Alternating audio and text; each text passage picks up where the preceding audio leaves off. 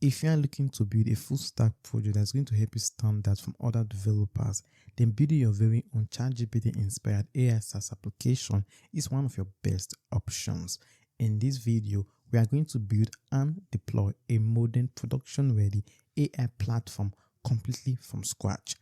By the end of this project, you have an application that allows users to sign in, generate text and images, purchase credit, manage conversations, and interact with AI just like they would in a real-world SaaS application.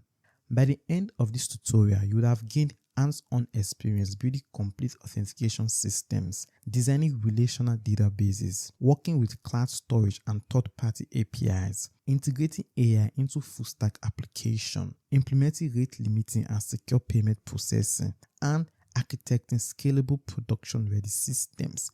More importantly, you walk away with a deep understanding of modern full-stack development patterns and an impressive portfolio project that showcases a wide range of in-demand skills. We'll start by adding proper form validation and error handling to ensure everything is secure and production-ready, and then implement complete sign-in and sign-up flows, protect routes, pages, and manage user sessions. We'll also integrate Google's Gemini API to power text generation. You will learn how to work with AI APIs, structure prompts, persist generated content in database, and build smooth user experience around AI-powered features. Since this is a SaaS application, we will implement rate limiting to protect our APIs and prevent abuse. You will learn how to enforce request limits, build safeguards around your application. We will also build a complete credit-based payment system using Stripe. Users will be able to purchase credit and will integrate secure checkout sessions, process payments, handle webhooks, and automatically update user credits after successful transactions. This will give you hands-on experience implementing one of the most widely used payment platforms in modern web applications and teach you how SaaS products monetize their services. As we progress through the project, we will design a beautiful and responsive interface, implement server-side logic and database operations. For our tech stack, we use Nextjs 16 and React for the front-end and server component, TypeScript for type safety, Prisma and Postgres for our database layer, and Zostan for client state management. We will integrate Gemini for AI-powered text and image generation, Cloudinary for image storage and delivery, Upstash for rate limiting, better Auth for authentication, and Stripe to build a complete credit-based payment system. I will be building everything step by step and explaining each decision along the way, so you'll be able to follow along with the tutorial even if you are a beginner. And if you'd like to save time, compare your implementation, or support the channel, the complete source code and the live preview of the finished application will be available in the description below. And make sure you stick around until the very end of this video, because once we've finished building everything, we are going to deploy the entire application to production. So you see exactly what it takes to take a full stack AI SaaS project from development all the way to a live production ready deployment. If you are excited about this project and want to see more in-depth full stack tutorials like this one, make sure to give this video a like and subscribe to the channel. It really helps support the content and lets me know that you'd like to see more projects like this in the future. With that said, let's actually dive into the video. So basically, to get started, I have this empty folder right here, open up Next.js inside my Visual Studio Code. So to get to the same point I am right now, all you have to do is create an empty folder in your computer. Now you can actually call this folder whatever you want to call this folder, and then you're going to open up this folder using your Visual Studio Code, and you're going to be at the same point I am right now. So the first step we have to take, we have to actually spin up a new Nextjs project. So I want to head over to nextjs.org, the official Nextjs documentation. I just click on get started right here. Okay. Now, if this is your first time building with Nextjs, you want to get more familiar with Nextjs, know what Nextjs is, you can actually read through the guide right here. Okay. The getting started guide, actually understand more of what Nextjs is. But I'm more interested in installation. So I'll go over to installation. Actually set up Nextjs, we can actually use any package manager. You can use PNPM, NPM Yarn, or Bone. Okay, so you can actually use any package manager you want to use. But for the sake of this tutorial, I'm going to be making use of PNPM. Now, if you don't have PNPM installed on your computer, Then you can head over to pmpm.io, the official PMPM website. I click on get started, and then we're just going to scroll all the way to the point where you can actually install PMPM using Node Package Manager. Okay, using other package manager, you can use npm to actually install PMPM. Obviously, if you are watching a full stack tutorial, you obviously have Node running in your computer. So you can actually use the Node Package Manager npm that comes with Node to actually install PMPM. If you want to use PMPM with me, you just have to do npm install -global PMPM at latest, like that. Now, after doing that, then you can actually run this command right here, PMPM create next app at latest. So I'll just copy this right here.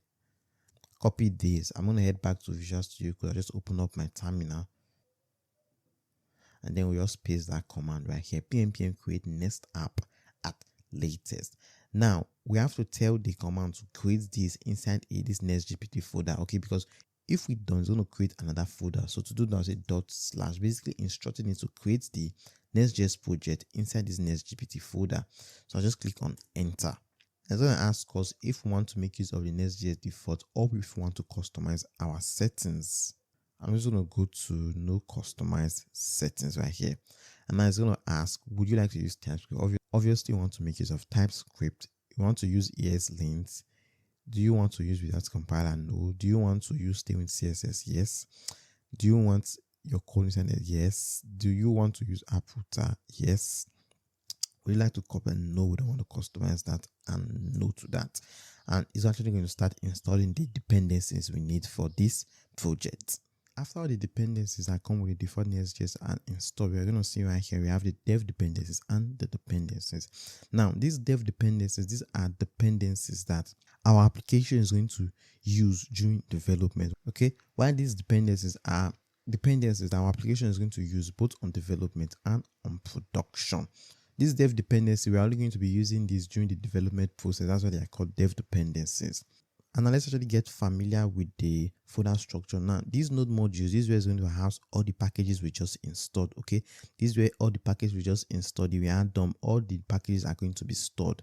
And then this package.json, this is where we're actually going to actually manage the packages. Okay, you can actually view the packages version and the names of the packages we have. You can see we have these dev dependencies installed in our node modules. Also, we have the dependencies installed Next, React, and React DOM.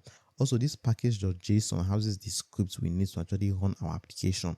The dev script, the build script, the start script, and also it has a script to run lint if we want to actually run lint on our application to check if we have any lint errors. And also we have this public folder, and this public folder is basically where we're going to place all our assets, image assets that our application are going to need. And then we have this SRC folder. This SRC folder is where we're going to place all the files we create, the components, the pages, all the files we're going to be creating. This is where we're going to create them, this SRC folder. And we have this git ignore file. Now, what does this git ignore file do? Now this git ignore file, this is where we place the names of files we want Git to ignore, because when we want to push our code to production, we're going to be using Git to actually push our code to production. So there are some situations where we want to tell Git to ignore some certain files, maybe files that have sensitive credentials or files that are too large to be pushed to GitHub. So we're going to tell Git to actually ignore those files. Now this is where you're going to name those files. You can see right here, we already have a .env file, a .fase file. We want to ignore all these files. So any files or folder I want to ignore, we're going to place them right here. And then we have this next.config.ts where we actually place our Nextjs configuration. We have the ts config file, the readme file, and all of that. So let's only run our application. So I'm just going to do pnpm run dev to run the development script. Click on enter. Now you can actually follow this lookout port 3000 right here to actually open up this project in a web browser. Now, when we open up the project in a web browser, this is what we actually see. This is a default template that comes with the default Next.js project. So now let's actually get rid of what we do not need. So I just go to the SRC folder. The page we just opened, this is the home page, which is page.tss file. We're just going to get rid of what we do not need. I just get rid of all these. Just return a h1 tag.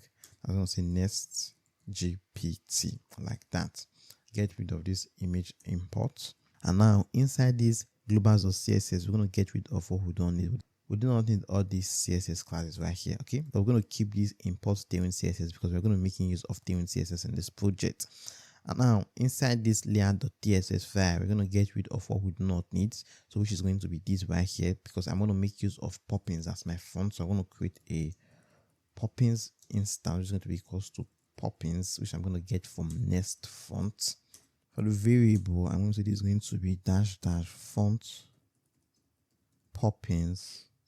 For the subset, I'm going to use Latin. And then for the weights, we'll make use of an array of weight from 300 all the way to 800. Now, do we apply this font? We're just going to go to where we have the application of this other font right here. I'll just get rid of all these. And then right here, I'm going to say Poppins dot the class name. Okay, so now we're now applying the Poppins font, so we can get rid of this other import up here. Great. So now I'm going to change the page title. Change the page title to Next.js tutorial, and then we change the description to copy this. I place that right here, Next.js tutorial Egbon thick. And now I will go back to the project. We actually see that right here, Next.js tutorial. We actually see the title, Next.js tutorial. So next, we have to actually set up the color scheme we actually want to use. So to do that in Tailwind version 4, we just go to globals of CSS. We're going to do a theme. Then in between this opening and squiddy bracket, we're going to actually place the colors we actually want to use. Now we have 6 colors: color background, color card, color border, color primary, color text, and color muted. Now, when we want to call these colors, we're not going to be calling the prefix, we're going to call the suffix. Okay, so if we want to apply a background using this color background, we're going to do BG background like that. And now I'll go to the layout file. I want to apply a background, because right now I won't go back to our project. Our project has this white background. So what we're going to do, I want to apply a background gradient. I'm going to do BG linear to bottom. We want the color to start from, this hex color right here, £242124 to £00000, which is pure black. And then I'm going to apply a text color of text. Okay, now where is this text color coming from? It's coming from our clause right here, color text. Remember I said that when you want to apply it, you don't call the prefix this color, just call the suffix. Okay, great. I'll save that, and when we go back to our project, we should actually see that background is actually applied. We see the nice gradient. It's going to transition from top to bottom, but the text color is actually not applied. So what I'm going to do, I think this is due to the Nextjs cache. What I'm going to do, I just stop the server, and then I'll just delete this Nextjs cache, because anytime you run your application, it's going to actually cache your application. So I just delete this cache folder right here. Then I'll just run the application again. PNPM run dev like that. Refresh. I can actually see that the test color is actually applied. Great. So anytime your styles get cached, you can actually delete this .NET file for styles to actually reflect anytime the old styles get cached. So now we are done setting up everything, we can start creating our pages. We're going to start with the auth pages as the login page and the register page. So inside this SRC folder, I'm going to create a folder. I'll call this folder auth. Okay, I'm going to add a bracket around the folder. Now, why am I adding a bracket around this folder?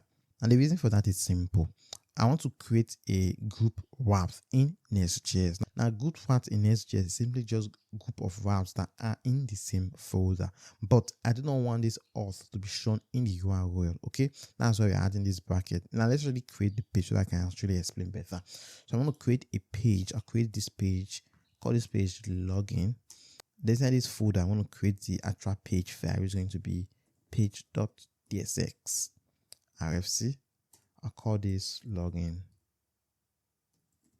page like that. Just get rid of this import right here.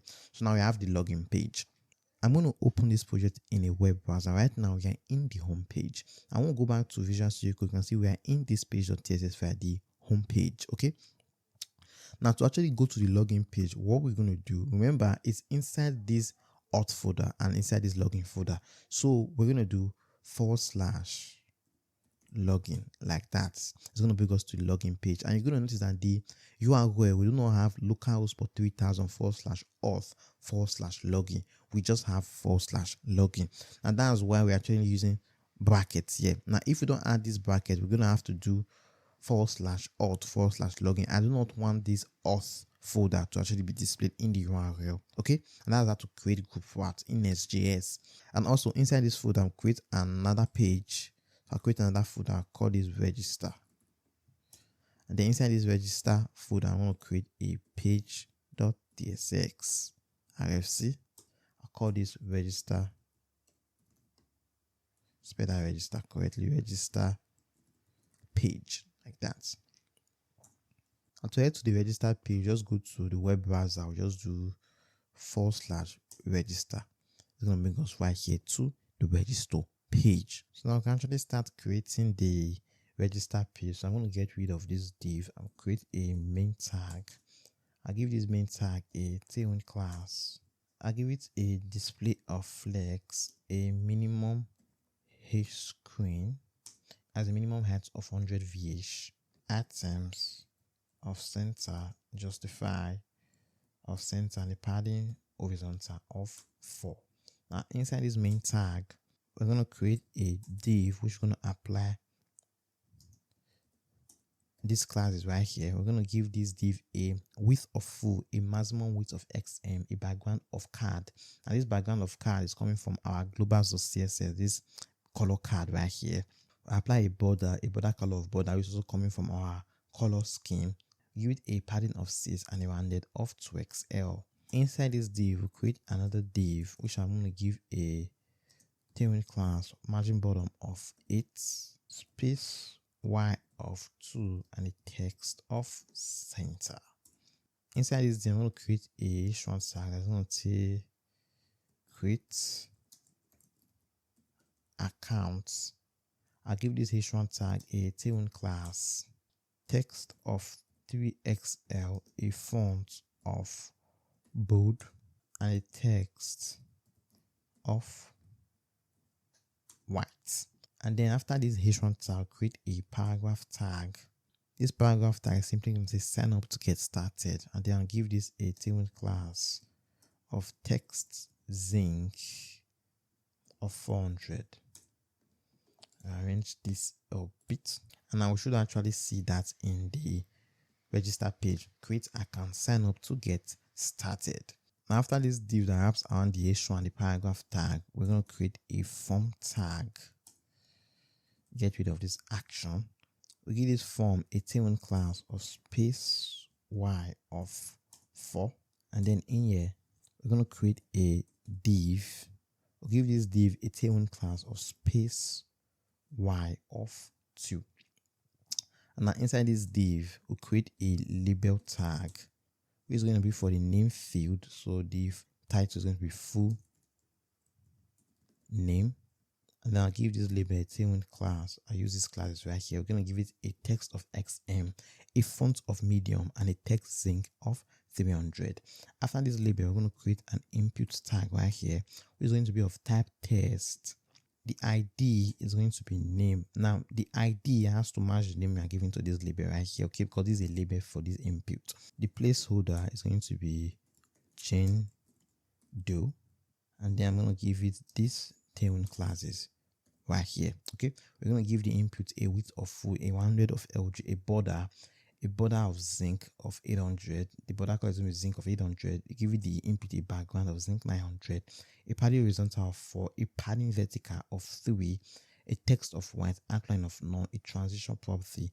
Now on focus, we want the input to have a border of violet 500.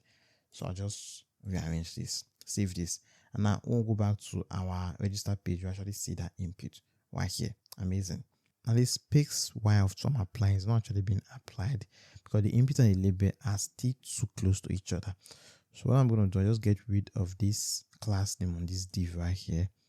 Then on this input, I'll just do a margin top of 2, and that's way better. Great. So now I'm going to create the other input. So I just wrap this div up. I'll copy this div, I'll drag it down twice, 2, and this one is going to be the user's email. This is going to be email, and then the label is going to be for the email input. Right here, we can simply just do the ID as email, so it has to match this name by HTML for right here. And now for the placeholder, there's going to be Jane at example.com. And then for the final input, this one is going to be for the password. So I'll get rid of this full name. So the password. Then the 4 is going to be for the password input. And then for the ID, it's going to be password. And then for the placeholder, I'll just use asterisk. Okay, save that. And we should actually see the name input, the email input, and the password input. Excellent. So now we have to create the submit button. So after this input, I'll just wrap this div right here. After this input, down here, we're going to create a button. It's going to be of type. It's going to be of type submit because it's going to be a submit button. It's simply going to say register, and then I'll give this a tailwind class. I'll give it this class is right here. So basically, we are applying a width of full, a rounded of LG, a background of violet 600, a padding vertical of 3, a font of medium, a text of white, a transition. And when someone hovers on the button, we give it a BG of violet 500. We'll save that, and we should be able to see the button right here. Great. I'll just add a cursor of pointer to the button. Cursor, I'll do pointer. Yeah, better this way. After this button, I'm going to create a paragraph tag, which I'm going to give a tailwind class. I'll give it this class right here. A margin top of 6, a text of center, a text of XM, and a text link of 400. Inside this paragraph tag, we're going to have this text already have an account. We're going to add a space between them. And after that, we're going to put a link tag, and we're going to get link from Nestlink. Now, to actually use link tags, you're going to import your link from Nestlink. So we're not using the anchor tag from HTML. We're going to make use of this link from Nextjs. Get link from Nestlink. The href is going to be /login. So the link is going to output login, and then we'll give this a tailwind class. We apply these classes right here. We're going to give it a font of medium, a text violence of 400, and when someone hovers on the link, we're going to give it a text violence of 300. Save that, and we should be able to see that right here. Already have an account, login. Great. So when the user clicks on this, it's going to take the user to the login page. When I click on this, it's going to bring me to the login page. So now basically the login page is going to be similar with what we have in the register page. So I'll just copy everything here. I'll just head to that login page. I'll place that right here. And now we just have to change this to login page like that. This right here is going to be welcome back. And here is going to be sent in to your account. And then for the login page, we do not need the name because the user is already registered. Just need the email and the password field. And here we're going to say don't have an account. So I'll say don't. I will make use of HTML entity POS, which is going to be don't have an account. Then you're going to take the user to the register page, and this is going to output register like that. Just rearrange this, and now we should actually see that right here. Welcome back, sign into your account, name and password. We just have to update this button to login. Change this to login like that. Great. Now click on register. It takes us to the register page. When we click on login, it takes us to the login page. In this chapter of the tutorial, we're going to start working on the UI for the chat page. For the chat page, we're going to have this sidebar right here and this chat window right here, where user can actually select chats from the sidebar and you can actually view the chats. So first of all, I want to create a group path for that. I'll go to SRC. Inside this app folder where we created this auth, because remember we created this auth folder inside this app folder right here, okay, which is inside this SRC folder. Inside this app folder, I'll create another folder which I'm going to use brackets to, and it's going to be protected. inside this protected folder, I'm going to create two folders. One is going to be the chat folder, and the second one is going to be the credits folder. We're going to have two pages, the chat page and the credits page. Inside this chat, I'm going to create a page.tss, and I'll call this chat page. Get rid of this import right here. I'll create another page inside this credits folder, page.tss, and I'm going to call this one, we can call this credits page, or we can call this pricing page. Okay, let me just call it pricing page. So I'll just delete this. I'll create another folder. That's a better name for the page. I'll just create another folder which I'm going to call pricing. And then inside this pricing folder, I'm going to create a page.tss file which I'm going to call pricing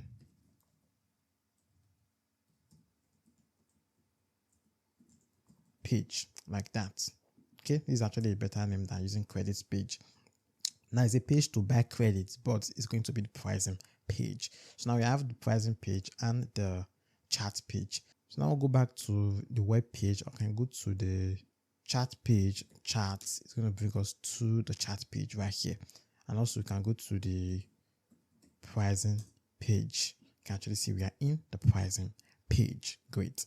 So now these two pages are going to have a layout. Now remember, when we actually created our app, we have this layouts.tss file right here. Now this layouts.tss file is called the root layout of our application, and we applied a gradient background right here, and the background was applied globally in this application. Why? Because this layouts.tss file is inside the root app directory. Now, just like we have layout, you can also create layout for these pages right here inside this Auth folder, inside this group folder. Also can create layout for this right here. Okay, now I'm going to create a layout here. I'll just create a file called layouts.tss rfc. I'll call this protected layouts. I just get rid of this. We had import.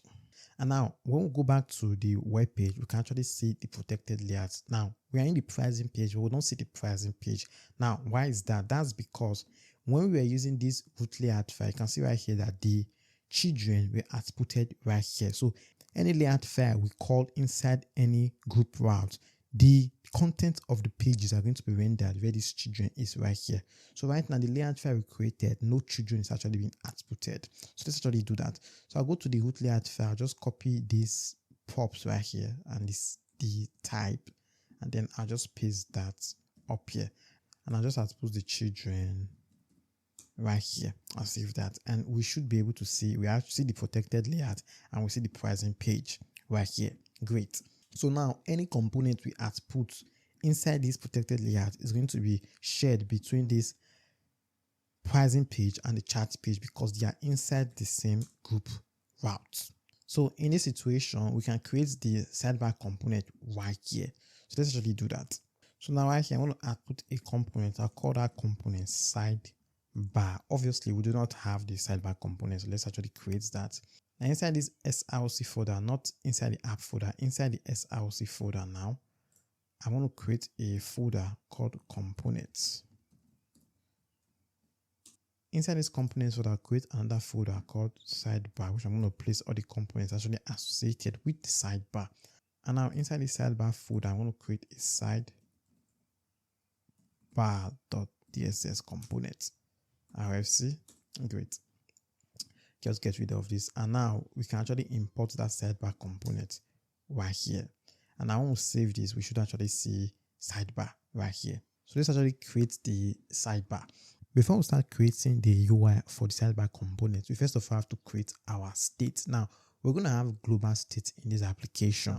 In the final project, you can see right here that we're going to have states to actually open and close the sidebar. I can notice that the state is going to be global because this content right here is going to know when to expand and when to actually contract when we open the sidebar. So it's going to be a state shared by this sidebar and this page right here. So it has to be a global state. And also when we select a chart, the chart is going to be open. Whatever chart we actually select, the chart is going to be open. Okay, so this is also going to be global state. So for global state management in this project, we're going to make use of Zstand. So let's actually install that library.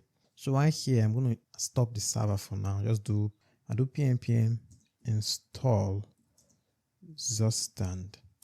And that's going to actually install the Zstand library for us. So I just run the server again, npm run dev like that.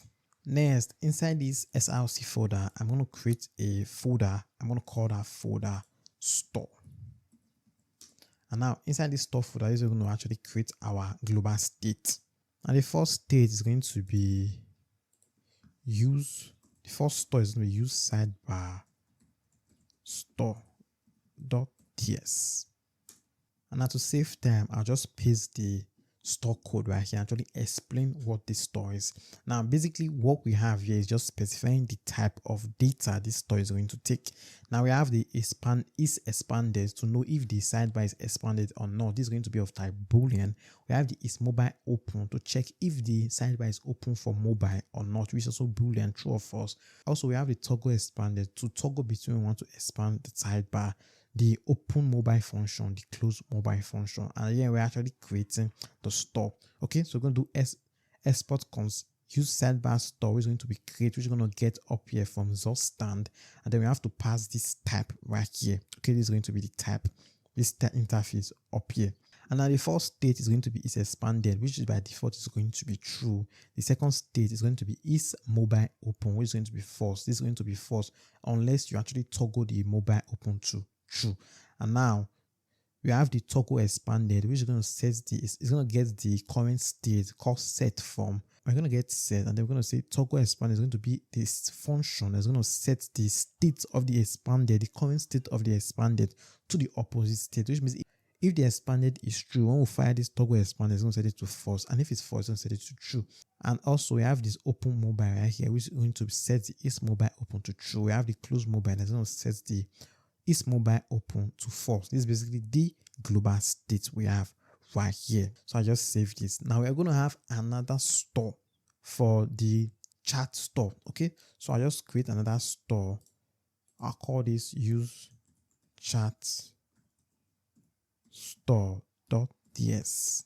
Now inside this use chat store, we're going to have lots of states to host the messages, to host the chat rooms, and so much more. Okay, but for now, I'm just going to keep it very simple. We're going to create only two states right here. Okay, this is actually the types of the state. We're going to have two states, the selected chat state and also the set selected chat function, the function to update the state. This selected chat is going to be of type chat and null. Which type chat is going to, this interface up here, which is going to be an object of ID, which is type string, and title of type string. And then the set selected chat, which is going to be of type chat or null. It's going to be a setter function. It's going to take type chat or no, and it's going to return void. And right here, we're actually creating the state. The selected chat is going to be null by default, while the set selected chat is going to be a function to actually update the selected chat. So basically, these are the states we need to actually create the UI for the chat store. So I'm going to save this right here. So now I'm going to go to the sidebar component. I'm actually going to get those states. First of all, we have to make this a client component using the use client directive from Next.js. And now we can actually get those states. Say const or the structure, what we're going to get is going to be equals to use sidebar store. And now we can structure the open mobile function, the close mobile function. What other states do we have inside this use sidebar store? We have the toggle expanded, the is mobile open, this is expanded. So is expanded, is mobile open, and the last one is toggle expanded.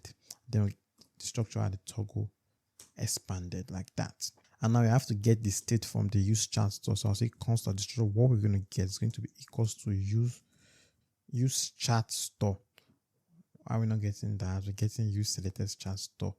I'll just call this use chat store. Okay, use chat store. I'll just, instead of selected chat, use chat store. Just change this name right here to use chat store. And right here, we're just going to get the use chat store, okay, which we are importing from this chat store right here. We're exporting it right here, export const use chat store, and then we are importing it inside this sidebar component. And now we can destructure add the state and the setter function, which is going to be this selected chat and this set selected chat. So I want to destructure out the selected chart state, and the function to update the selected chart is set selected chart right here. Next, I'm going to get rid of this D or create an empty fragment. Inside this empty fragment, first of all, I'm going to create the mobile menu button. So this is going to be the mobile menu button. So then I'm going to create a button tag, which I'm going to give a tailwind class. I give it a tailwind class of position of fixed, a left of 4, top of 4, a Z of 50, rounded of LJ, a background of card, which is coming from our custom colors in our globals of CSS, a pattern of 2, and for medium screens and above, I want this to be hidden, which means for screens that are 768 pixels and above, I want this board to have a display of none. I only want this to be visible for small screen devices, for mobile devices. So in here, we're going to output an icon, and we don't have any icon library, so let's actually install one. So I'll do pnpm install React icons like that. Now it's going to actually install the React icon libraries. While here, I want to output an icon called fi sidebar. I'll give this a size of 20. Save that. I'll just run the server again. Pnpm run dev, so you can actually see the changes. I don't see anything. That's because we're in desktop mode. Now we'll go over to small screens. We actually see that icon right here. Okay, great. Now after this button, I'm going to create an overlay, and this is also going to be visible for small screen device. It's going to be a div, the self-closing tag, which I'll give a tailwind class. I apply this class right here, a position of fixed, inset of 0, a Z of 40, a BG of black with the transparency reduced by 50, and for medium screens and above, just like this button is going to be hidden. And then when a user clicks on this overlay, I want to run this close mobile right here. Okay, so when you click on the overlay, it's going to actually close the sidebar for mobile devices. I won't go to the final project. You're going to notice that when I go to small screen device, when I reduce this to small screen, you're actually going to see the overlay, dark overlay. When we click on the overlay, it's actually going to close it up. Okay, that's what we're actually doing right here. So when we click on the overlay, it's going to run this close mobile right here. Okay, now we only want the overlay to be visible when this is actually open, when its mobile is open. So right here, we're going to say if its mobile is open, that's only when we want to render this overlay right here. So place that in here.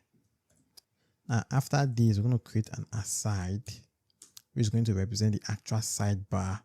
Now give this aside a tailwind class. Now it's going to be dynamic, so we have to make use of backticks.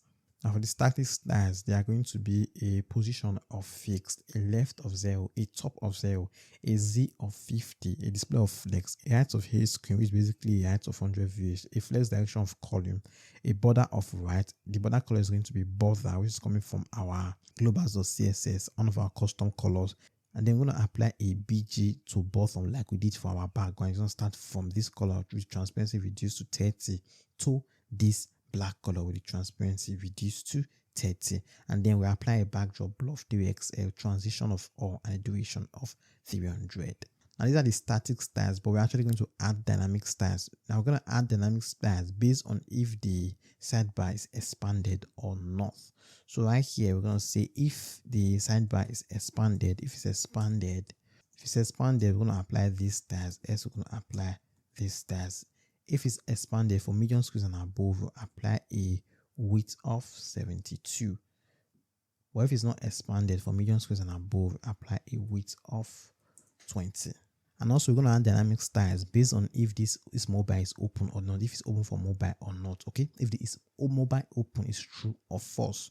So right here, we're also going to say add a dynamic style is mobile open. We're going to apply these styles. Else, we're going to apply these styles. Now, if the sidebar is open for mobile, if the is mobile open is set to true, we're going to apply a tailwind class of translate x of 0 and a width of 72. Else, we're going to apply a negative translate x of full, and for medium screens and above, we apply a translate x of 0. And now inside this aside tag, I'm going to create a div, which I'm going to say, I just output a paragraph tag that's going to say sidebar like that. And we should be able to see this in the, we actually see that right here. you see the sidebar component, you actually see the border at the right hand side. Amazing. And for small screens, we're not going to actually see that unless we actually open the sidebar. We've not actually worked on the functionality yet. Now, the first section for the sidebar we're going to create is going to be the header. This div part is going to be the header of the sidebar. So I'll give this a tailwind class. It's going to be dynamic because we're going to actually conditionally render the styles based on if it's expanded or not. First of all, we're going to add the static styles. The static styles are going to be display of flex, items of center, and the padding of 5. After that, we're going to check if it's expanded is actually set to true. We're going to apply these styles, else we're going to apply these styles. If it's set to true, do a justify of between. But if it's not expanded, we'll do a flex direction of column and a gap of 4, like that. Now, inside this div, the header container, the first item we're going to output is going to be the logo. So we're going to check if it's expanded. If it's expanded, we're going to render a JXX, else we're going to render another JXX. Now, if it's expanded in here, we're going to render a logo component. Obviously, we've not created this logo component yet, but if it's not expanded, we're going to create a div in here. I'll give this div a tailwind class of mx of auto, and inside this div, we'll create another div, which I'm going to give a tailwind class. For this div, I'm going to apply these styles right here. We'll apply a display of grid, height of 10, width of 10, a place items of center, a rounded of XL, a BG of linear to bottom white. It's going to start from violet 600 to blue 500, a font of bold, and a text of white. In here, we're going to just output a text called N, like that. So when the sidebar is expanded, we're going to see the logo, but when it's not expanded, we're going to see this N right here. So let's actually create this logo component. So inside this sidebar folder, I'll just expand this. Inside this sidebar folder, I'll create another component called logo.tsx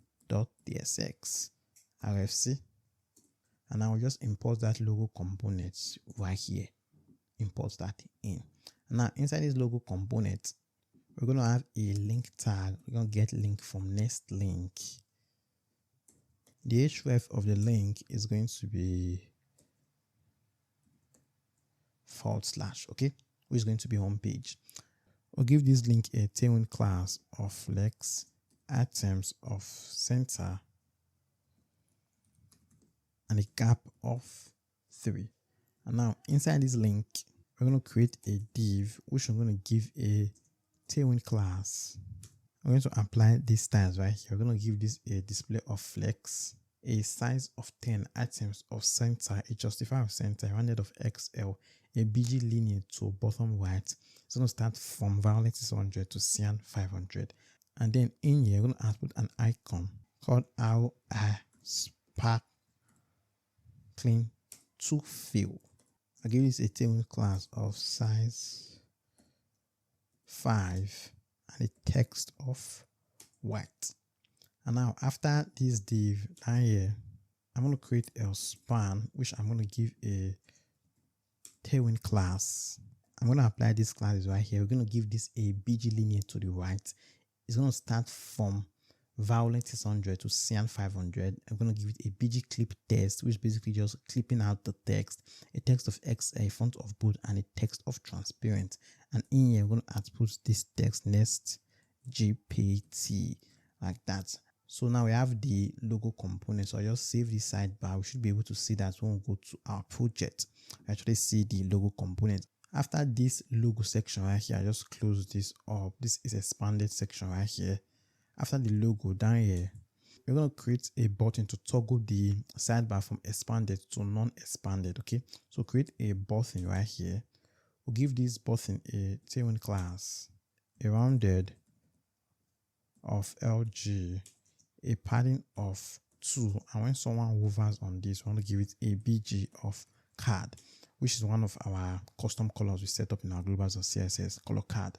In here, we're going to actually render the icon based on if the is open, if its mobile is open. So if its mobile is open, we're going to render this icon FIX, which I'm going to get from React icon. I'll give this a size of 20s. I'm going to render this icon FI sidebar. Also import that from React icon. Also give this a size of 20. So if its mobile is open, we're going to apply this, else we're going to apply this. Save that, and we should actually see these changes. I can actually see, we see the icon right here. Now, when we click on this icon, if it's for mobile, we want to actually open up the sidebar. And also if it's for desktop, we want to actually expand the sidebar. So how are we going to do this? We're going to add an on-click event to this. I'll say on-click. When someone clicks on this, we're going to fire an Auth function. First of all, we have to check the size. So say if window dot inner width is less than 768, which means we are on mobile devices, we're going to actually call the close mobile function. But if it's greater than 768 pixels, when a desktop screen, we'll say S, we're going to fire the toggle expanded function like that. I'll save that, and we should actually be able to expand and close the sidebar as we see fit. Okay, we can close the sidebar. You can see when we close the sidebar, we see that N for the logo, and we can expand the sidebar. Great. But with this actually weird, we do not want this to be flex for small screen device. So we have to actually update this, because we want this icon to go below when we actually reduce the screen. So what we're going to do, go to the div that apps, and they are applying a display of flex for when it's expanded. It's going to be justify of between. Okay, but when it's not expanded, we want to apply a flex direction of column and then a gap of 4. You can see when we reduce it, it's going to have a display of flex of column. When we expand, it's going to be flex of row. Great. Now after this header, I'll just wrap this up. After this header, I'm going to create a div for the new chat button. So I'll say new chat, just label it new chat.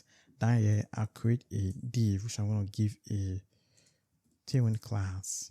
I'll give it a px of 3. And then inside this div, I'm going to create a button.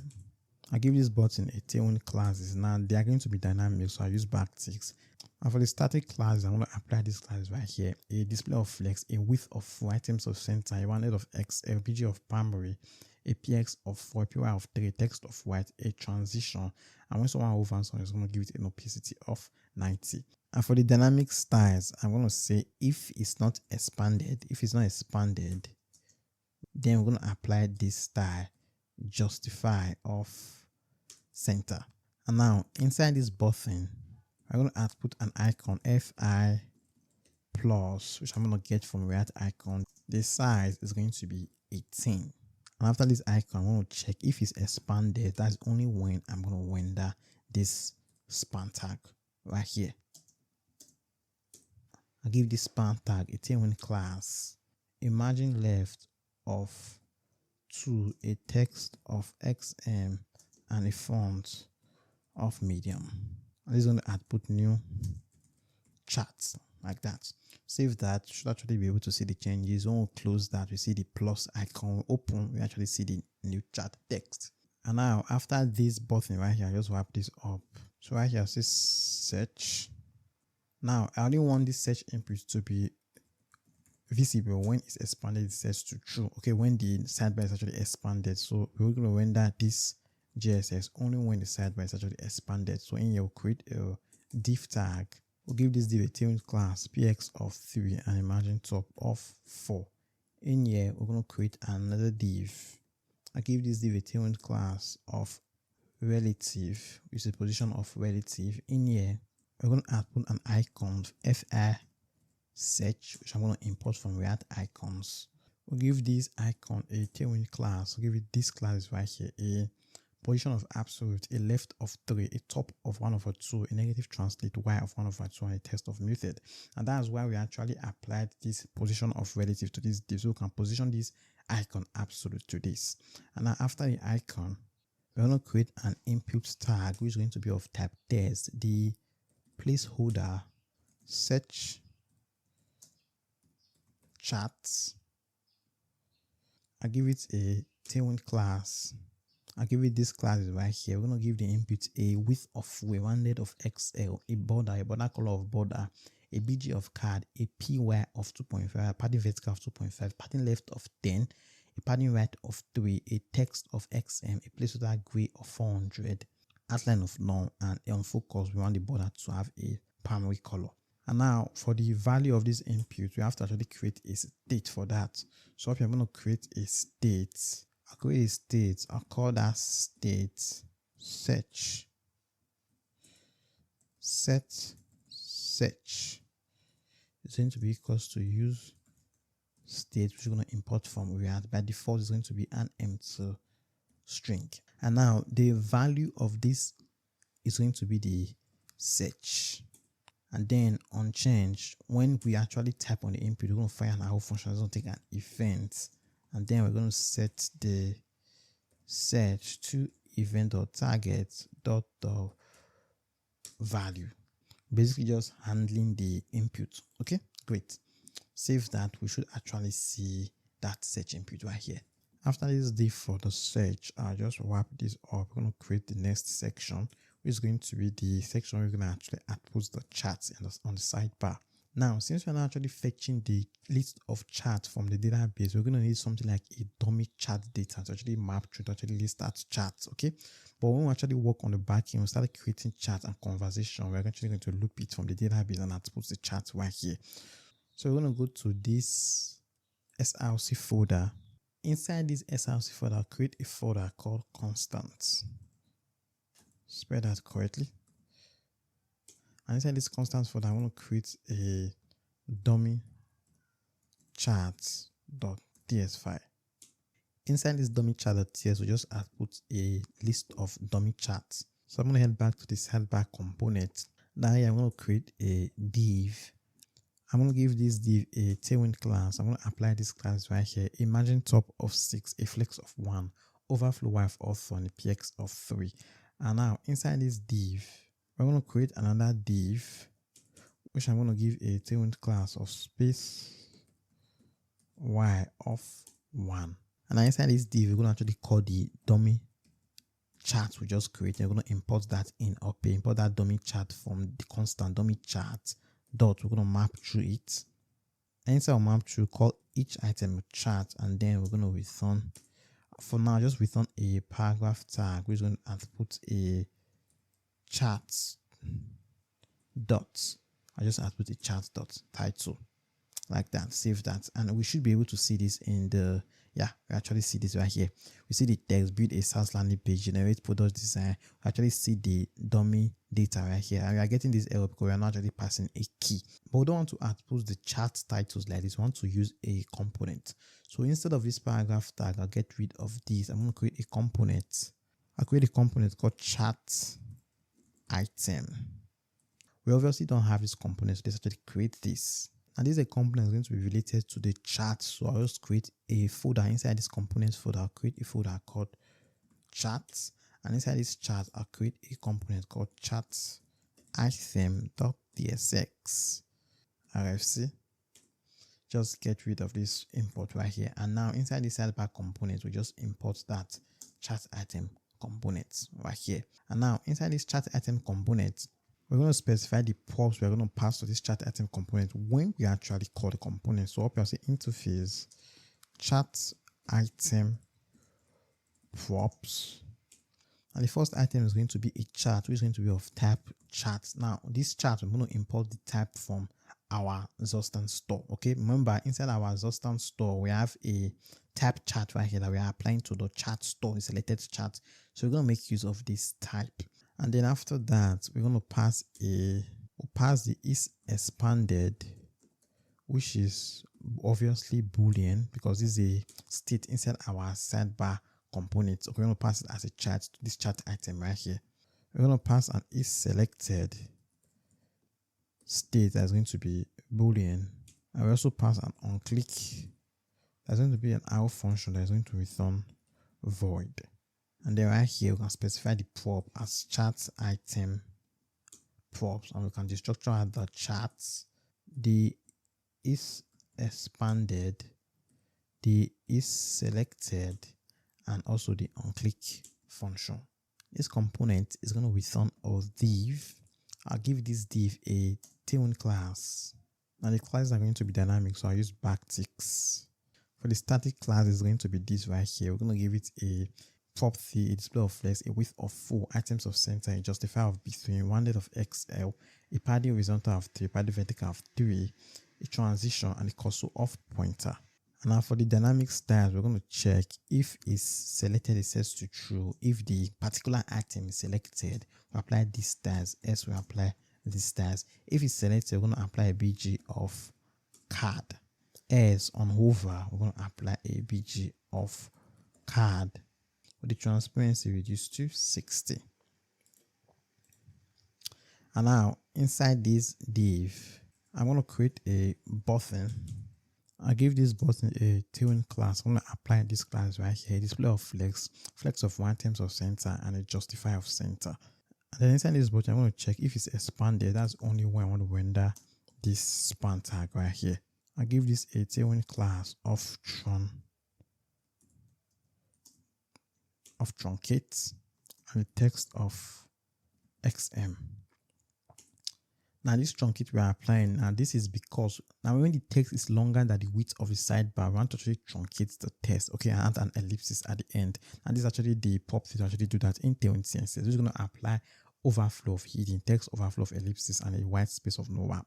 And now inside this span, we're going to output the chat the title of the chat. After this button, I'm going to output another button. So I'm going to check if it's expanded. Then I'm going to render this button right here. I give this button a tailwind class of rounded of LG, a padding of 1, opacity of 0, a transition. On hover, I'll give it a BG of background. On group hover, I'll give it opacity of 100. And then inside this button, I'm going to output an icon FI trash 2. I give it a tailwind class of text muted and a size of 14. Format this. Okay, great. So now we have the chat item. Let's actually use this chat item. So inside this sidebar component, we have to pass the props. Right now we need to pass the chat, the is expanded, the is selected, and the on click. Now the chart is going to be equals to the chart we're actually mapping through. Okay, that's the chart we are outputting. And since we are mapping through a list in React, we have to also specify a key. The key is going to be the chart.the unique chart ID. Is expanded is going to be equals to the expanded state we have inside the sidebar components. And then we have to pass this is selected. And this is going to be if the selected chart.id is equivalent to the chart.id. Okay, basically if the selected chart, our global state selected chart, that is the chart we actually selected in our chart window, if it's equivalent to the chart ID we are mapping through, then it's going to be is selected is going to be true, else is going to be false. And then the on click function is going to be an arrow function. It's going to fire these functions right here. So basically when the user clicks on this, we're going to ask the user to the chat page. So we're going to create a router instance up here. So up here I'm going to say const router, which is going to be equals to use router, and we're going to get this use router from Nest navigation. We'll get import use router up here from Nest navigation, and down here we can simply just do router dot replace. We're going to send the user to / the chat page. Okay, so it doesn't matter where the user is. When the user clicks on a chat, we're going to have the user to the chat page. It's going to be / chat, and then we're going to call the close mobile. So because when the user clicks, if user is on a mobile device and he clicks on the sidebar to open a chat, we obviously want to close the mobile so the user can actually see the chat. And then we're going to set the selected chat to the chat the user clicked on. Rearrange this right here, and we should be able to see this in the UI. And we actually see this in the UI. And they actually align to the center. I want the text to be aligned to the left hand side. So I just get rid of the justify center. I'll go to the chat item component. I'll get rid of this justify center right here on the button that wraps around the chat title. Okay, that way they're going to be justified to the start by default. So the text are going to be justified to the start. Great. And when we hover on it, you can actually see this trash icon right here. Now, what I want to test is that I want to test if the ellipsis is actually working. So what we're going to do, I'll just go to the dummy chart. I'll just increase the length of this, add some random stuff. If it's going to be cut off, and it's not actually cut off, we have to actually scroll. So we have to actually ensure that when this overflows, it's going to actually cut right here. There's going to show that dots to show that there's actually more text. Now in the chat item, we're already applying this truncate property, which is going to truncate the text if it's too long. But we have to apply, since we are giving this a display of flex, we have to give this a minimum width of 0. Okay, give it a minimum width of 0. That way this truncate is going to be applied. And when I go back, you can actually see that when the text actually too long, it's going to actually truncate right here. Okay, you actually see the ellipsis. Great. And when we hover, we actually see the trash icon. When we actually hover on that, I'll just give that trash icon a cursor of pointer, and then we can go back to the dummy chart and just get rid of this extra stuff. So I head back to the sidebar component. We're actually done with this chat section. After that, I'm going to work on the credits button. So now I'm going to create a link tag. I'm going to import this link from next link. The href of the link is going to be, the link is going to go to / the pricing page. I'll give this link a tailwind class, a px of 3, and a padding bottom of 3. Inside this link, we're going to check if it's expanded. If it's expanded, we're going to render a GXSS, we're going to render another GSX. If it's expanded, we're going to render a div. I'll give this div a tailwind class. Give it a tailwind class of 100 of XL, a border color of border, a background of color, and a padding of 4. Inside this div, I'll create another div. I'll give this one a tailwind class of flex, items of center, and a gap of 2. And then inside this div, I want to output an icon called our coins line. Give it a size of 18, and then a tailwind class of text yellow of 500. And then after the icon, I'll put a span. There's going to say credits, and then I'll give it a tailwind class of text of XM and a font of medium. After this div, I'm going to output a paragraph tag. That's after the div that wraps around the coin and the span. I'll put a paragraph tag. I'm going to output this value 120, and then I'll give this a tailwind class, a margin top of 3, a text of 2XL, and a font of bold. And then after this paragraph tag, I'll put another paragraph tag. I'm going to output these remaining credits, and then I'll give this paragraph tag a tailwind class of text of muted and a text of XX. Now these styles are for if it's expanded. If it's not expanded, then down here we're going to return a button tag. We're going to have this tailwind classes right here: a display of flex, height of 12, a width of full, items of center, justify of center, a 100 of X, and a background of card. In here, we're going to output this icon we are using right here. So I'll just copy this icon right here. I'll paste that right here. And the only thing we change is the size. Give it a size of 20. And now we should be able to see that credit section right here. I won't click on this. It's going to actually close this. I'll just get rid of this Nextjs right here. You can actually see the coin right here. I won't open. We actually see this. Great. Now after this credit section, I'm going to create the user section, which is going to be the last section for the sidebar. Then I'm going to create a div. I give this div a tailwind class of border of top, a border color of border, and a padding of 3. Inside this div, I'm going to create a button tag. I give this button a tailwind class, and the classes are going to be dynamic, so I'll make use of backticks. I'm going to paste the static classes right here. I'll give this button this static classes right here: a display of flex, a width of 4, items of center, a 100 of XL, a padding of 2, and an hover, a background of card. And then for the dynamic class, I'm going to check if it's not expanded. If it's not expanded, then I'm going to add these classes right here: a justify of center. And now inside this button, I'm going to create a div, which I'm going to give a tailwind class. I'll apply these classes right here: a display of grid, height of tier, width of tier, place items of center, rounded of full, a BG violet of 600, a font of semi-bold, and a text of white. Right here, we're going to output the initials of the user's name. If it, say, for example, the user's name is John, we're going to output J. If the user's name is Emmanuel, we're going to output E. Okay, now we're going to be outputting it based on the name of the logged in user. But for now, I'm just going to hard code E.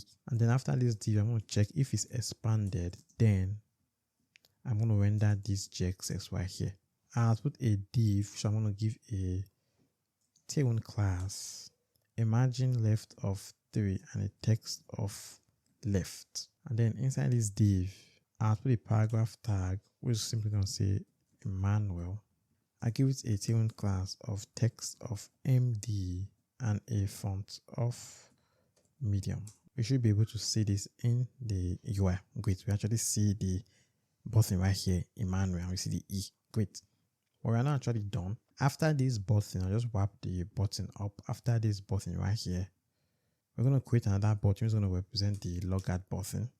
I'm going to give this a T1 class. Now, the classes are going to be dynamic. We also make use of backticks.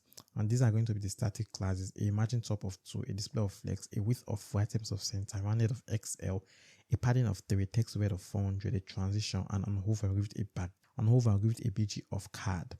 And then for the dynamic classes, we're going to check if it's not expanded.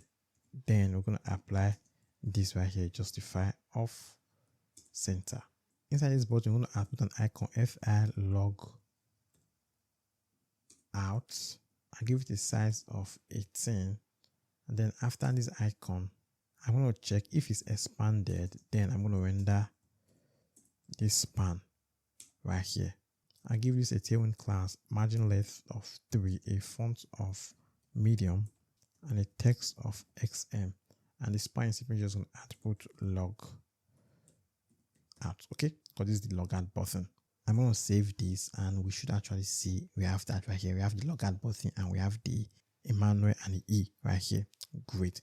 For this logad button, I just had a cursor of pointer. So for the button, I just go over there, give it a cursor of pointer to signify that you can actually click on this. Great. So now let's actually get rid of this ugly sidebar in this chat section right here.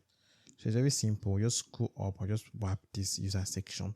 We just scroll up to the chat section. We just give this I give it a property called no scroll bar. Now this is going to be a custom CSS class we are going to create. So let's actually create that. I'm going to go to my, I'll save this. I'll go to my globals.css. It's going to be inside this app folder. Right here, I'm going to make use of a dot and I just paste the class name right here. Okay. We're going to apply this class right here. MS overflow style none. And then down here, we're also going to say no scroll bar. Now we're going to target the WebKit scroll bar. We'll give this a display of none. I'll save that, but we can actually still scroll through the contents of the chat if it actually overflows and we see the trash icon. Great. And I want to reduce this to small screen device. You can actually see that the sidebar is actually, and we have not actually worked on actually opening this for small screen device. Let's actually do that. So I'll just go to the sidebar component. I'll just go to the mobile menu button. So I'm going to say on click. On click, I'm going to fire the open mobile function. So I head back there. I'll click on this. It's going to open it for mobile. Click on it again. It's going to actually close it up for mobile. And I will go to last screen device. You can actually close it. Set is expanded to false and also set is expanded to true. In this chapter of the tutorial, we're going to work on the chat box component. But before we do that, we have to actually fix some issues from the previous chapter. I want to head to the project. You'll notice that when we actually click on a chart, the chart is actually not selected. And that's because when we created this, I'll go to SRC, components, chart. I'll go to this chart item right here. When we created this right here, we added an on-click right here.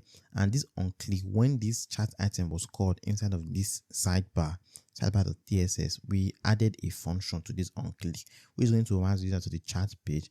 Close the, if it's for mobile, it's going to close the mobile sidebar and then set selected chart to chart. But we are not actually using the on click in here. You can actually see it's actually on use.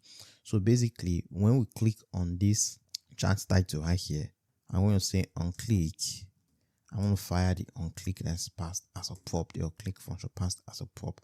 And also I'll give this a cursor of pointer. So take the cursor of pointer from here, I'll place that right here. So now we should be able to actually select a chart. When I click on this, you can actually see that this chart is selected. When I click on this chart is actually selected. So now I can actually start creating the UI for the chat box. So I'm going to go to SRC app. I'll go to protected, where we have this layout, this protected layout right here. And you're going to notice that we have this sidebar component right here, and then we have this children right here.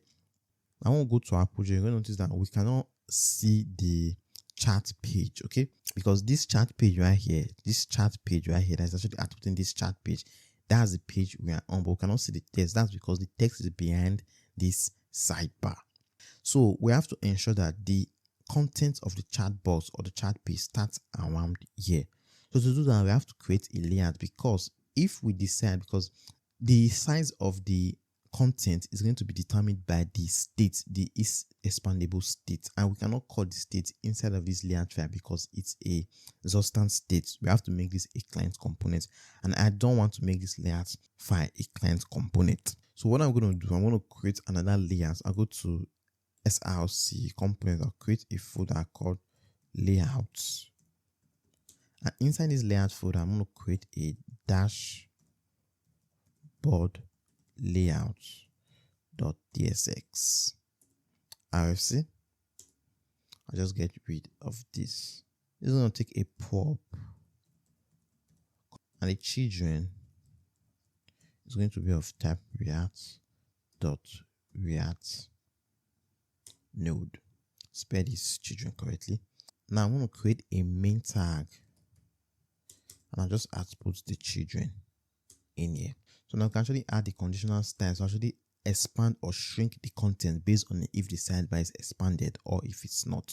So we're going to get the state. So up here I'm going to say cons, or the structure what we're going to get is going to be equals to use sidebar store, and we're going to get the is expanded. And since we're making use of states here, you have to convert this to a client component. And then right here, you can add dynamic styles. So I'll give this a tailwind class. Since it's dynamic, I'll use backticks. For the static style, I'll give it a transition of all and a duration of 300. And then we're going to add the dynamic styles. We're going to check if it's expanded. Then we're going to apply these styles. So we're going to apply these styles. So if it's expanded, what do we want to do? Remember, I won't go to the sidebar component. I'll go to this sidebar.ts file. You're going to notice that we have this sidebar expanded right here. When the sidebar is expanded, it's going to have a width of 72. And when it's not expanded, it's going to have a width of 20. So we're going to actually use this to actually apply the margin left to this content right here. So if it's expanded, for medium screens and above, we're going to apply a margin left of 72. But if it's not expanded, for medium screens and above, we apply a margin left of 20. Format this like that. So now, how do we use this layout we just created? We're going to go over to the layout file, the root layout file for this protected folder. Right here, we're going to wrap the dashboard layouts. And then we're going to place this children in here. Now that way, we're still going to keep this protected layout as a server component, but this dashboard layout can be a client component that's going to have access to this use sidebar store. So now we'll go back to our project. We should actually see that chat page right here, because right now we're not applying a style conditionally that if the sidebar is expanded, we'll give it a margin left of 72. So now when we actually reduce the size, when we reduce the size, the margin is going to reduce. And when we increase the size of the sidebar, the margin is going to actually increase. Inside this chat folder right here, I'll create a file called chatbox.tsx RFC. Now where are we going to actually output this chatbox components? We're going to go to the chat page, this page.tsx file right here. I'm going to create a div. I'll give that div a tailwind class. I'll just output this class is right here, a display of flex, height of 100 VH, a flex of column, a px of 3, py of 4, a maximum weight of 3xn, and mx of Auth. And then inside this div, we're going to output the chat box component. And we should be able to actually see that right here. You see the chat box component right here. Great. So now we're going to go over to the chat box component. I'm going to create a div. I give this div a tailwind class of flex of 1, overflow y of Auth, a padding bottom of 4, and no scroll bar. Remember our no scroll bar class inside this globals.css right here, because we don't want any scroll bar for when the messages actually overflow. We don't want to see that ugly scroll bar. Then inside this div, we're going to check if the selected chat is set to true. Okay, because remember we have a selected chat inside our use chat store. So I'll say const, or the structure what we're going to get is going to be equals to use chat store. And then based on if the chat is selected, I'll say selected chat. And then right here, we're going to check if no selected chat, then I'm going to render this JSX. I'm going to render this JSX. For now, I'm going to say if no selected chat, I'll render a paragraph tag called no chat. And if there's a selected chat, I'm going to render a paragraph tag of chat. So when we go back there, and we get an error because we are not actually converting this to a client component. We are making use of this substance state inside the server component. So we just use the client directly from Next.js. So now, since we've not selected a chat, we see no chat. Now when we select a chat, we see chat right here. Okay, great. So that's how I want to render it. If no chat is selected, we're going to render this JSS. If there's a chat selected, we render this JXS. Now, when no chat is selected, I'm going to create a div for that. I'll give this div a tailwind class. I'll give it this tailwind class right here. We're going to apply a display of flex, height of full, a flex of column, items of center, justify of center, and text of center. And then inside this div, we're going to output the logo component. And after that, we output a h2 tag, which I'll give a tailwind class of margin top of 6, a text of 2xl, font of bold, for medium scales and above, give it a text of 4xl, a text of white with transparency reduced to 90. And this h2 tag is simply going to say, welcome to Next.js. After the h2 tag, we're going to have a paragraph tag that's going to output generate text and images with AI. I'll give this paragraph tag a tailwind class. I'll give it this class right here. Okay, so just rearrange this.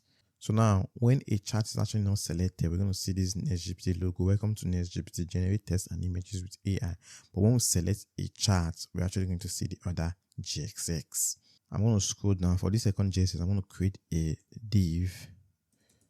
I'll give this div a tailwind class. I want to apply this class right here.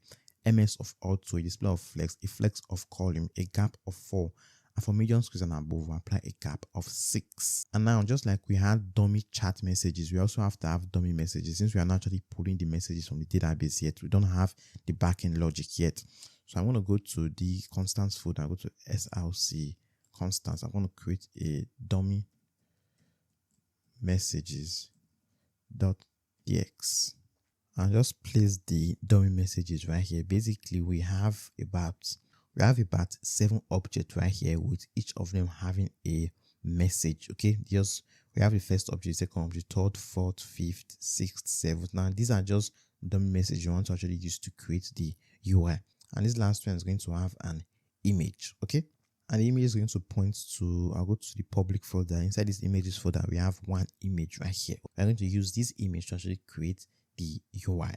So I'm going to save this, and now inside this chat box, we can actually call the dummy messages. So right here, I just call the dummy messages. Okay, array dot, we're going to map through it. For every time we map through, call each a message, and then we're going to return this JSX. In here, I want to create a div. First of all, I'm going to pass a key, which is going to be message.the-id. And then I'll give this a tailwind class. This is going to be dynamic. I'll use backticks. I'll give this a display of flex. And then for the dynamic style, we're going to actually output it based on if the message of the role of the user, if the message is for the user or for the AI assistant. So I'll say message.role if it's equivalent to user, because in the dummy message we have a feed called role, which is either going to be user or assistant. So if it's equals to user, Then we're going to render these styles, else we're going to render these styles. If it's for the user, then we're going to justify the message to the end, else we're going to justify start. And now inside this div, we're going to create another div which we're going to add a tailwind class. This is also going to be dynamic, so we'll make use of backticks. For the static styles, it's going to be rounded of 2xl, a px of 4, a py of 3. And then for the dynamic styles, we're going to check if message.row is equivalent to user, then render this style, else we render these styles. Now if it's a message for the user, I'll give it a bj of primary, as we're going to give it these styles, a border color of border, and a background of card. And now inside this div right here, we're actually going to output the message. Remember, we're either going to have a message or an image, so we're going to check if message.content, that's only when we want to render the paragraph tag, which is going to output the message.content. I give this a tailwind class of text of xm and a leading of relaxed. And then we're also going to check if message.image, if the message has an image, then we're going to render an image component which we're going to get from next image. The SRC is going to be message.image. The auth is going to be, I call it generated image. Give it a width of 1024 and a height of 1024. And then finally, we give it a tailwind class. We're going to apply these classes right here. Imagine top of 3, a width of 4, rounded of 2xl, a border color of white with transparency reduced to 10, and object of cover. Just rearrange this, and we should be able to see the messages in the UI, and we actually see the message outputted in the UI. So basically, if the message belongs to the AI assistant, it's going to actually be outputted right here on the left hand side with these styles. But if it belongs to the user that's actually prompting the AI, it's going to be outputted right here. Okay, so I'm going to wrap this up. Now after this, we are mapping through the messages right here, we have to output like a loading component that is going to indicate when the AI assistant is actually typing. So up here, I'll create a state. I'll create a state called loading. Set loading is going to be equals to use state, which I'm going to get from React. By default, this is going to be false. Okay, it's only going to be true when the AI assistant is actually replying the user. And then right here, we're going to say if loading, that's only when we want to render this component. I'll call the component typing indicator. And we do not have this component yet, so let's actually create it. So I'll just copy the name right here. I'm going to go to the components folder, SRC component. I'm going to create a folder called loading. Okay, this is where I'm going to create our loading component. I'll just place that right here. Type indicator.tsx rfc. Get rid of this, and then we just import that typing indicator right here. Save that, and now inside this typing indicator, I'm going to create a div which I'm going to give a tailwind class of flex justify of stats, and then in here I'll create another div which I'm going to give a tailwind class of display of flex, items of center, a gap of 1, a rounded of 2x, a border color of border, a background of card, a px of 4, and a padding vertical of 3. Then in here I'm going to create a span with a self-closing tag which I'll give a tailwind class. I'll give it this tailwind class right here, a height of 2, a width of 2, animate of bounds, a rounded of 4, and a bg of muted. And then I want to apply a animation delay, so I'll give it animation delay of 0 seconds, 0 milliseconds. And then I'll just copy this span. I'll put this span twice, 1, 2. I'll give this one animation delay of 150 milliseconds, and then I'll give this one animation delay of 300 milliseconds. I'll format this. To be able to see this type indicator, I'll just set this to true. and we should be able to see the typing indicator. Scroll down, we actually see the typing indicator right here. And this is what's going to be displayed to the user when the AI is actually generating text. After this div, I'll just wrap this off. Where I'm putting the messages, I'm going to create a form tag. Now you have to wrap this in an empty fragment, so I'll just use an empty fragment and then I'll place them in here. Okay, now this form tag is going to be the inputs. So I'll give this a tailwind class. I'll give it this class right here, mx of auto, a width of 4, maximum width of 4xl. And then inside this form, I'm going to create a div, which I'm going to give a tailwind class. I'll give it this class right here, a display of flex, items element to the end, gap of 2, rounded of 4, a border color of border, a background of card, a padding of 2, and for medium squares and above, a gap of 3. Inside this div, we'll create a test area. I give it a rows of 1, a placeholder of ask Nextjs anything, and then I give it a tailwind class. I give it this class right here, a maximum height of 40, flex of 1, a resize of none, a background of transparent, px of 2, a padding vertical of 2, text of xm, outline of none. After that, I'll create a button tag. I give this button tag.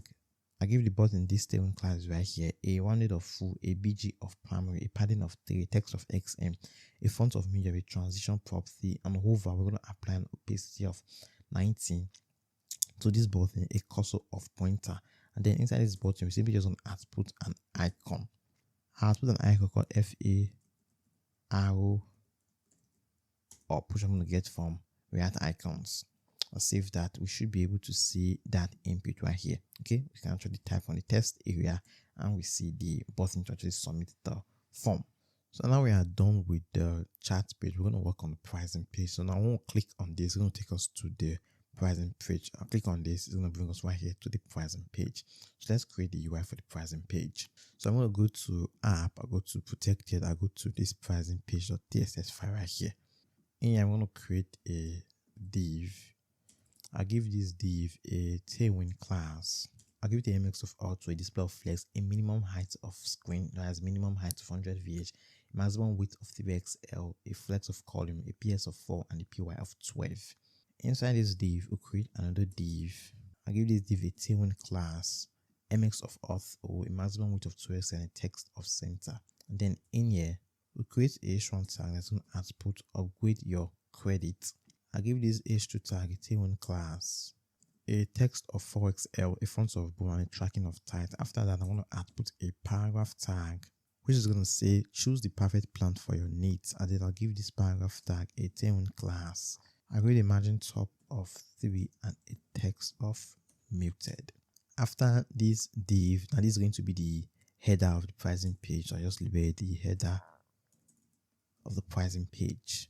After the div, I'll create another div down here. I'll give this a tailwind class. I'll give it a margin top of 12, a display of grid, a gap of 6 for medium squares and above, a grid cost of 3. And then in here, I'm going to output the array of the plan. So we have to create the array. Go to src constants. In here, I'll create a plans.ts file. And then we'll just output the array right here. And this is going to be an array called plans. It's going to have 3 objects. This is going to be the first object. The second object is going to be the basic, the pro plan, and also the premium plan. Okay, so you actually see the structure right here. We have 3 objects inside this array. So now inside this pricing right here, actually we map through that array. So we're going to say plans dot map. Every time we map through a plan, we'll call it a plan, and then we're going to return a div tag. Since we are mapping through an array, you have to specify a key. I'll use the plan.id. Then I'll give this plan a tailwind class. It's going to be dynamic, so I use backticks. For the static styles, I'm going to apply this style right here. A position of relative, a rounded of 3xl, a border, a padding of 8, transition of or iteration of 300. On over, I will give it a negative. On hover, I'll give the card a negative translate y of 1, and on hover a shadow of xl. And then for the dynamic styles, I want to check if its plan.popular is set to true, because inside the plans object we have this popular right here, this popular value right here that it could be true or false. So if it's popular and set to true, then we apply this styles, else we're going to apply this styles. So if popular is set to true, then we're going to apply this styles: a border blue of 500, a BG linear to bottom from blue 500 with the transparency reduced to 10 to purple 500 transparency reduced to 10, and a shadow of LG. But if it's not popular, then I'll give it a border and a BG of card. In here, I'm going to check if plan dot popular, that's only one I want to render this GXS right here. This GXS is going to contain a div which I'll give a tailwind class. I use these classes right here: a position of absolute, a negative top of 3, a left of 1/2, a negative translate x of 1/2, a rounded of full, a BG linear to the right hand side. Linear gradient stands from blue 600 to purple 600. Create a padding horizontal of 4, a padding vertical of 1, a text of XS, a font of semi-bold, and a text of white. And then in here, we're going to output most popular. Now this is only going to be outputted for the card that has plan.popular set to true. After that, I output a h2 tag that's going to output the plan.name. Okay, and then I'll give this a tailwind class, a text of 2XL, and a font of bold. Save that, and we should be able to see this in the pricing page. Actually see the 3 cards, and for the one that has popular set to true, we see that div position absolute at the top right here: basic, pro, and premium. After this h2 tag, I'm going to output a paragraph tag which I'm going to give a tailwind class. I give it a margin top of 2, a text of XM, and a text of muted. Right here, we're going to output the plan dot the description. After this paragraph tag, create a div. I give this div a tailwind class of margin top of 6. And inside this div, I'm going to create a paragraph tag. This one is going to output the plan dot the price, and I'll give it a tailwind class, text of 5XL, and a font of bold. I'll just make this a span instead of a paragraph tag. I'll make this a span, and then now you output another span, which is going to be / plan dot credits. Then I'll put this text credits. Give this a tailwind class of text of muted and margin left of 1. Should be able to actually see this in the UI. Okay, great. We see the price and we see the 300 credits. Okay, the price per the credits. After this div, I'm going to create an unordered list, which I'll give a tailwind class. I give it a space y of 4, margin top of 8. In here, we're going to output the plan dot futures dot map through the futures. Anytime we map through the futures, call each a future, then we return an li tag.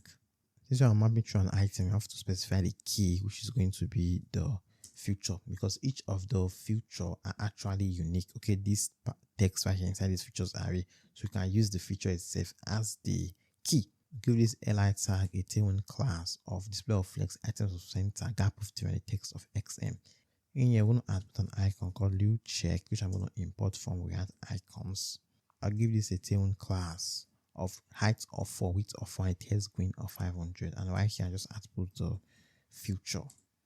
Okay, save that so we can actually see the changes. And we actually see that right here. We see that green icon right here. After this another list, we're going to create a button. We'll give this button a tailwind class.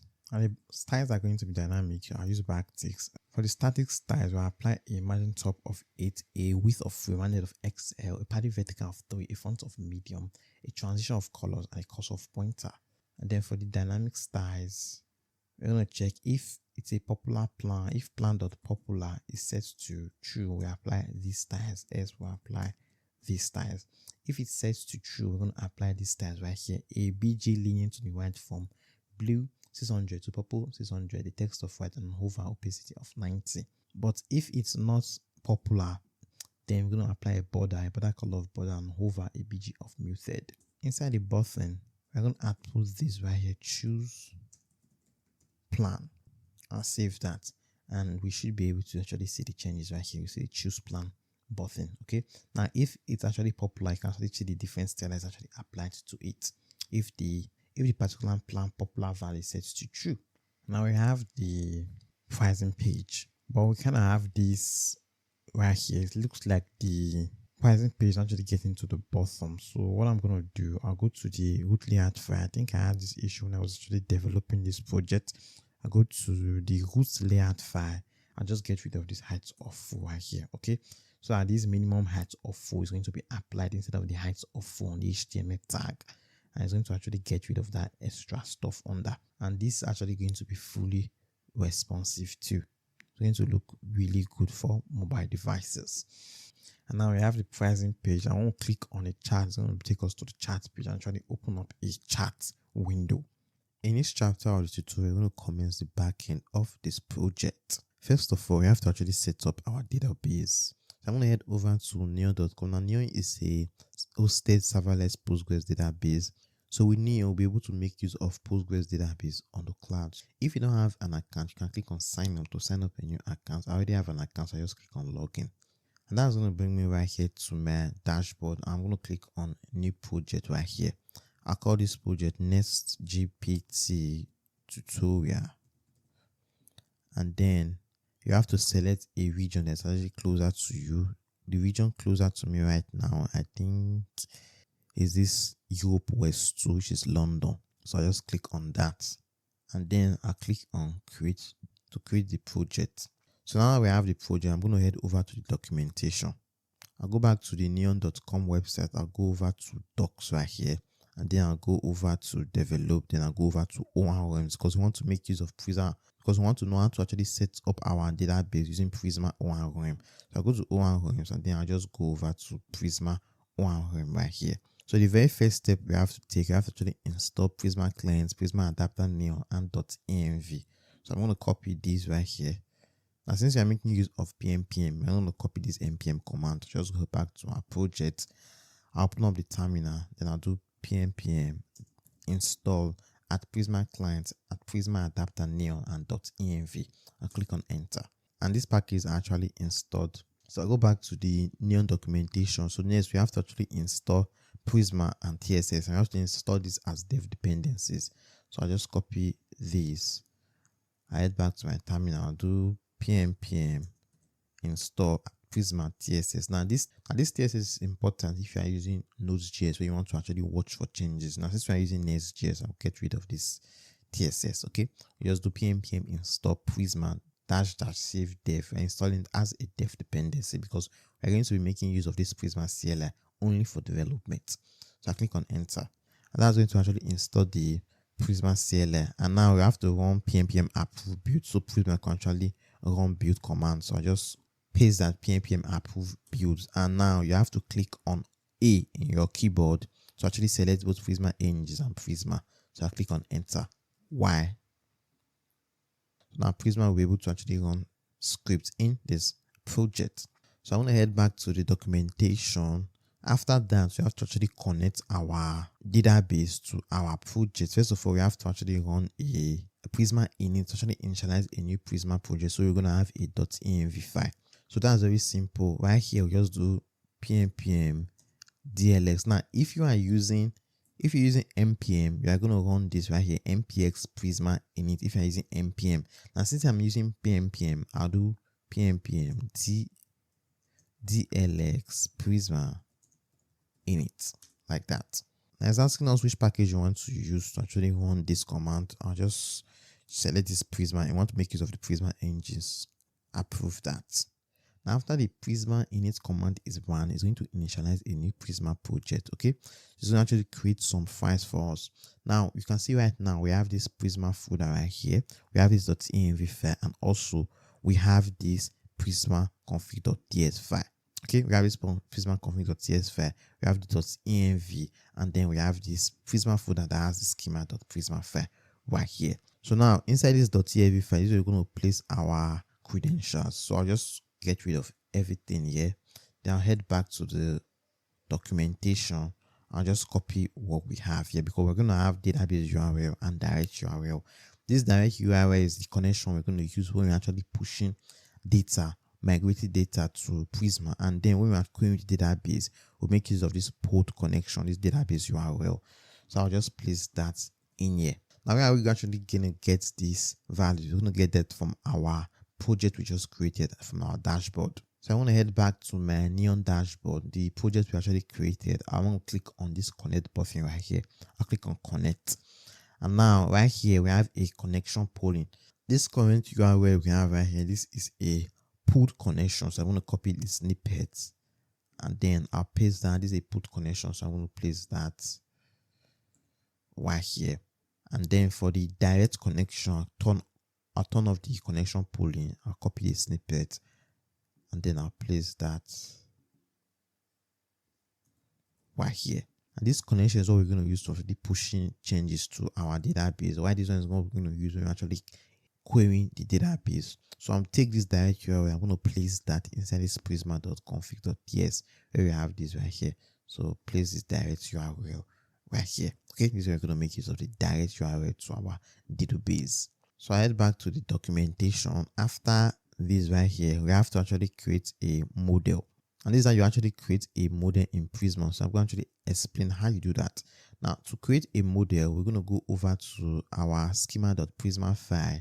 Down here, to actually create a model, you're going to say model, then specify the name of the model, and it has to be a capital case. Now, this model is going to actually correspond to a table in our Postgres database. So I just copy what we have here. I'll place that right here. This right here is how you actually, the structure and how you create a model in Prisma. You always have to specify an ID. And for this user model, it's going to have an email, which is going to be string, and it's going to be unique. Unique meaning that no two users can have the same email. And also it's going to have a name field. And this question mark is basically saying that this field is optional, which means it could be empty. And then we have created that. Now there's another way we can actually set up this ID. We can decide to keep this ID as a string. Then right here, we'll say as default, we use CU ID. That way, every time we create a new resource, a random string is going to be generated as the unique ID. So now let's actually push this to our Postgres database since we already connected our project right here to our Postgres, to our Neon project. So right here, we can simply do pnpm dlx prisma db push. Now, if you are using npm, you do npx prisma db push. So I just click on enter, and we're going to get your database is now in sync with your Prisma schema. Now, when we go back to our database, I'll just go over to tables right here.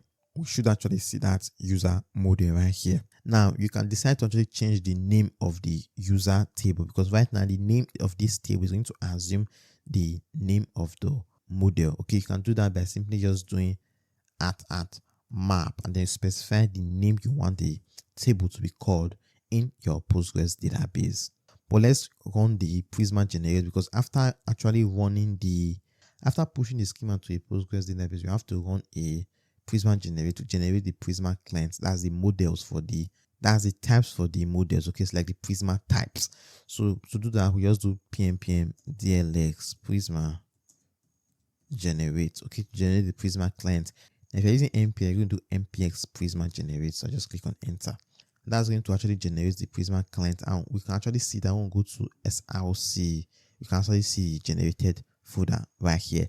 And you have to note this is going to be ignored by Git, because when we run, just like our .env file is going to be ignored by Git, this src generated Prisma is going to be ignored by Git. So when we run the Prisma generate, it's going to actually output this right here, because this is not going to be pushed to production. So when we want to build this project for production, when we want to deploy, we have to actually run this Prisma generate again before actually deploying this project. So for the next step, we have to actually create a Prisma instance. Okay, create your Prisma clients. So this Prisma instance is how we're going to actually interact with our database. So let's actually do that. So I'll go to my src folder.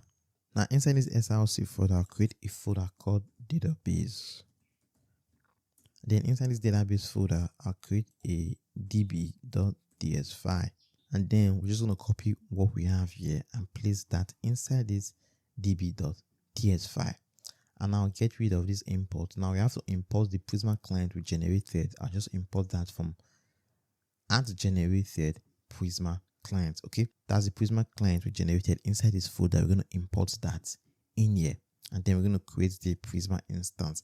Now, anytime we want to query the database, we're going to be calling this Prisma instance, and that's basically it. We've actually set up Prisma. In this chapter of the tutorial, we're going to actually start setting up Better Auth. So I'm going to head over to the Better Auth documentation, betterauth.com. I just go over to docs right here.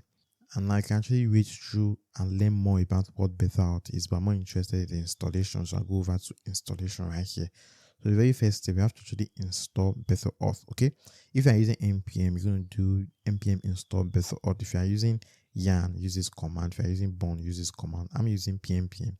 So I'll do pnpm add Better Auth. I'll copy these and then I'll just install that. After installing that dependency, for the second step, we have to actually set some environment variables. Okay, we have to set an environment variable called Better Auth secret. Now I'm just going to generate that.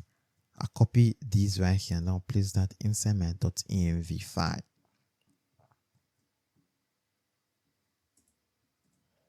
And then we have to actually set another environment variable, which is going to be the base URL. Okay.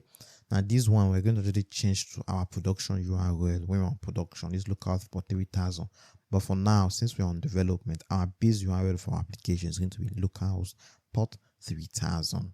And then after that, we have to create an auth instance. And the auth instance is going to be based on if you are using a database or if you are using an ORM. So if you are using a database, this is what you're going to do. Since we are using an ORM, Prisma ORM, this is what we are going to use. So I'll just copy this right here. It says that we have to create this inside a lib folder. So I'll create a lib folder. Inside this src folder, I'm going to create a lib folder. And inside a lib folder, we have to create an auth.ts file. So inside this lib folder, I'm going to create an auth.ts file.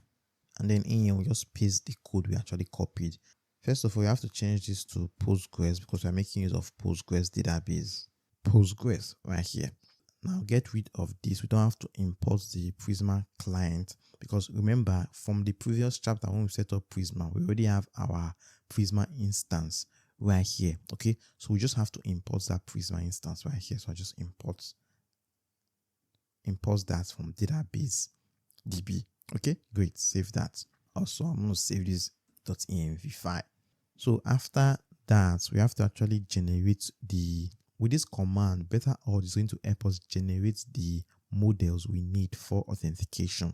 So I'll just copy these right here. Now, if you're using npm, you copy these right here, nps auth latest generate. So I'll just head back to my Visual Studio Code. First of all, I want to get rid of this model right here. We no longer need this model. I'll get rid of that. And right here, we're just going to paste that command right here. pnpm dls auth at latest generate. I'll click on enter. It's going to ask us if we want to overwrite this file. I'll just click on Y. It's going to actually create the authentication models for us. And now you can see right here, we have a user model, a session model, an account model, and a verification model like that. So now we have these models, we can actually create the other models we actually need for our project. So after this user model right here, I'm going to create another model down here. So now I'm going to create a model called chat. The first field is going to be the ID field. It's going to be a string. It's going to be at ID. Then at default, it's going to be CUID. Each chat is going to have a title field, which is going to be of type string. That's the title of the chat. Each chat is going to have a user ID. That is the user ID that actually involved in the chat, which is going to be type of string. Each chat is going to have a created at field. That's going to be type of date time, and it's going to default to now. Okay, that's the current timestamp. The current time the resource was created. We're going to have an updated at. It's going to be date time too, and it's going to be at updated at. Down here, we're going to say at index user ID, and then at map, we're going to say we want this to be called the chat table. And now we're going to create the other model. So model message. We're also going to have an ID feed. So I'll copy this and then I'll place that right here.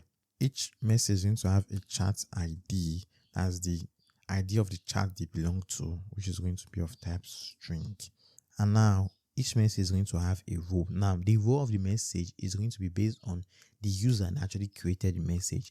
If the user that created the message was the user that is prompting the AI, then the role is the user. But if it is the AI response, then the role is going to be assistant. So let's actually create a type for that up here.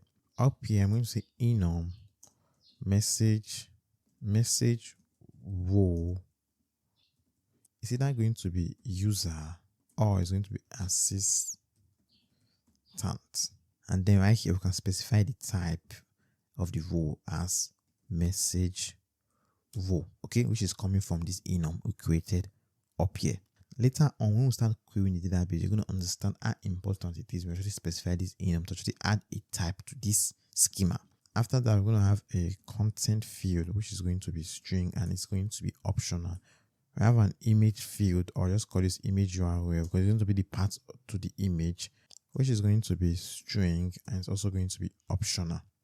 And also we're going to have a created at. I'll just copy this right here. I'll place that. And then right here, we're going to say at index. And now you're going to wonder why we're actually specifying this index right here. Now the reason we're adding this index, also we add the index right here, is that we're going to be fetching the chat with the user ID and we're going to be fetching the messages using the chat ID. Now indexing this feed right here is going to make the query faster from Postgres. And then right here, you can do at map, we'll call the table message. So now we have the message model and the chat model. We can actually work on the relationships because the chat model is going to be related to the user model and the message model is going to be related to the chat model. So first of all, add the relationship between this and the message, because the relationship between the chat and the message model is going to be an has many relationship, a one-to-many relationship where each message is going to belong to each chat and every chat is going to have many messages. So in this message model, we're going to say after this chat ID, we'll say each message is going to belong to a chat. So we're going to call the chat model and then the relationship and relation. You have to specify the foreign key, which is going to be this chat ID. Okay, this is the chat ID. This feed is the feed that is related to this model right here. So the foreign key is chat ID. It's going to reference the ID feed on this chat model. And then on delete, I'm going to say cascade. Basically, what this on delete means is that when a chat is deleted from the table, all the messages associated with the chat is going to be deleted. So now right here, we can actually specify a reverse relationship. Inside this chat model, say each chat is going to have many messages. So we're going to call the message model, which is going to be an array of messages. And also, every chat is going to belong to a user. Users are going to be part of a chat. So right here, we're going to say each chat is going to belong to a user. We'll call the user model, and then we're going to say add relation. The feeds is going to be the user ID. That's going to be the foreign key, and it's going to reference the ID field in this user table. And then when a user is deleted, on delete, we're going to actually cascade. So when a user is deleted, we're going to delete the chat that's actually associated with that particular user. Now right here, you have to actually specify the reverse relationship. So right here, we're going to say chat is going to be the chat model, an array of the chat model. So each user can have many chats. So now we are not done. The final feed we're going to add to this user table is going to be the credits. Okay, because these are going to actually know the credits of the user, because the system is going to be credits based. If users don't have any credits, they can actually prompt the AI. This is going to be an integer, and at default, it's going to be 10. Okay, which means when the user registers, they're going to have 10 credits. And I think that's basically it's actually worked on the relationship where the chat model is related to the user model, the message model is related to the chat model.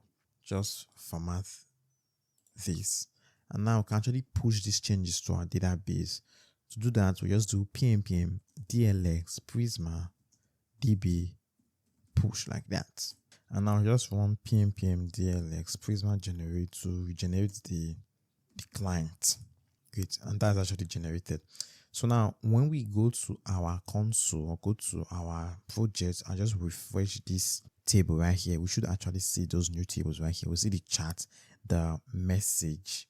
And now when we go to the message right here, you can actually see for the row, you can see it's going to be of type message row right here. And that's why we actually added this enum up here, this message row enum right here to specify the type is going to be in our database. So now we have actually set up our schema. I'm going to head back to Better Auth. After we generate the schema, we have to push it to our Postgres database onion, which we've already done.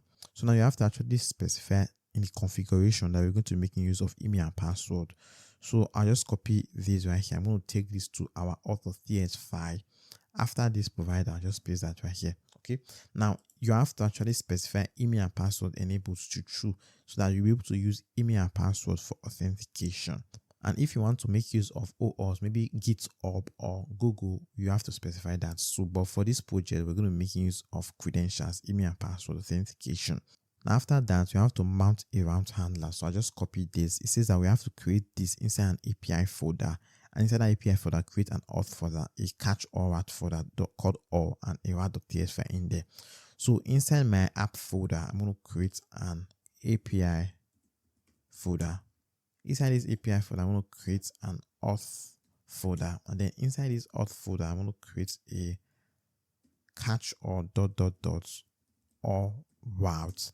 And then inside this catch all routes, I'll create a route.ts. And now inside this route.ts, we're going to paste this route handler in here. Now, what is this route handler going to do? Anytime we make any auth request, sign in, log in, log out, register, all those requests are going to be handled by Better Auth using this route handler. So now after that, we have to create the client instance, because this auth.ts we have right here, this is when we want to make use of Better Auth on the server. When we want to make use of Better Auth on the client, we need another instance. So we're going to copy this right here, and we have to create this auth client.ts inside our lib folder. So I'll go to this lib folder right here. I'll create an auth client.ts, and I'll just paste that code right here. Now it says that the base URL of the server optional if you are using the same domain. Since we are using Nextjs, our server and our clients are in the same domain, the same project. We don't need to specify this right here. Now this is a case of maybe you are using React for your front end and Express or Elixir for your backend. In that case, you have to specify this, the URL link to your server. So I just get rid of this, because inside our .env file, we already specified that with the Better Auth URL, that is going to be our URL. And now I think we are basically done setting up Better Auth. Yeah, we're actually done setting up Better Auth. In this chapter of the tutorial, we're going to actually work on authentication. So we're going to actually start with actually registering a new user. So I go to src app auth. I go to this register page.dss file. First of all, I'm going to make this a client component. So up here, I'll make use of the use client directive from Next.js. Then after that, up here, I'm going to create an interface. I call this register values, which is going to have a name that's going to be of type string, email, which is going to be of type string, and password, which is going to be of type string. Then I'm going to create a state. I call that state values. Set values is going to be equals to use state from React. And by default, this is going to be an object. I'm going to specify the type for this state. It's going to be of type register values. So I'll say register values. And now we have to actually specify the values in there. First of all, you're going to have a name field, which is going to be an empty string by default. An email field is going to be an empty string by default. And then lastly, a password field, which by default is going to be an empty string. After this, I'm going to create an error state, errors set errors is going to be equals to use state. By default, the error is going to be an empty object and it's going to be of type. Let's actually create a type up here. Up here, I'm going to say type register errors is going to be equals to, I want to actually infer the type because the errors are going to be errors for the name, email, and password field. So I want to use this type, infer it from this type. So I'll say partial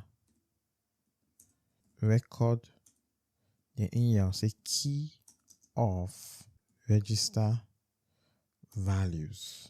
Okay, so basically we're just inferring this type to this type instead of creating another type. So right here we're going to specify that it's going to be the register errors type. After that, we're going to create another state from when the form is actually loading. When we're actually registering the user, so it's loading, it's going to be equals to use state. By default is going to be false. And then now we have to create a function because we're going to pass these values to this input right here. So we have to create a function to actually handle changes on this input. So I'm going to say const handle change is going to be equals to an arrow function. And this is going to take an event. It's going to be of type react dot change event. And it's going to be HTML input element. And now in here, I'm going to get the value from the events. The constant, the structure we're going to get is going to be equal to event dot target. Now, what values do we want to get from the event? We want to get the value input and the name input. And then down here, I'm going to set the value state, get the previous states. I'm going to spread up the previous state and then I'll set the name field to value. So basically, anytime we tap on the input, it's going to get the name field and set it to the value. So if we tap on the name field, it's going to actually update the values to whatever we actually tap on. After that, I'm going to set the errors, get the previous error, set the name to undefined. So basically, we're going to update the value of each input by the name. Okay, so we're going to use the name to actually update the value when we actually type. And also, we're going to set the errors to undefined if you are typing on any input. So to use this is very simple. We're going to go to an input to just say the value of this input is going to be values dot the name, and then on change, we're going to run the handle change. And now this is very important. Remember, we are using the name field to actually differentiate each input. So we have to specify the name. So for this one, the name is going to be the name of the user. So I'll just copy this, place that in this email input. This one is going to be values dot email. So it's a handle change, then the name is going to be email, and then for the last one, this is going to be values dot password, and the name is going to be password, like that. On the server again, pm run dev. I'll head over to the register page. We should be able to type on any input. And now when I actually output the state, so for this right here, for this under this input, I'll just output a paragraph tag that's going to actually output the values dot name. Now you're going to notice that anytime we type on this input, you can actually see the value state. So we're actually holding the state, okay, which means the handle change is actually working. So now we're also going to add validation to this input. So down here, I want to create a function to validate. So as it comes validates, it's going to be equals to an arrow function. First of all, I'll create a variable called new errors, which is going to be equals to an object, an empty object, and it's going to be of type register errors. Then after that, we're going to actually validate the name field. So first, we're going to check if the field is empty. So if no values, you have to negate this. If no values dot name dot trim, you have to trim for blank spaces. Then new errors dot name is going to be equals to name field is required s if the values dot the name field dot the length is actually less than 2 characters, then the new errors dot name is going to be equals to name must be at least 2 characters. After that, we're going to actually validate the email field. So we're going to check if no values, check if the email field is empty. If no values dot email dot trim for blank space, then we're going to say the new errors dot email is going to be equals to, just copy this right here, it's going to be equals to email is required, then s if, we're going to check if it does not match, if this regular expression does not match in the email that was actually filled in. Okay, so the regular expression dot test, and then we have to pass the values dot email in there. If it doesn't match, then we're going to say new errors dot email is going to be equals to enter a valid email address, and then finally we're going to validate the password field. So we also have to check, I'll just copy this, if the password field is empty. So if values.password.trim, and also the new errors.password is going to be password is required, and then s if values.password.length is less than 6 characters, then the new errors.password would be equals to password will be at least 6 characters long, and then down here we're going to set the errors to new errors. Okay, we're going to set our error state up here to the new errors object. Okay, this new errors object right here. And then after that, this function is going to return, the function is going to return true or false depending on if there's an error in validation, if any of this validation is not actually passed. So to do that, say object dot keys new errors dot length equivalent to 0. So basically, if the new errors dot length is equivalent to 0, which means this object is actually empty, and if this object is empty, which means we do not have any error, or the validation has been passed. But if the object key, if the new errors dot length is not equivalent to 0, which means there's at least one error in this validation, which means it's going to return false. After that, I'm going to scroll down. After this input right here, after this input down here, I'm going to say if errors dot name, if there's an errors dot name, that's when we're going to render this JS. There's going to be a paragraph tag that's going to output the errors dot name, and then I give this a Ethereum class a text read of 500 and a text of XM. So next, we're going to actually create a function to actually submit the form so we can actually see the errors in action. So I'll create a function up here on submit.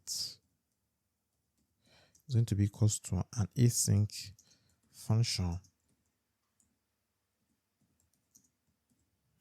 This is going to take an event that's going to be of type react.submit event.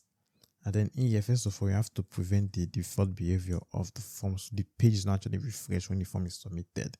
After that, we're going to check if it's not validated. If it's not validated, we're going to call this validate function, which is going to return true or false depending on if we have an error. Then right here, we're just going to return. Okay, and now we're going to add this on submit form handler to this. So on submit, when we submit this form, we're going to run the function on submit, which is this function we just created up here. And now when I try to submit the form, click on register, we get the name is required. Great. So do the same thing for the other input. I just copy this. I'll place that underneath this email input. Is going to be if errors dot email, then this is going to be errors dot email. Then for this one, it's going to be errors dot password. Then it's going to be errors dot password. Save that. And now we should be able to see the error. Password is required, email is required, name is required. And when we tap on this, we don't see the error anymore. So now inside this on submit, we are checking if the validation is not passed, then we're going to return right here. But if the validation is passed, we're going to actually register the user. How do we actually do that? First of all, I'm going to make use of a try catch block. Inside the catch, I'm going to toast the error we are getting from the server. So I'm going to actually install a toasting library. So I'm going to install React hot toast. So I'll do pnpm install React hot toast. Just run the server again. Pnpm run dev to start the server again. And now you have to actually configure the toaster components to ensure that we can access the toaster components globally. So we're going to go to the root layout file, go to SRC app, layout.ts file, and actually output the toaster component right here. Underneath this children, we just output the toaster, get that toaster component from React hot toast. And now inside this catch block, we're going to toast. After import this toast from React hot toast.error. Now, if the error is an instance of error, then we're going to output the error.message as we output something went wrong. Please try again. And then finally, we're going to set the loading state to false. Now inside the try block, the very first thing we're going to do is set the loading state to true. Then after that, I'm going to say const, and with the structure what we're going to get is going to be equals to, I'm going to await, we're going to get our auth client, import that in. We're going to import the auth client from our live folder. Remember, we created an auth instance for the client when we were setting up beta auth. So we're going to import that auth client dot sign up a new account dot email. And now you have to specify the name field. The name field is going to be values dot name. The email field is going to be values dot email, and then the password field is going to be values dot password, and then we can destructure out the error. Now if there's an error, I'm going to check if there's an error, then I'm going to toast the error, toast the error dot message, or toast it as a string, and then down here we just return. But if there's no error, then down here we're going to toast dot success, registration successful, and then we're going to set the value state. We're going to set the name field to an empty string, that's the default state, set the email field to an empty string as the default state, and then the password field to an empty string, that's the default state. And then we're going to route the user router, and we don't have a router instance. After the user registers, we're going to route the user to the chat page. So we have to create a router instance from Nextjs. So to do that up here, I go to const router. It's going to be equal to use router, which I'm going to get from Next navigation. And then down here, I'm going to do router dot replace. I'll add the user to /chat.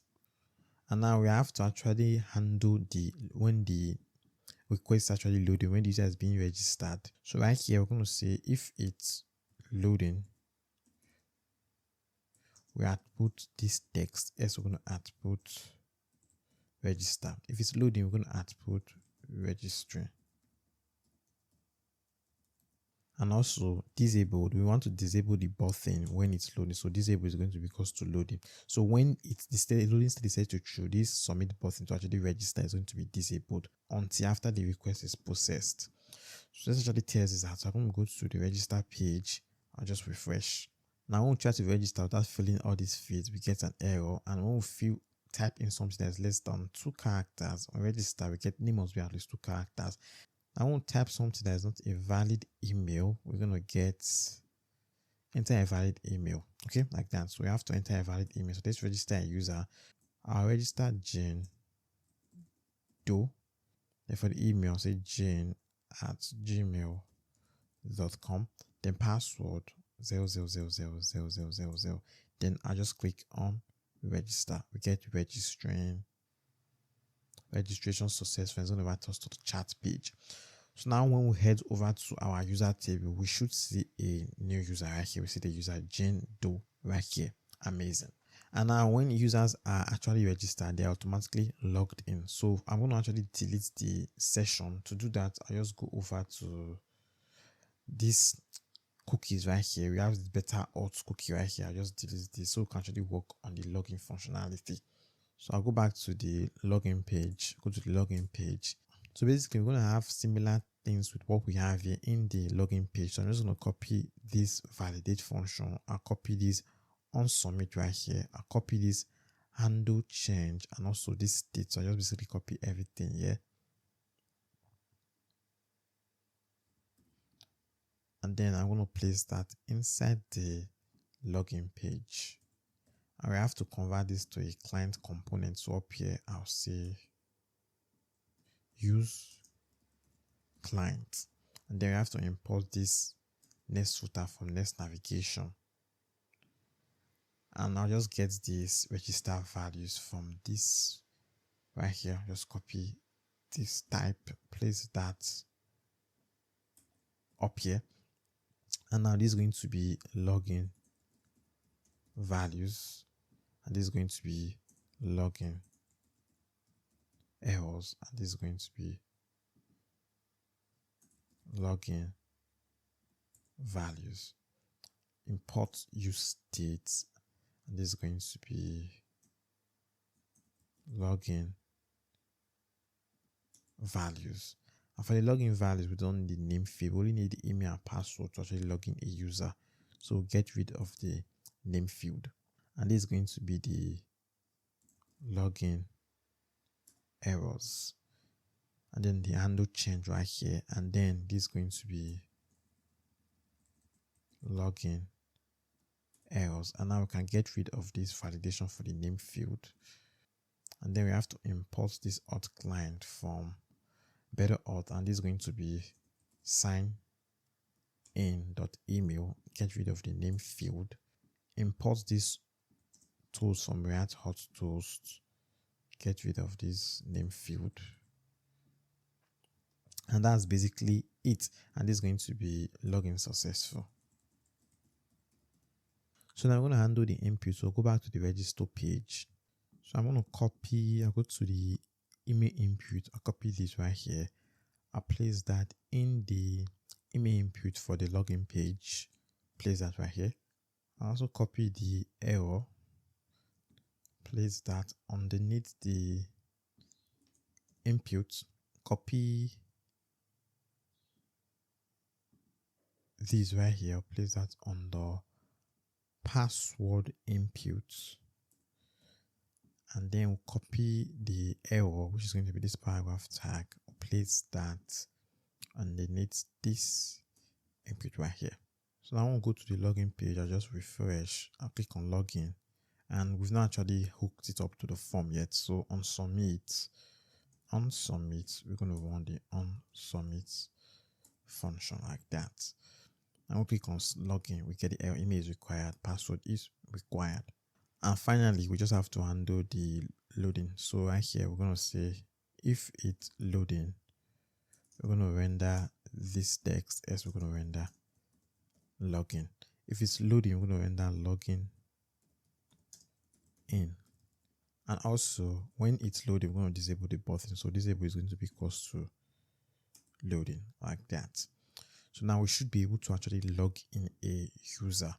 So we're going to go back to our login page. First of all, we're going to use a random email, test@gmail. That's an email that's not actually registered on our database. Just use something random. Click on login. We're going to get invalid email or password because this email is not actually logged in our database, so it's going to be invalid. So I'm going to make use of the email we already registered, which is jane@gmail.com.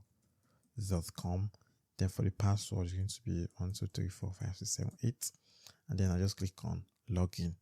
I will get login success. It's going to bring us to the chat page. And now when we go over to the cookie, we actually see we have a better out cookie right here. We're actually logged in. Excellent. So next, what we're going to work on is that we're going to create a server action to actually protect this, because when a user is not logged in, we do not want the user to be able to visit this page. And also create a server action when users are already logged in, they should not be able to access the login page. So let's do that. So I'm going to go to, I'll go to SRC folder. I'm going to create a folder called server actions. I'm going to create a server action called get current user to get the details of the logged in user. Export async function get current user. I'll create a variable called session, which is going to be equals to, I want to await auth. I'm going to import auth. Now, where is this auth coming from? It's coming from our auth.ts file here. This auth.ts instance we have right here when we set up better auth.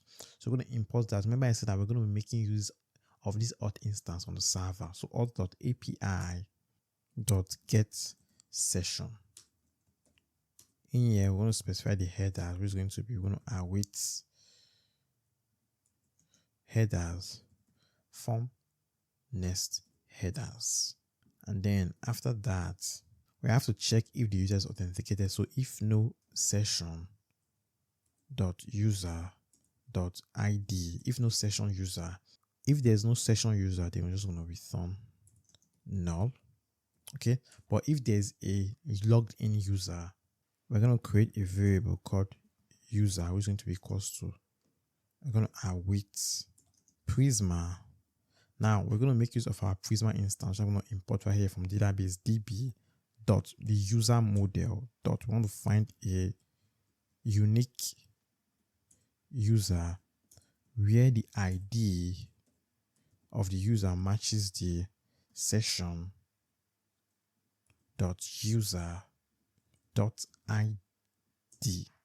And now we have to specify the field we want. So we're going to select the ID field, I'll set that to true, and the name field, I'll set that to true too.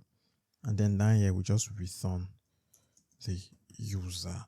So anytime we want the details of the logged in user, we're going to call this get current user. But if the user is not logged in, then we're not going to be able to actually access the user from the database. It's going to return null right here, which means the user is not logged in. So now we can use this get current user to fetch the details of the logged in user and also check if a user is authenticated. Inside this protected folder, remember we have a layout right here. So in here, we're going to actually check if the user is authenticated. Up here, we're going to create a variable called user, which is going to be equal to, I'm going to await, I'm going to call the get current user server action we just created. I'm going to import that up here. Now, since we are making use of await here, we have to convert this to an async function. Okay, and then we're going to check if no user. So basically, remember, if the user is not authenticated, if no user is logged in, this is going to return null. So we're going to check if no session user ID, then we return null. So if no user, if we are returning null, then which means the user is not logged in, then we're going to redirect the user. We're going to get redirect from next navigation to /login, like that. But if the user is logged in, then we're going to allow the user to access the pages inside this protected route. Now we are not done. Remember, when a user is logged in, the user should not be able to access the register and the login page. So we're going to go to the auth folder right here. We're also going to create a layout file right here. I'll create a layout.tsx file, RFC. I'll call this auth layouts.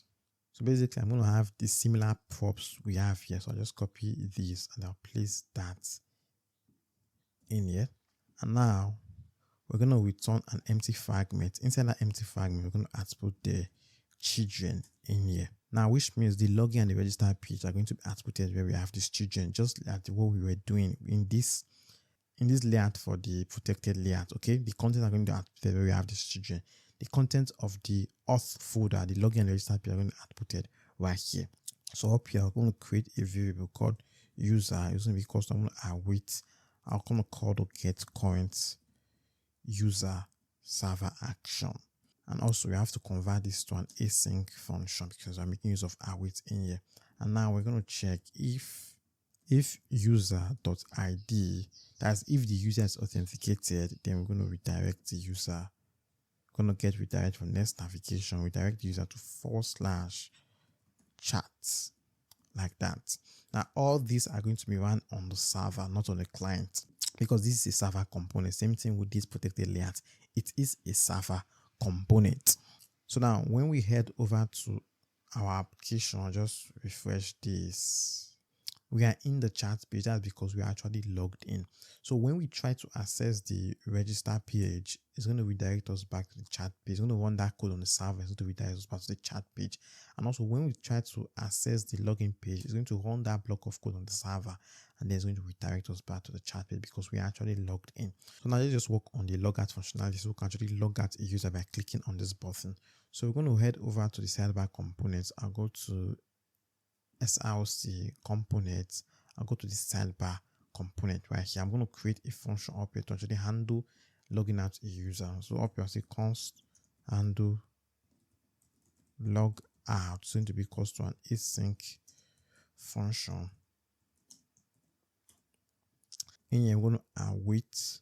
We're going to get the auth clients dot signout, like that. And then we just refresh the router. We'll do router dot refresh the router. And also when the user logs out, we just set the selected chat to null. And I'm going to scroll over to the logout button. I just scroll down where we have that logout button. I'm going to say on click. When the user clicks on this button, we're going to fire the handle logout function. And now when we actually click on this, it should actually log out the user. Click on logout, logs out the user and brings the user back to the login page. And now when we try to access the chat page, when we are not authenticated, it's going to redirect us back to the login page. Great. In this chapter of the tutorial, we're going to actually commence creating chat and messages. But before we do that, we have to actually update the code from the previous chapter. In the previous chapter, when we work on authentication, we actually secured these two pages. We secured the auth group route and also the protected group route. But we didn't actually do anything about this home page right here. Now, when we go to the home page of our application, we still see that Nextjs text. Now, when user lands on this home page, we want the user to be redirected to either the chat page or the login page, depending on if they are authenticated or not. We basically want this page to act as a middleware on the server. Since this is going to be as a middleware, it's not going to return anything. Up here, we're going to create a variable called user, which is going to be equal to going to await get current user server action. And since we're making use of await here, we have to convert this to an async function. And then down here, we're going to check if no user, if the user is not authenticated, then we're going to redirect the user to /login, as we redirect the user to /chat, like that. Save that way, when the user lands on the home page, it's going to redirect the user to either the chat page or the login page, depends on the user is authenticated. Right now, the user is not authenticated, so it's going to bring the user to the login page. So anytime you try to visit the home page or you land on the application, it's going to redirect you to the login page if you're not actually authenticated. So let's actually start creating the messages and chat. And the first thing we have to do is actually update the state. So I'll go to our store I'll go to this use chat store right here. Remember I said that we're actually going to update this chat store when we start actually working on the functionality on the back end of this application. I'm going to update the store to this right here. So right now we're going to have more than the selected chat and the chats. We're going to have the chat array, the messages array, which is going to be an array of message. And this message type, we're going to import that message type from our Prisma client. Remember, we ran Prisma generate, so we're going to just import that as the type for this, okay? And then for we're going to have a state called mode, which is going to be either text or image. So the chat mode is going to be if we want to generate a text or if we want to generate an image. And then we have a set chat function to actually set the chat array. We have an add chat function to add a new chat. We have a remove chat function to remove a chat. And then we have a set selected chat function right here. That's going to set chat to chat or no, it's going to return void. And we have a set message. It's going to set message to an array and returns void. And we have an add message right here. It's going to add a new message and return void. And we have a clear message and a set mode function right here. And down here, we're actually setting the state. Okay, so the chat state is going to be an array by default. The selected chat is going to be null by default. The messages state is going to be an empty array by default. Then the mode is going to be set to text by default. And we have the function to actually set the chat right here. We have the function to add a new chat. Now this add chat is going to have access to the state, and then it's going to spread up the state and add a new chat. And then we have the remove chat. When we actually delete a chat from the database, we're going to call this remove chat to actually filter out the chat on the UI. So anytime I want to remove a chat, say maybe we delete a chat from the database, we want to actually update the UI, then we're going to have to call this remove chat. It's going to kick the chat and it's going to filter the chat based on the ID of the chat. We have the set selected chat to actually update the selected chat, the set message to update the message state, the add message to add a new message to the message state, the clear message to set the message state to an empty array, and also we have the set mode function to actually update the mode state. I'll save that. So now we're going to go over to components, chat. I'm going to this chat box right here, and this is where we're going to start to make the request to actually create a new chat. First of all, I'm going to update this because we're going to be setting both message. We're going to be generating both messages and text, so we have to have different loading state for both of them. Instead of this to just be loading, I'll call this loading type and then set loading type. And instead of this to be boolean, it's going to be either text, image, or it's going to be null. And by default, it's going to be null. So whenever we're generating a text prompt, it's going to be set to text. The loading type is going to be text. If you're generating an image, the loading type is going to be set to image. After that, I'm going to create a state called prompt. Set prompt is going to be equals to use state. By default, it's going to be an empty string. And now we're going to head over to the input. This will just change this to loading type. We're going to head to the input. We add the value to be equals to prompt. On change, we're going to fire an arrow function that's going to take an event, and then we're going to set the prompt state to event.target.value. Now we're not done. We're going to get the mode. Remember, inside this use chat store, we have this mode state right here, and also the set mode, which is going to be text or image. Okay, the type is going to either be text or image. So we have to get that state. So we're going to destructure that from the use chat store. I'll destructure the mode and the set mode function, the setter function. And now we can use these to actually render the placeholder of the test area. Now, if the mode, I'll just cut this right here.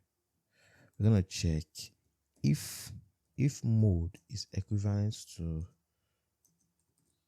text, then we're going to render this text. Else we're going to render this text as the placeholder. If it's equivalent to text, we're going to render ask ChatGPT anything. Then if it's not equals to text, which means it's an image mode, we just output this, describe the image you want to generate. Just above this form, we're going to create a div right here. I'll give this div a tailwind class. I give it a margin bottom of 3, a display of flex, a width of fit, items of center, a gap of 2, rounded of full, a border color of border, a background of card with transparency reduced to 40, padding of 1, a backdrop blur of SM. And then inside this div, I'm going to create a button tag. I'll give this button a tailwind class. It's going to be dynamic, so I'll use backticks. For the static style, I'm going to apply these classes right here: rounded of full, a px of 4, a py of 2, a text of xm, a transition of 1, a cursor of pointer.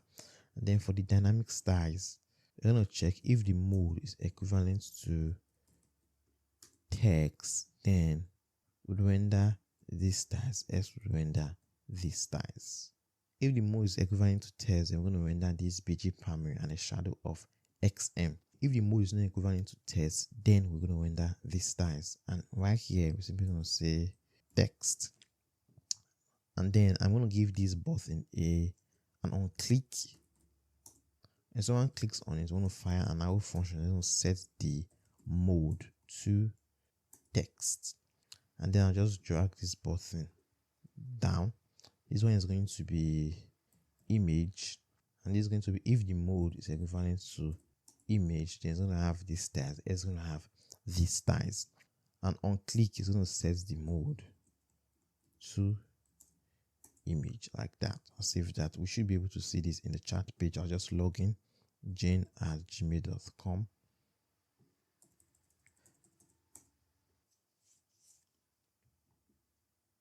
And now we actually see the button right here. Now we can click on image. It's going to say describe the image you want to generate. This, when you want to actually generate an image, you're going to be on the image mode. And when you click on text, it's going to ask Nextgpt anything. Great. So now we're going to create a function up here to actually handle when the form is actually submitted. So I'll just go up down here.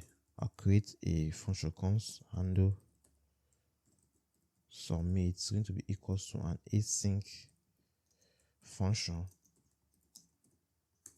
Now this function is going to take an event that's going to be of type react.submit event. And then in here, first of all, we have to prevent the default behavior of the form. And then after that, you have to check if no prompt, as if the prompt state is empty. So you have to trim for blank spaces too. If no prompt, then we're just going to return up here. Okay, so we have to negate this because we are checking if there's no prompt, which means if this prompt state is an empty string, then we just return. We're not going to allow this just to submit a prompt when the prompt state is empty. Then after that, we're going to set the loading type to text, which means we are creating a text prompt. Now after this, we're going to make use of a try catch block. If there's an error, we're actually going to toast the error. Just import toast from React hot toast. We're going to check if the error is an instance of error. They're going to output the error.message, or we're going to output something went wrong. And then finally, we set the loading type to back to null. And then we're going to do router dot. I don't think we have a router instance. We're going to refresh the router. So up here, we're going to get a router instance from Nest navigation. And then after everything, regardless of if we actually are successful in the request or there's an error, we're going to do router dot refresh to actually refresh the router. And then inside this try block, we're going to create a variable. Let's chart. It's going to be equals to selected chart. And we're getting this selected chart from our global use chart store from Zostand. Then down here, the reason we are actually setting this variable is I want to check if no charts, because if no chart is selected, then we obviously cannot create a message. So we're going to check if there's no chart.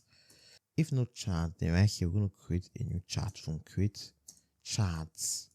Also, I'll still validate if no charts, then right here we're just going to return. Okay, but if there's a chart, then we're going to get add chart from our Zostand store. Okay, add chart. Remember, inside this store right here, we have an add chat state to actually add a new chat. So we're going to get that setter function right here, and then right here, if there's no chat, we're going to call the add chat. Then we'll pass in the chat, and then we set the selected chat. And we've not actually gotten the set selected chat from the state. So we're going to get the set selected chat. Call the set selected chat, and then we'll pass in the chat.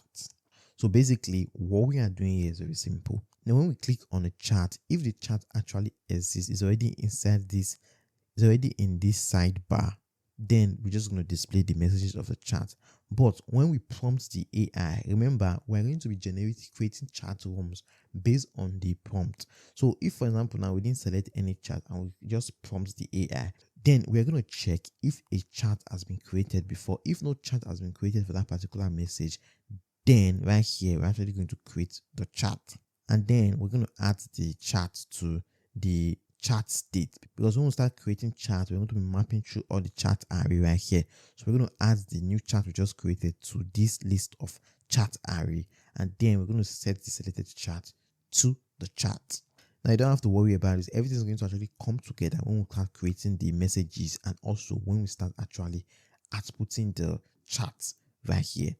If there's no chat, then we're going to create the chat. So now we have to create a server action to create a new chat.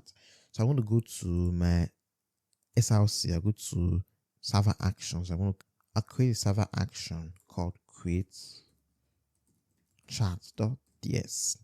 Export async function create chats. Now we're going to be making use of this create chat inside a client component. We're going to be calling this inside a client component. So it's very important with Nextjs to run this block of code on the server. So up here, we're going to say use server. This is very important. First, we have to check if the user is authenticated. So const user is going to be equals to, we're going to await get current user. Okay, our get current user server action we created when we're actually implementing authentication. And then after that, now you're going to check if no user.id, that is, if the user is not authenticated, then we're going to throw new error unauthorized. But if the user is authenticated, then I'm going to create a variable called chat, which is going to be equal to, I'm going to await Prisma. I'm going to import Prisma from our database DB dot the chat model dot, we want to create a new chat. The data is going to be title. The title is going to be by default new chat.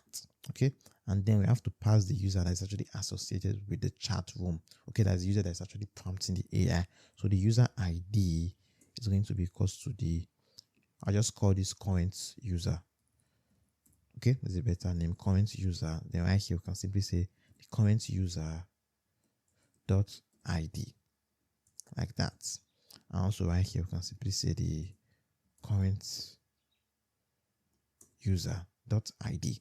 Now when we try to create a message, if no chat has been created before, then it's going to actually call the server action to actually create a chat.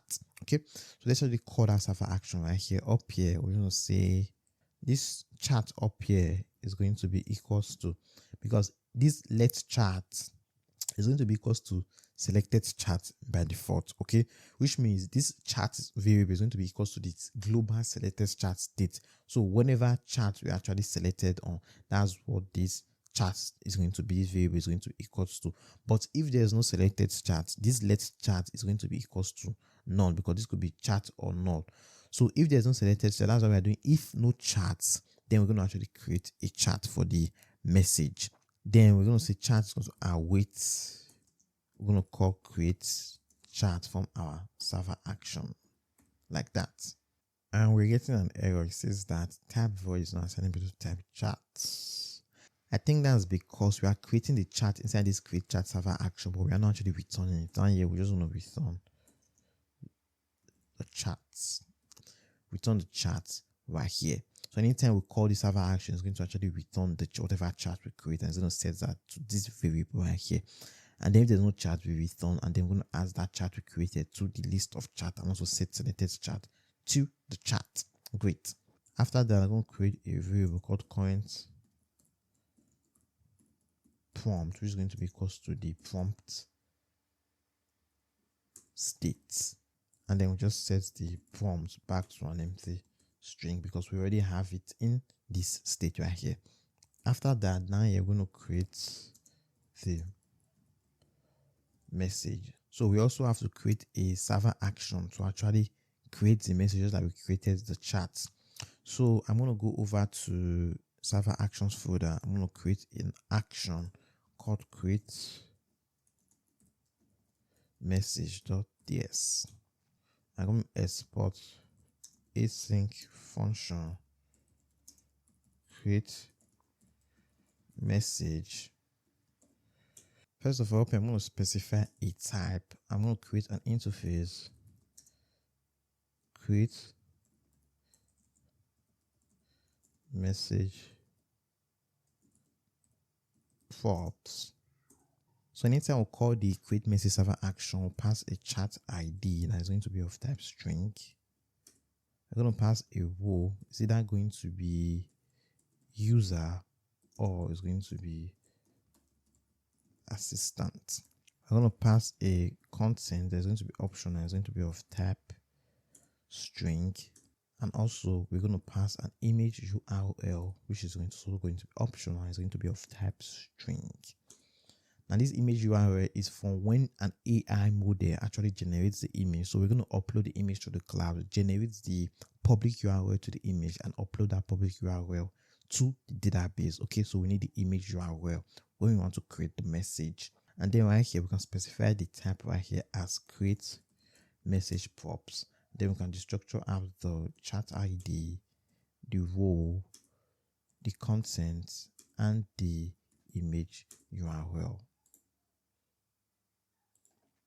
And now in here, we'll create a variable called trimmed content to ensure the content is actually trimmed for blank spaces. It's going to be equal to content.trim. And then after that, now we want to know if this message is the first message in a chat room or not. So basically, we're going to actually use the chat ID to actually count it. So I'll create a variable called message count is going to be equals to, I'm going to await Prisma. I'm going to import this Prisma instance up here from our database. Dot make use of the message model dot count the messages where the chat ID equals to the chat ID that is passed to this server action as a prop. So basically this chat ID is simply saying chat ID where chat ID equals to chat ID. So they are the same, so just use the shorthand method. So we are getting the message count. So after that, we're going to create a variable called message, which is going to be equal to, I'm going to await Prisma dot the message model dot, we want to create a new message data. The chat ID is going to be the chat ID. The role is going to be the role. The content is going to be trimmed content. And then lastly, the image URL is going to be the image URL. And I'm getting an error. It says that string undefined is not assignable to type string nor or undefined. Okay. Oh, we are getting this error up. It's going to be string with a lowercase. Okay, my bad. And then after this code right here, we're actually creating the message. Now we are not actually done. Right here, we have to actually update the chat, because anytime we create a message, depending on if the message is the first message in that chat room or not, we have to update the chat. And also anytime we create a new message, we have to update the chat, because we have to update the updated ad of the chat, because we are going to be fetching the message based on updated ads. The reason for that is because we always want the latest chat to be shown up here. Okay, the chat with the latest message to be shown at the top. Okay, now when you go scroll down to old message and you actually create a new message or a new prompt, the message is going to go at the top. That's what we want to do. So I want to create a variable right here called update data. This is going to be of type. We're going to have a value in here called updated at, which is going to be of type date. We have another value called title, which is going to be optional. It's going to be of type string. And this variable, this update data, is going to be equal to an object. I said they updated that to new dates. Okay, so we are creating an object called update data, which is going to be equal to this new date right here. The first value inside the update is going to be a new date. This one is going to be optional. This one is going to be conditional. So down here, I'm going to say if message counts is equivalent to 0, that's this message count where we are counting the messages that's associated with this chat ID. So we are checking if it's the first message in the chat and the row is equivalent to user and the content is trimmed content, then I'm going to get this update data object. So update data dot title is going to be equals to if the trimmed content dot length is greater than 40 characters, then I'll render this. I use backticks. In here I'll say trim content dot slice 0 to 40. Then I'm going to add ellipsis to it as the updated title is going to be trimmed content. So what are we actually doing here? Now remember, we created an object right here that we want to use this object to actually update the chart. Now the updated is going to be the new date. That's the current timestamp. That's going to be the updated that. And we have another value inside this object called title. Now that title, before we actually update that title, we have to check if the message count is equal to 0. So we have to ensure that this is the first message in the chat as associated with that chat ID. And we have to check if the row is equal to user and also if the content is actually trimmed. If all that is true, then we're going to run a block of code inside this if statement. Then the update data.title is going to be equals to if the trim content dot length is greater than 40, which means if the length of the title is actually very long, we have to slice it, okay, and then add an ellipsis to the end, as the updated title is going to be equal to the trimmed content.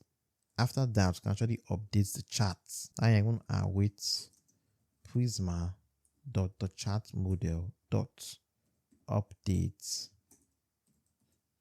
We're going to update the chart where the ID is equals to charts ID, and the data is going to be this update data object we created up here. I just rearranged it. So if this is the first message that's in the chat form and the row is equals to user and the content is streamed, then we're actually going to update the title. So basically, if it's the first message, then we're going to update the title, because the title of the chat is going to be the title of the first message. If it's on the first chat, the chat already has a name. They're going to skip all this block of code, and then this right here is going to be the updated is going to be updated, while this title is going to not be updated. It's going to be null. Great. And then down here we just return the message. That's the message we created up here. Save that. So now we have the server action to create a new message. So inside this chat box, we can actually use that. You can simply say const user message is going to be equal to, we're going to await create message.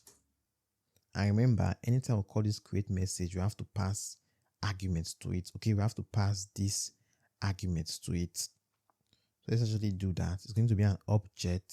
First, we're going to pass the chat ID, which is going to be equal to chat.id. We'll pass the row. Now, since this is a message being prompted by the user, the row is going to be user. And then the content is going to be current prompt, like that. After that, we have to add the message that is created to our global message state. So I'm going to get add message from our store, add add message. We're going to import that from our use chat store. Then after we create a new message, we're going to call the add message, and then we'll pass the user message in there. So that's basically it. We've actually written the code we need to actually create a new message. Okay, let's actually test if all this is working. So I'm going to copy this handle submit right here. I'll head over to our form input. I'm simply going to say when this form is submitted, I'm saying on submit, I'm going to fire this handle submit right here. So let's actually test this out. So I'll go back to our project and just refresh.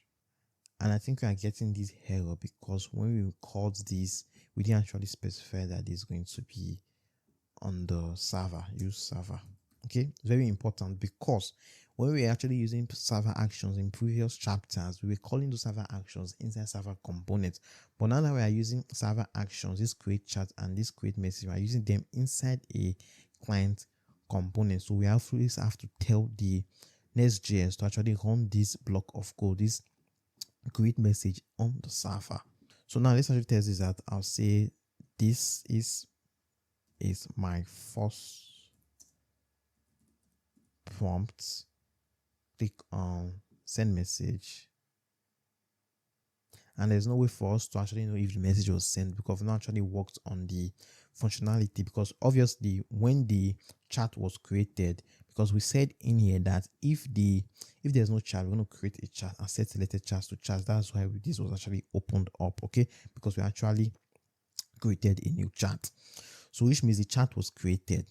And now, how do we actually know if the message was created? I'll just open up this terminal right here. You can actually see our logs right here. When we actually run that function, it ran a create chat server action, right? You can see server actions, create chat, and this was actually successful. A post request right here, and also another post request to create a new message where we had to pass the chat ID, the content, and also the role. And this was actually successful too, which means the message was actually created in the database. In this chapter of the tutorial, we're going to actually work on actually fetching the chats on the sidebar. But before we do that, we have to confirm that the chat and the message we created in the previous chapter was actually created in the database. So when I head over to my Neon console, we'll go to the message table. We can actually see we have one new message right here. This is my first prompt. I want to go to the one new chat right here with the title of the chat. This is my first prompt. Remember I said that the first message in the chat is going to be the title of the chat. So next, what we want to do, we're going to fetch the list of chats on the sidebar. So I want to go to SRC. I'll go over to the server action. I want to create an action called get chats.ts. In here, we're going to export async function get chats.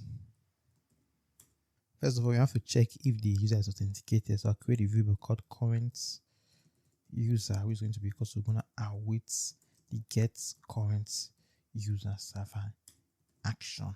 And we're going to check if the user is not authenticated. If no current user .id, then this action is going to return an empty array. But if the user is authenticated, then down here we create a variable called chats. Is going to be equals to, we're going to await, call our Prisma model. We're going to import Prisma up there from database db dot make use of the chat model dot find many chats.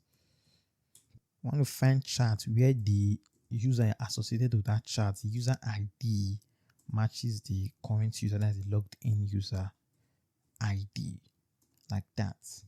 And then very important, I want to order by created at in a descending order.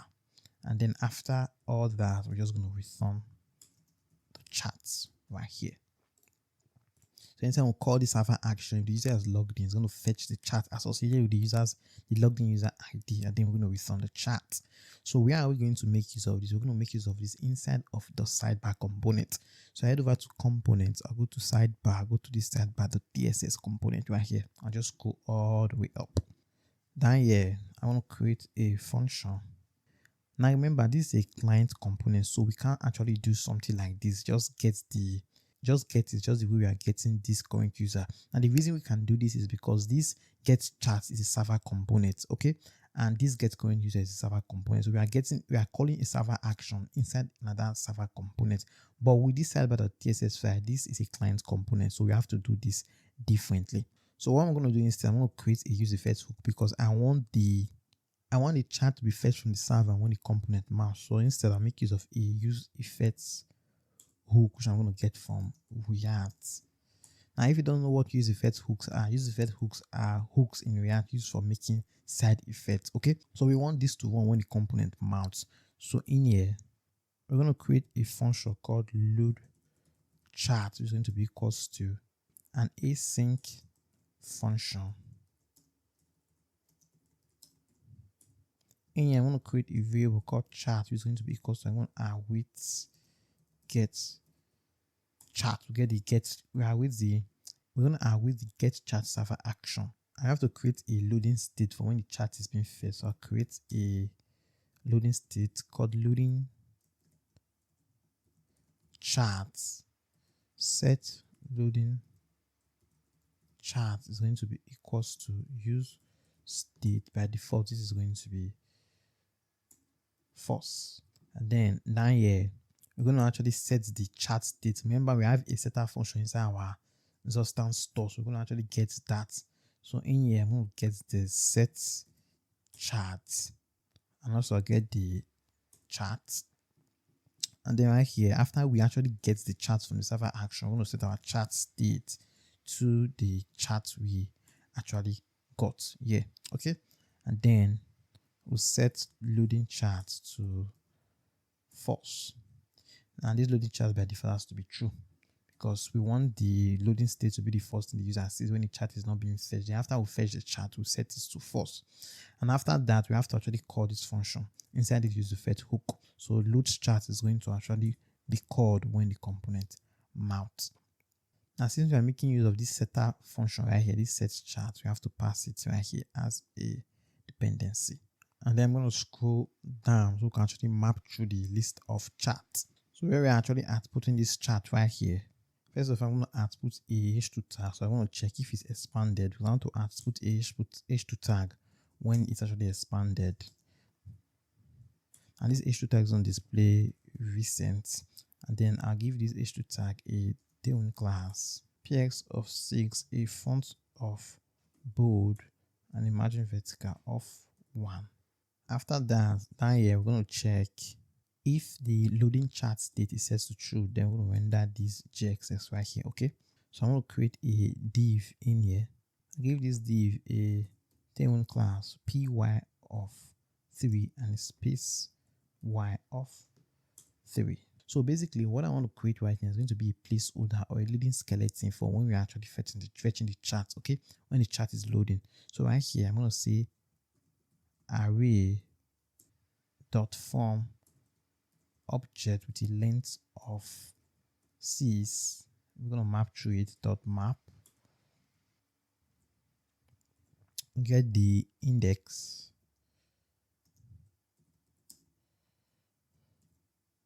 in here we found a div with a self-closing tag which I'll give a day1 class of height of 8, animate of pause, 1 of XL, and a BG of card. And also we have to pass a key since we're actually mapping through a list, which is going to be this index right here. So this is what the user is going to see when the chat is actually loading. And when the chat is not loading, so if not loading chat and the chat array is not actually empty, then we're going to render this JSS right here. Okay, so I'll just cut this, then I'll place that in here. And now we're not going to be mapping through the dummy chat anymore. We're going to map through the chats.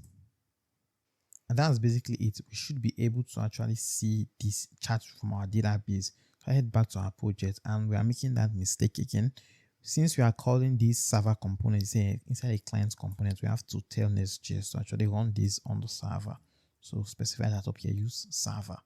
So now we actually see that right here. This is my first prompt.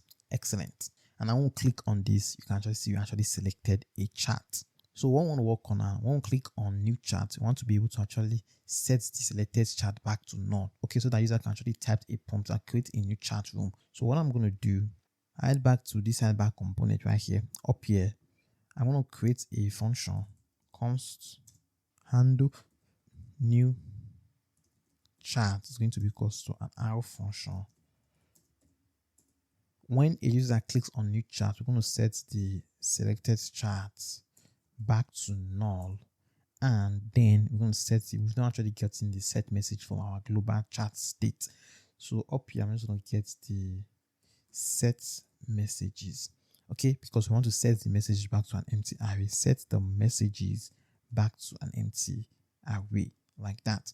And now we'll just copy this handle new chat and hook it up to the new chat button, which is going to be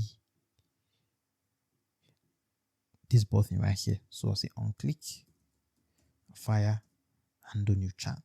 Save that. And now when we click on new chats, just ensure this actually has a cursor of pointer.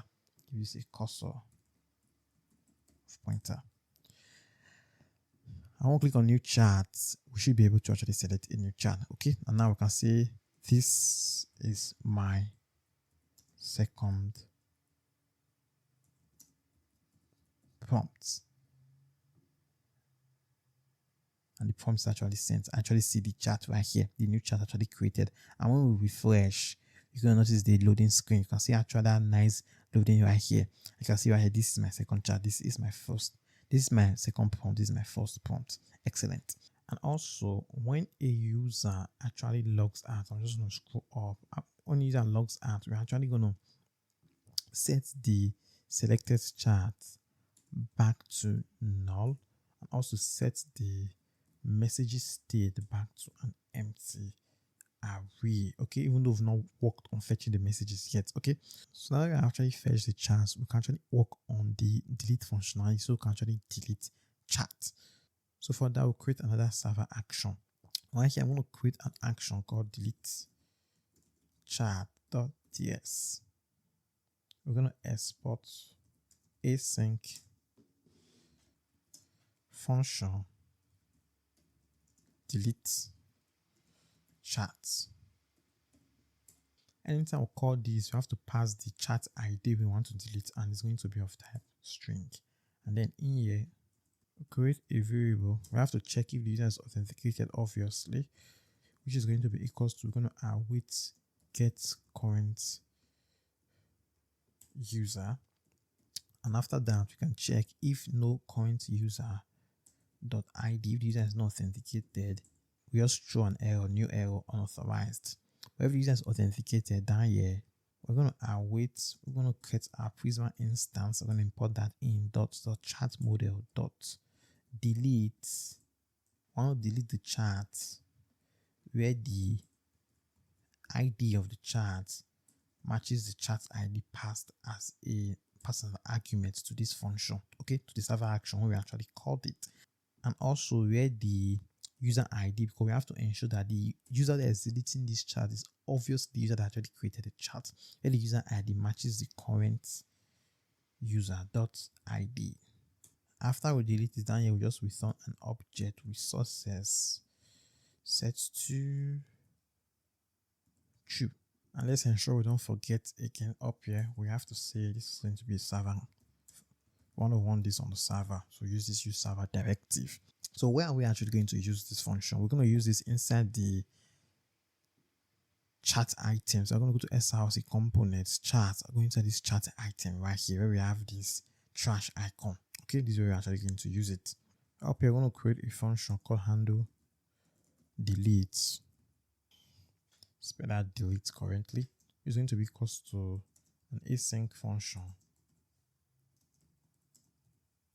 I just don't take an event that's going to be of type react.mouse event. It's going to be of type HTML button element. In here, we're going to say event.stop propagation. Then after that, we're going to create a variable called confirmed, which is going to be equals to window.confirm delete this chat. Then now you're going to say if no confirm, if the user does not actually confirm they want to delete this, we just return, okay, don't delete the chat. After that, we're going to await. I want to call the delete chat server action, and we have to pass the chat ID, which is simply going to be chat.id. Because remember, we're already passing the chat from the sidebar component to as an argument to this chat item right here. Now, this is actually going to delete the chat from the database, but we have to actually update the UI. So what we're going to do, we're going to actually call our remove chat, which I'm going to get from our global state. Up here, I want to say const. I want to destructure what we're going to get. So to be equals to use chat store. And then we're going to destructure out the remove chat. Okay. Now, what is this going to do? Remember, inside our global store, I want to go to SRC. I'll go to this store right here. Use chat store. We have a remove chat right here. We have a remove chat function that's going to actually filter the chat and it's going to return the chat that the ID is not equal to the ID we're actually filtering for. So basically, after we delete the chat, we have to actually update the UI. Okay, delete it from the UI too. That's what we have to do. This remove chat, and we have to pass the chat.id like that. And lastly, we have to check if the selected chat is equal to the chat we actually deleted. If the selected chat is equal to the chat we deleted, we want to set selected chat back to null. So check if the selected chat, which we actually gotten from our global state. Up here, we're going to get the selected chat. Check if selected chat.id is equivalent to the chat.id we actually deleted. If they are actually equivalent, then we're going to set the selected chat.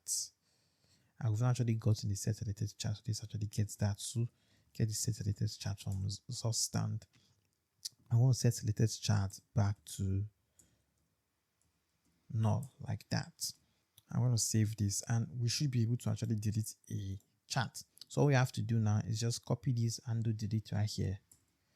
Copy this handle delete. I'll just hook it up to the trash button, which is going to be on click. On click, we're just going to call the handle delete function created. So now we should be able to actually delete chat. So I'm going to head back to our project. I'll just click on this trash icon right here. This is my second point. I'll click on that. It's going to ask, do you want to delete this chat? Click on OK. It's going to make a request, and the chat is actually deleted. I want to refresh. You can see it's now actually fetched from our database, which means it's actually deleted from our database. So when we go to our charts, refresh this, we should only have one chat right here. Great. In this chapter of the tutorial, we're going to actually work on fetching the messages. So first of all, you have to create a server action for that. So I'm going to go over to SRC, go to server action, create an action called get messages.ts. In here, we're going to export async function get messages. Create a variable called messages, which is going to be equal to, I'm going to await, I want to get our Prisma instance, import that in dot the message model dot. I want to find many messages where anytime we call this get messages server action, we have to pass an argument called argument chat ID, which is going to be of type string. And then in here you can see where the chat ID matches the chat ID passed as an argument. And now we want to order by created at in an ascending order like that. And then down here we just return messages. Great. So now we have the server action to actually get the message on the server.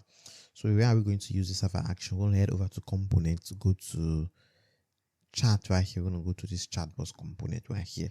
Now inside this chat bus component, we want to fetch the messages when the component mount. Okay, just like when we fetch the list of chat on the sidebar.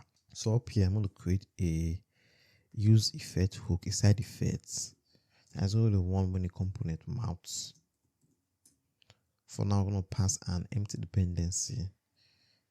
And then inside this use effect hook, I'm going to create a function called load messages, which is going to be equal to an async function.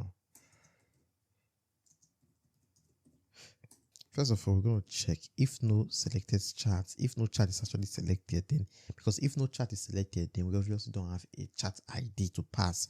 So we just return right here. After that, we'll make use of a try catch block. If there's an error, we're just going to log the error, console.log the error. And then finally, we set the loading to false. So we have to create a loading messages loading state, const loading messages set loading messages is going to be equals to use state. By default, this is going to be false. So after we're done fetching a message, or if we get an error, we'll set loading messages back to false. Now the first thing we're going to do inside this try block is we want to set the loading messages to true. And then down here, create a variable called data, which is going to be equal to, I'm going to await. I want to call it get messages server action. Then we have to pass the chat ID as an argument. And the chat ID is going to be the selected chat ID, okay? Because obviously when we want to create a message, we need the chat ID. So we have to get that from the selected chat right here. We'll say selected chat dot the ID of the selected chat, okay? That's going to be the chat ID. Then after that, we're going to set our message. Remember, we have a set messages state inside this use chat store. Just get that set messages state, okay? And this set messages state, just head over to that chat store. The set messages state is basically going to, and this set message is going to set messages to the message we actually pass to it, okay? So right here, we're going to set messages to data like that. Just rearrange this. Great. And now this function, we just hold this function. This function is basically not doing anything. Over on this, it's declared, but the value is never read. That's because we're not calling the function. Now, when this component mounts, we want to actually call this function. So I'll say I'll call load messages function. Now I want to pass the selected chat as an argument, and also pass the set messages function, okay? Because this use effect hook depends on the function and the selected chat. That means when the selected chat gets updated, maybe we'll change the chat room, we'll click on another chat, the message function is going to be, the load message is going to be rerun, and it's going to fetch the messages using the chat ID we actually selected on.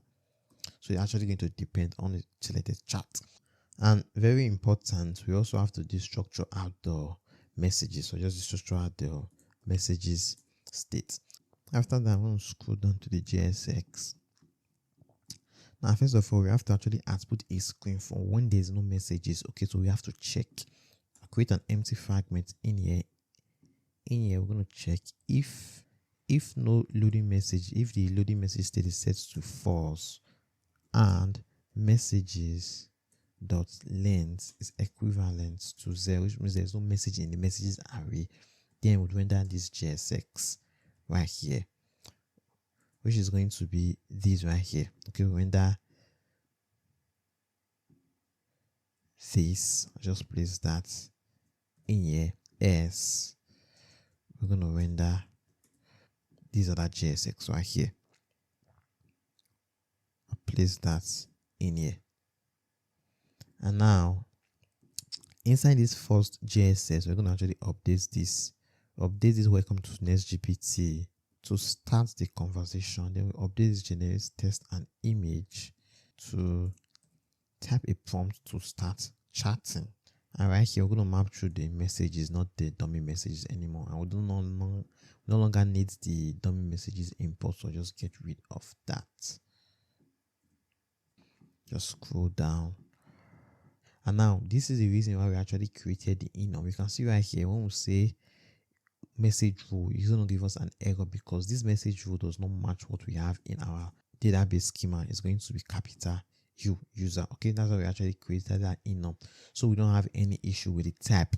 We always ensure that for comparison, we use capital U for the user, capital user. And now right here, we're going to have image, message.image URL. Also message dot image URL. We'll call the image URL in our Prisma model. Great. And that's actually it. But we have to ensure that we're actually using use server up here because we are calling this in a client component. So say use server. Okay, so ensure this block of code runs on the server. And now when we click on this prompt, we should be able to see the message in this. Yeah, we actually see that this is my first message. Okay, click on new chat to actually create a new chat. And then we can click back on this to actually open up this particular chat window. And now when the loading type is equivalent to test, as is a test prompt, I'll just cut this off, place this in a bracket, or loading message is set to true, then we're going to actually output that type indicator. That way you can notice right here, when we click on new chat, I'll click on this, it's going to actually indicate that we're actually loading the chat. Okay, great. Well, there's something we forgot to do in the previous chapter. We need to actually implement this search functionality so we can actually filter through the chat, okay, on the sidebar. So let's quickly do that. So head over to the sidebar components. I'll go to src components sidebar. I'll go to the sidebar.css right here. Up here, I'm going to create a variable called filtered chat, which is going to be equals to chat dot filter. We're going to return chat dot title dot to lowercase, where the chat title includes whatever we have in the search dot to lowercase 2. So basically, we want to return the chat that has the same string as what we have inside this input, okay, in this filtered chat. So instead of mapping through the chat on the sidebar, we're going to map through the filtered chats. That way we can actually search for chats. Okay, if you have lots of chat, we can say if you can search for some, we don't actually see any chat because this does not actually exist. But if we search for prompts, we actually see that chat right here. If we search for this is, we actually see that right here. Okay, so when we search for something, we don't actually see it. So we actually work on that filter on the chat. In this chapter of the tutorial, we're going to actually work on generating the assistant text. Okay, when you prompt, then you're going to get a response, and the response is going to be stored on the database. So for this, we're going to be making use of Google's Gemini AI. So we're going to head over to aistudio.google.com, aistudio.google.com. Okay, now obviously you need to have a Google account signed into your browser to be able to actually access this. So after that, we're going to head over to dashboard right here, and then we're going to go over to these API keys right here. Click on API keys. So if you don't have any API key, you can actually create an API key right here. I'll click on create API key. We will specify the name of the API key. I'll say Next GPT tutorial. And then we're not going to import any project, just use this default Gemini project. I'll click on create key right here. I've actually created a key. So I'll just copy this key right here. Now that we have that Gemini key, we're going to head over to our project. I'll go to this .env file right here. Now I'll create an environment variable. I'll call that Gemini API key. And then we'll just place that API key right here. Now you should not use my API key. You should actually get your own API key because I've actually deleted this API key after this tutorial. And I think that's basically it for now. So we have to actually install the Gemini SDK, and that's simple. I'll just stop the server for now. I'll do pnpm install at google/gen AI. Okay, click on enter. I've actually installed the Google Gen AI package. We have to actually set it up. Okay, just do we set up better out. So I'll go to src, I'll go to lib, I'll create a file called gemini.dx. In here, we're going to export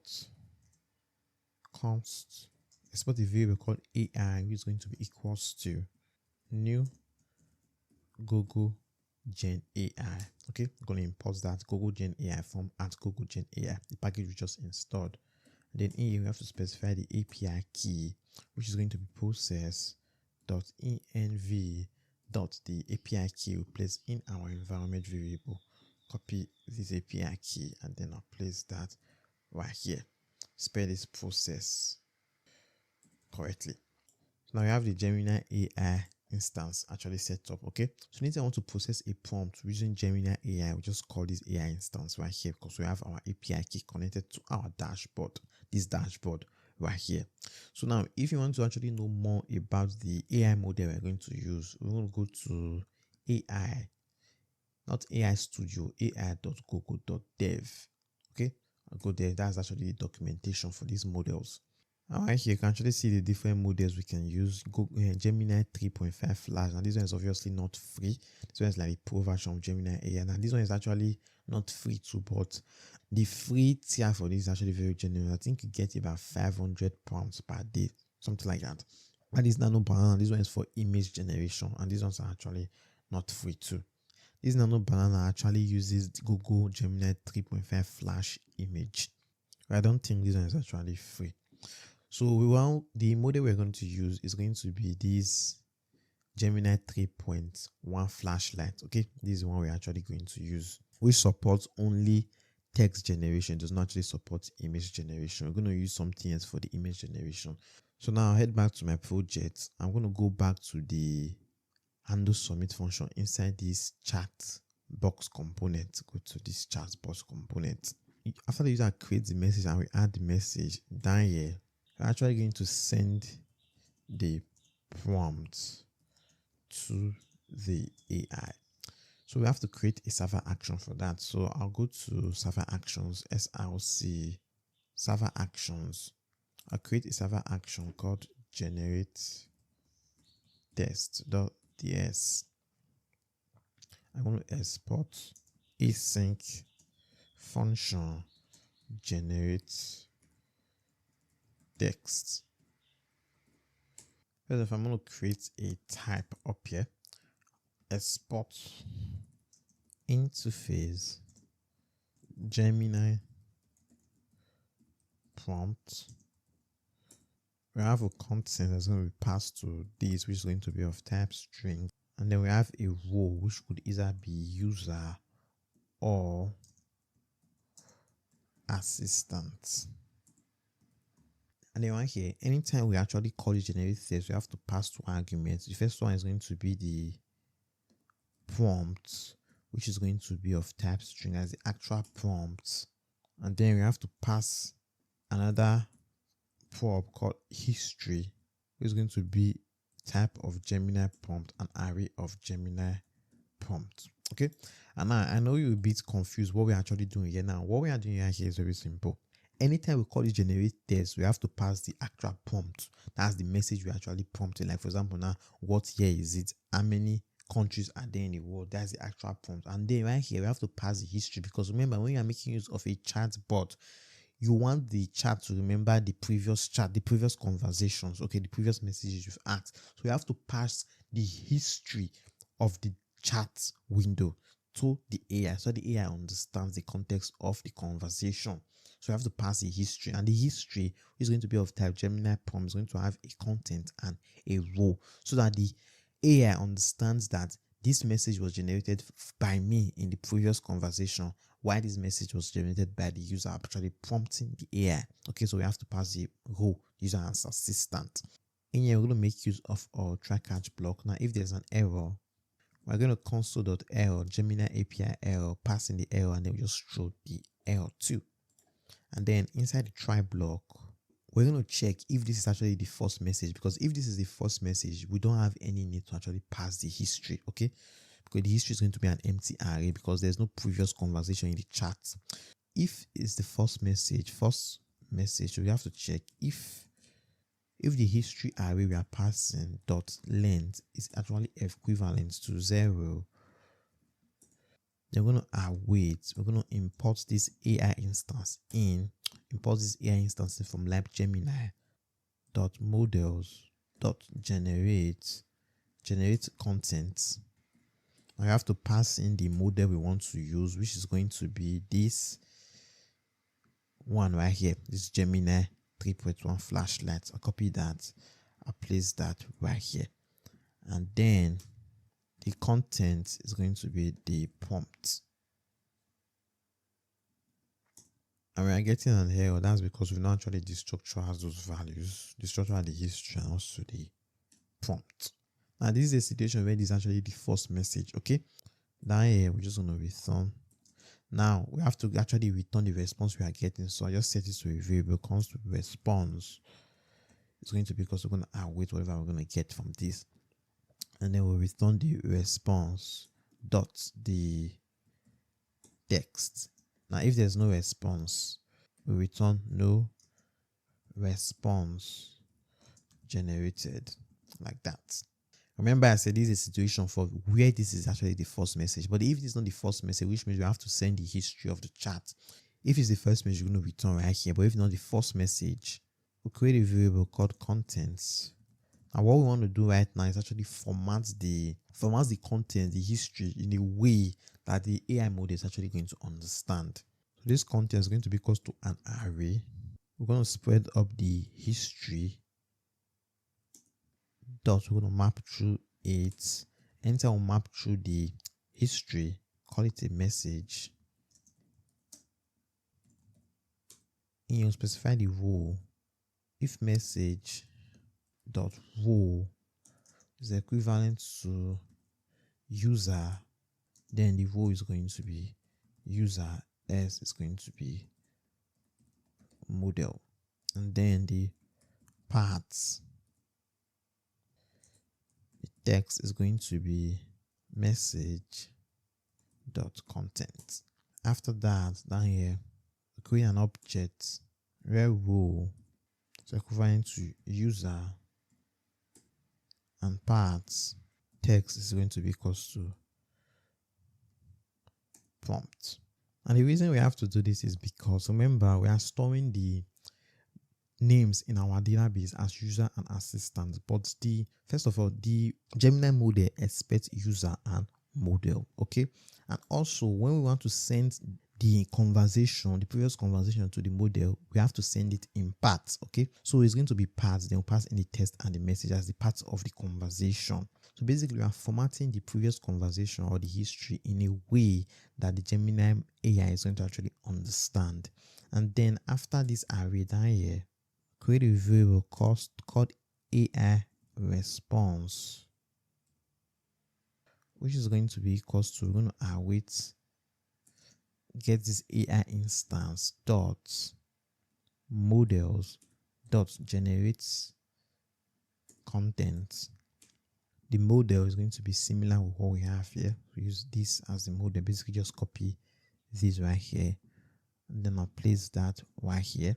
But the difference is that the content is going to be the content, because right here, this is the previous conversation we are getting right here, while this one is actually the conversation we actually want to add. So basically, this first one up here is going to be the previous conversation in the chat, while this one is the actual prompt. We actually prompted the new prompt, so just pass the content right here. Since they are of the same name, the content variable is going to be equal to the content, and then down here we're just going to return AI response dot text or no response generated, like we did up here. Just place that right here. So now we have the server action. We need to generate text content. So we're going to go back to our chat box component. Remember, anytime we call this generate text, we have to pass the prompt and the history. So we have to create the history. I want to create a variable called history, which is going to be equals to. Now, when we are sending the history, we want to exclude messages that are actually image, because remember, when we start generating image, we're going to store the image URL in the database. So we don't want to actually send image URLs as part of the conversation. We want to exclude the image URLs and actually send messages that the content is actually set. Okay, that actually has content. So we're going to say messages dot filter message as message dot content. After that, we're going to slice. Now we don't want to actually, because if you have 100 messages, we don't want to send the 100 previous messages. Okay, we want to fetch a certain limit. So we'll fetch the latest 20 slice by -20. Then we're going to map through it, call each a message, and then we're going to return it in this format where the role is equals to message dot row, and the content is equal to message dot content.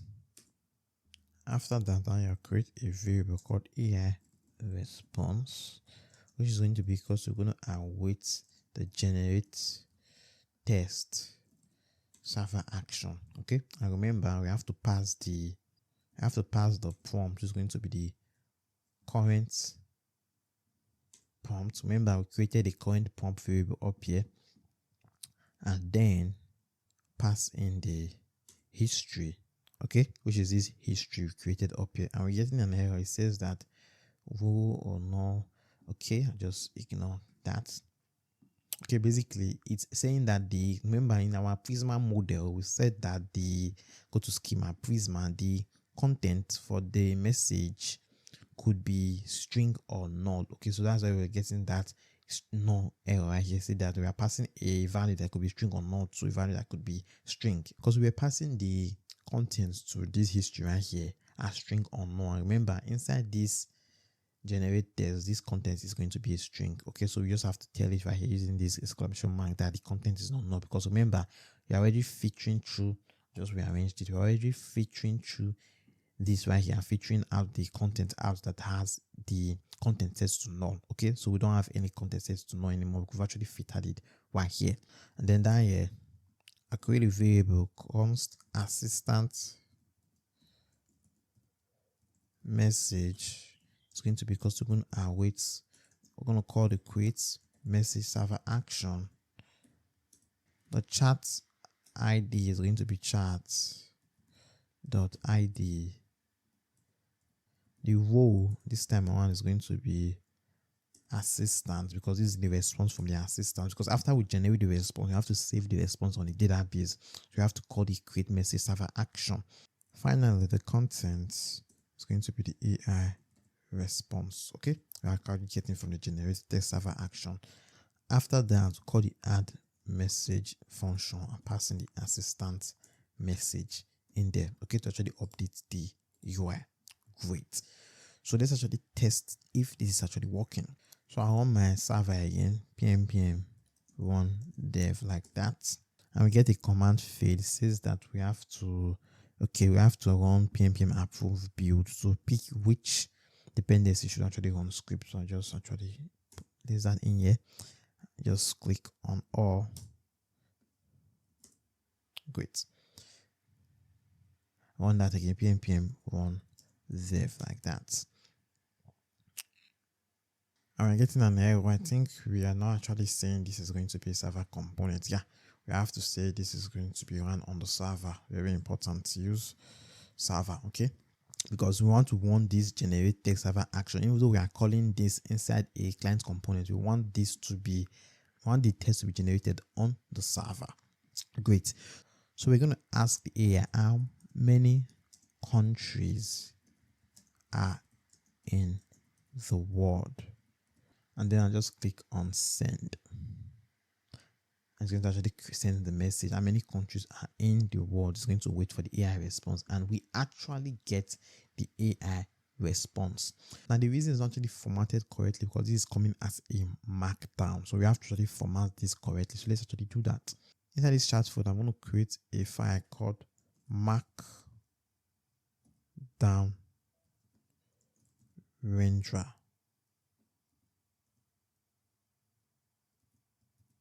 .tsx. Now we don't have to write this from scratch. I'll just paste the line of code right here. Okay, it's about 100 lines of code. I'm going to leave a link to this particular code in the description, okay, in case you need this to actually format your AI response. And now we obviously have to install these packages. So I'll just open up my terminal. I'll stop the server for now. I'll do pm install. First of all, we have to install this React Markdown. Place that right here. We have to install Remark GFM. Place that right here.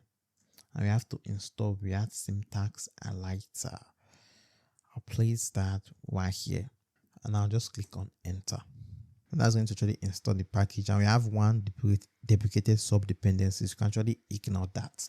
Now we have to actually install the types of React syntax highlighter. So I'll say pm install at types React syntax highlighter. Okay, and we're going to install this as a dev dependency. Great. I just run the server again. Pm run dev like that. So now we have this markdown renderer right now. We didn't actually spell this correctly. Just actually rename this. We didn't actually spell this correctly. Markdown.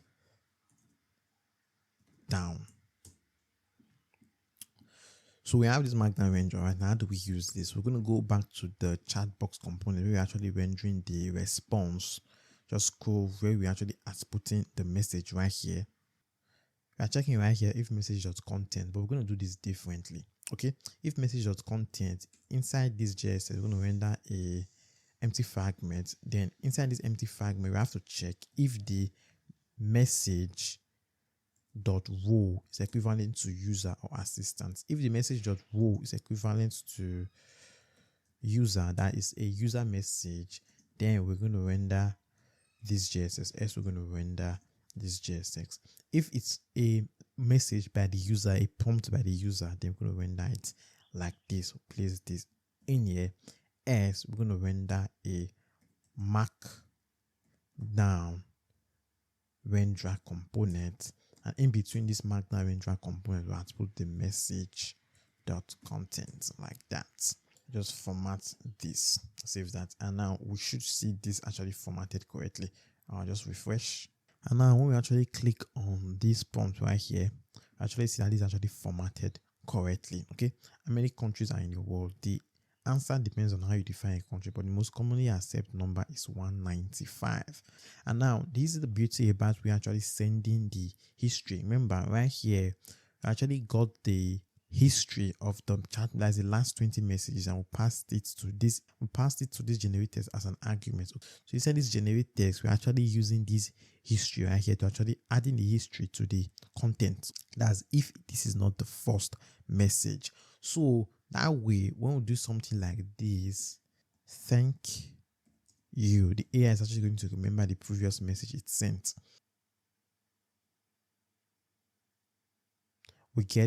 You are very welcome. If you have any other questions, whether about geography or anything else, feel free to ask. Okay, so the AI will actually remember the previous message. And now we have an issue. When we actually send that message, the chat window didn't actually scroll down to the new message. Let's actually fix this.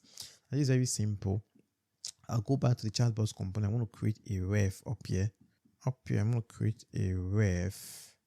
Call this ref message and ref, which is going to be equals to use ref, which I'm going to get from React.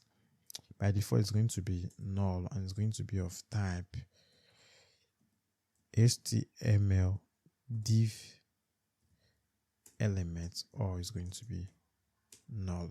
So I want to scroll down. I'm actually make use of a side effect. So right here, I create a use effect because I want this block of code to run when the component mounts and also when the message is actually updated. Okay, so for now, pass an empty dependency right here, and now inside this use effect hook, I'll say message endref.current dot scroll to view. I want the scroll behavior to be smooth. And now we have to pass the messages as a dependency because we want this use effect hook to be run every time the messages state actually changes. Okay, if there's a new message. So I'll save this and we're going to scroll down. Now this is going to be acting like an anchor that's going to actually pull the chat window down to when there's a new message. So at the very end right here, where we have this div that wraps around the flex container and the container that actually scrolls at the very end right here, I'm going to put a div with a self-closing tag.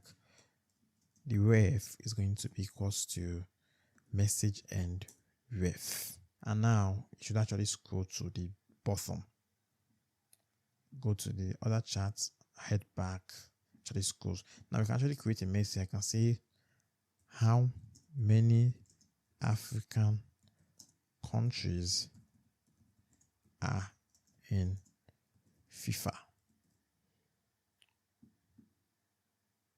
and it scrolls down. We have many messages in FIFA. There are about 54 countries that are members of FIFA, and then you can say thank you.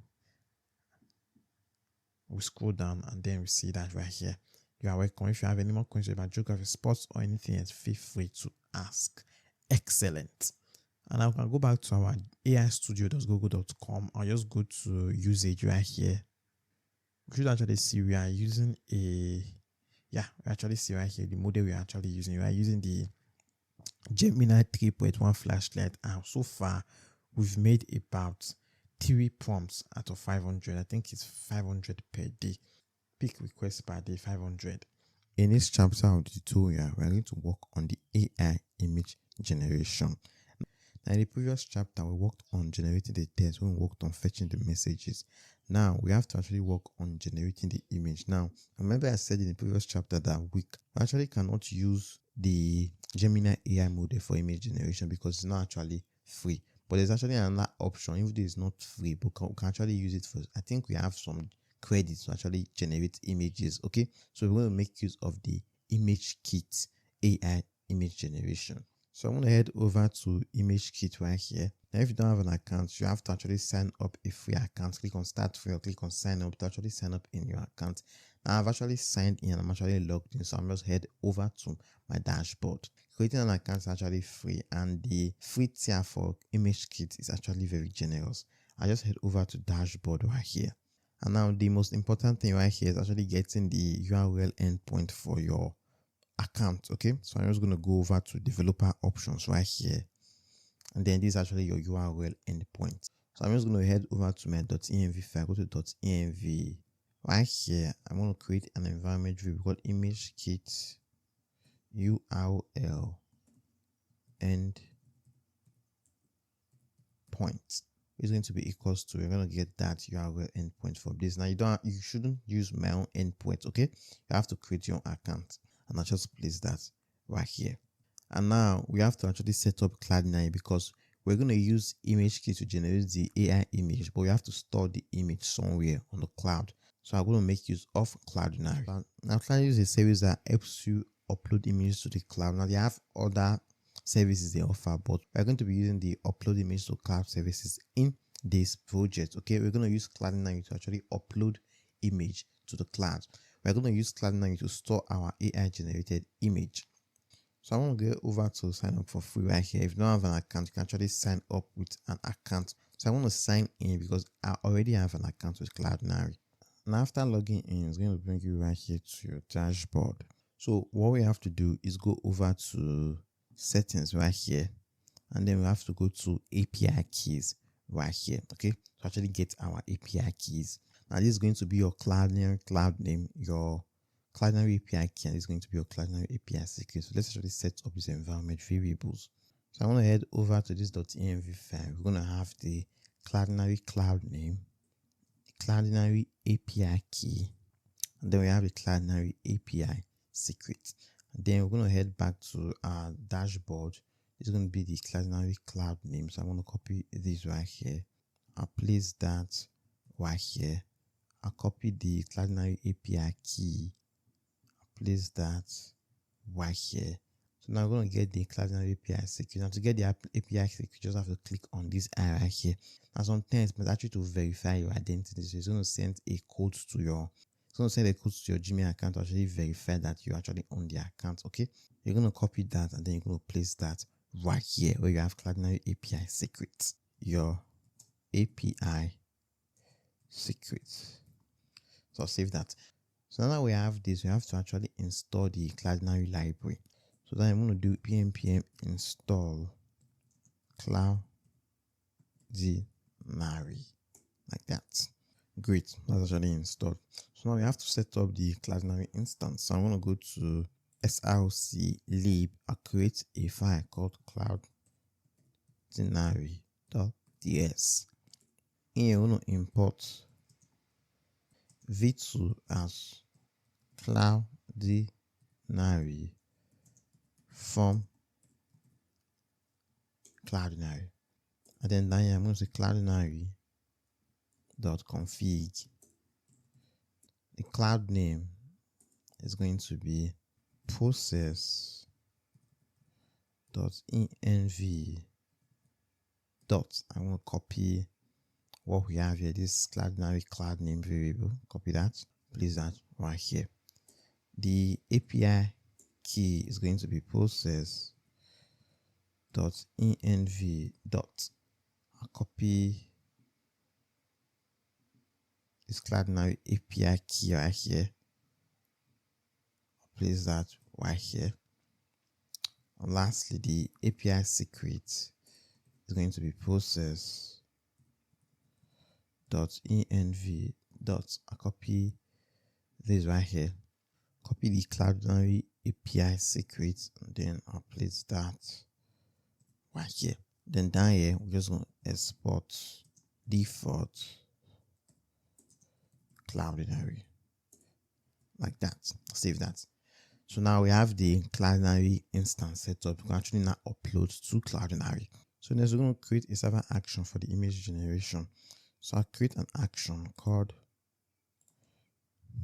generate image.ts.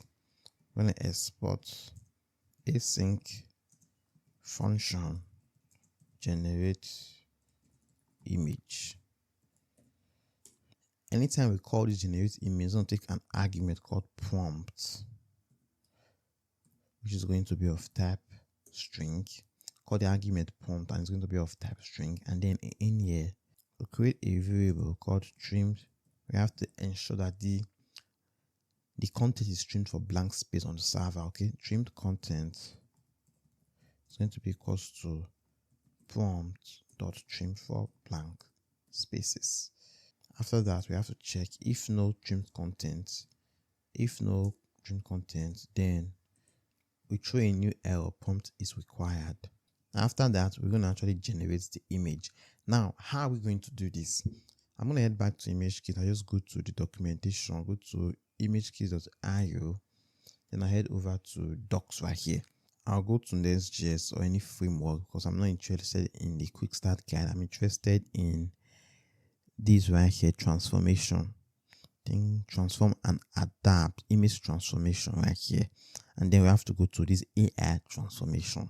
And we can see how we can use AI to actually transform an image. And right here, we have a version where we can actually generate an image via text prompt. I'm going to go to that section right here. Say we can actually generate image via text. You can generate an image based on the text prompt. The text prompt can easily describe the image you want to generate. All right, so basically all we have to do is put our URL endpoint /ikgenimage, then we have to put in the prompt. So basically this is what we have to do. This is the example right here. So I'm going to copy this right here.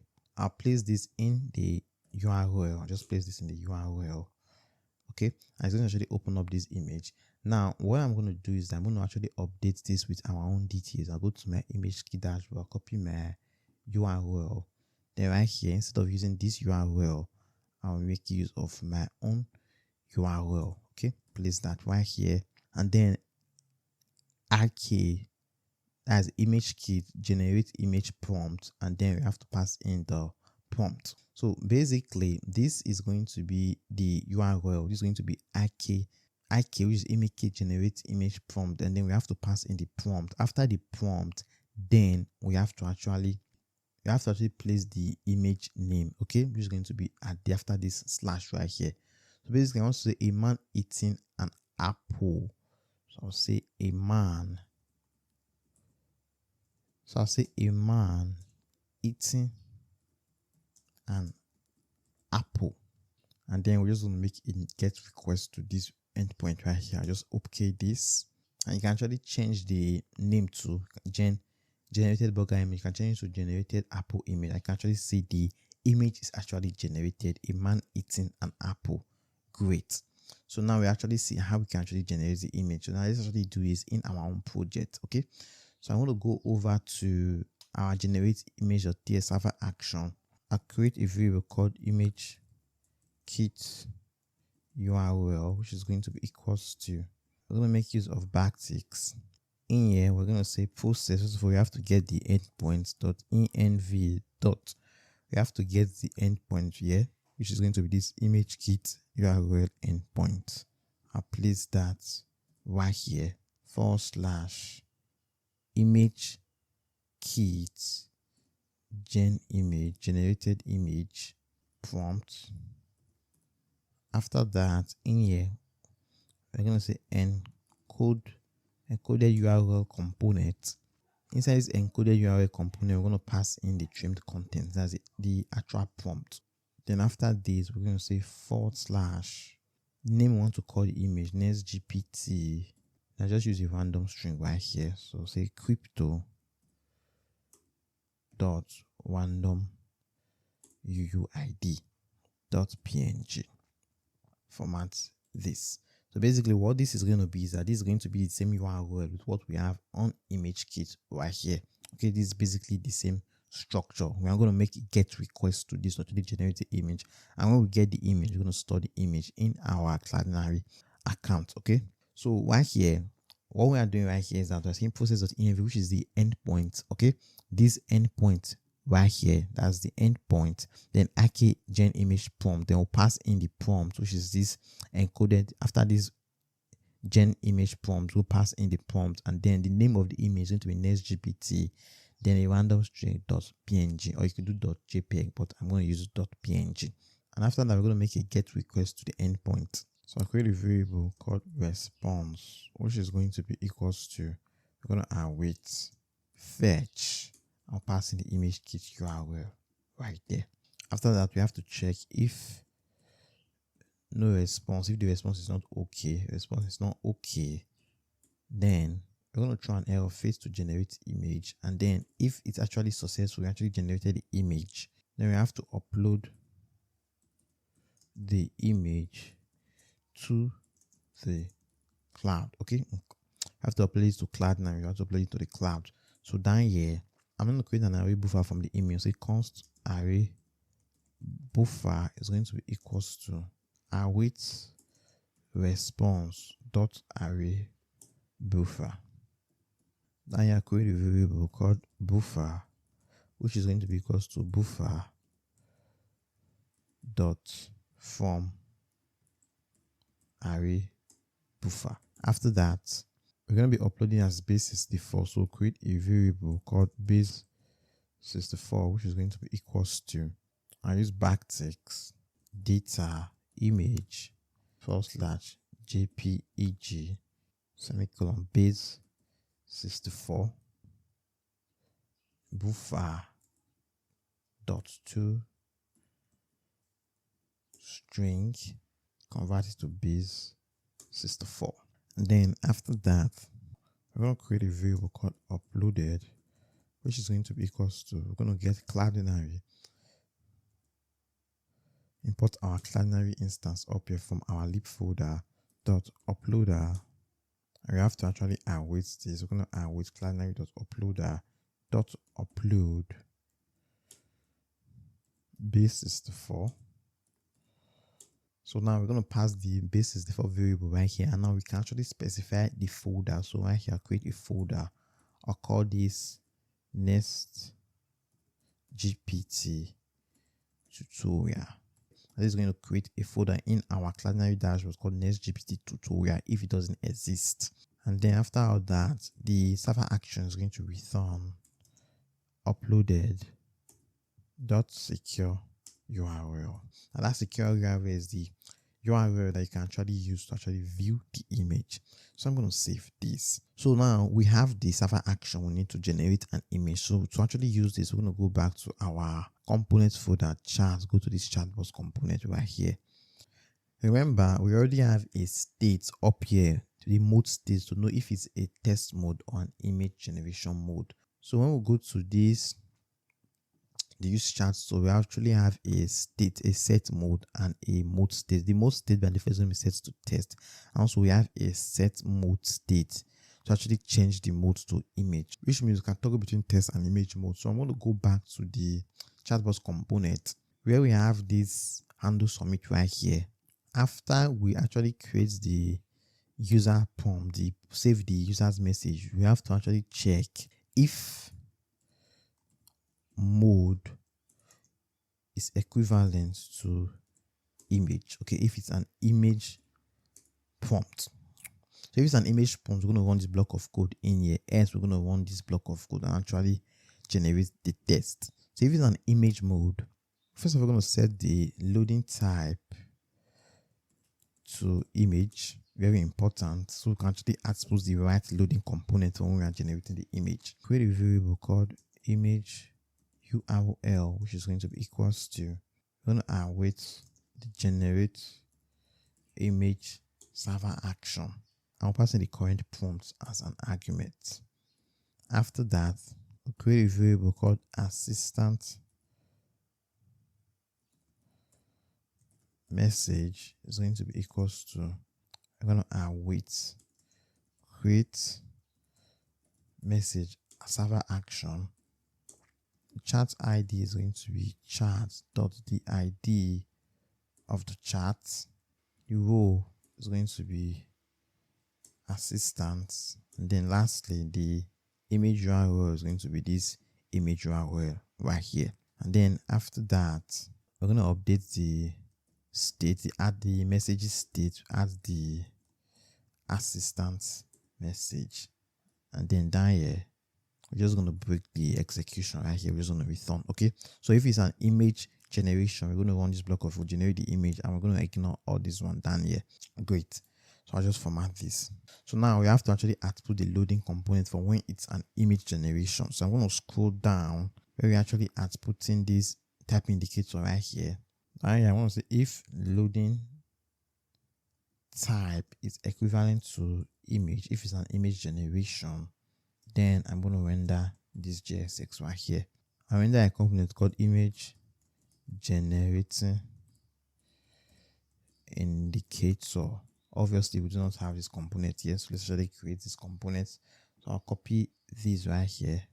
We're going to go to our loading folder, src component loading right here. We're going to create this .tsx. Okay, generating image generating indicator.tss rfc, and then inside this chatbot component, we're just going to import this right here. Great. And now inside this component, what are we going to do here? Just get rid of this import. We're going to create a div which I'll give a tailwind class. I give it a maximum width of MD, a rounded of XL, a BG of card, and a padding of 4. And then in here, I'll create another div. I'll give this div a tailwind class. I'll give it this class right here. Aspect square, animate of pause, rounded of XL, and a BG of muted. I'll just make use of a self-closing tag for this because it's not going to have any content in there. After that, I'll create a paragraph tag down here, which I'll give a tailwind class of margin top of 3, text of XM, and the text of muted. And then in here, it's going to say generating image ...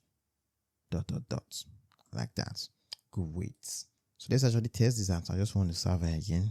pnpm run development. And we're getting an error, obviously, because we are not actually saying this generate image is going to run on the server. So we have to specify that use server. So now we're going to actually generate an image. I just delete this first prompt right here. No longer needs that prompt. Delete that. So I'm going to go to image mode right here. I'll say generate an image of a lion fighting a tiger. Send. And the message is actually sent. Actually see that right here, generating image right here.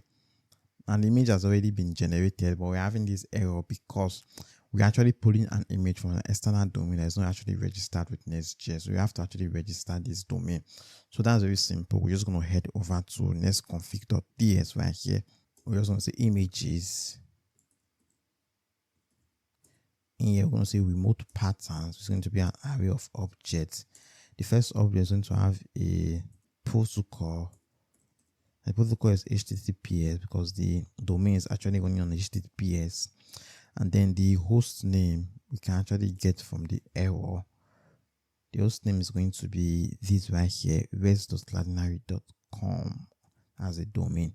And then we just place that right here, save that. And now this domain is actually registered with Nextjs. I'll just refresh.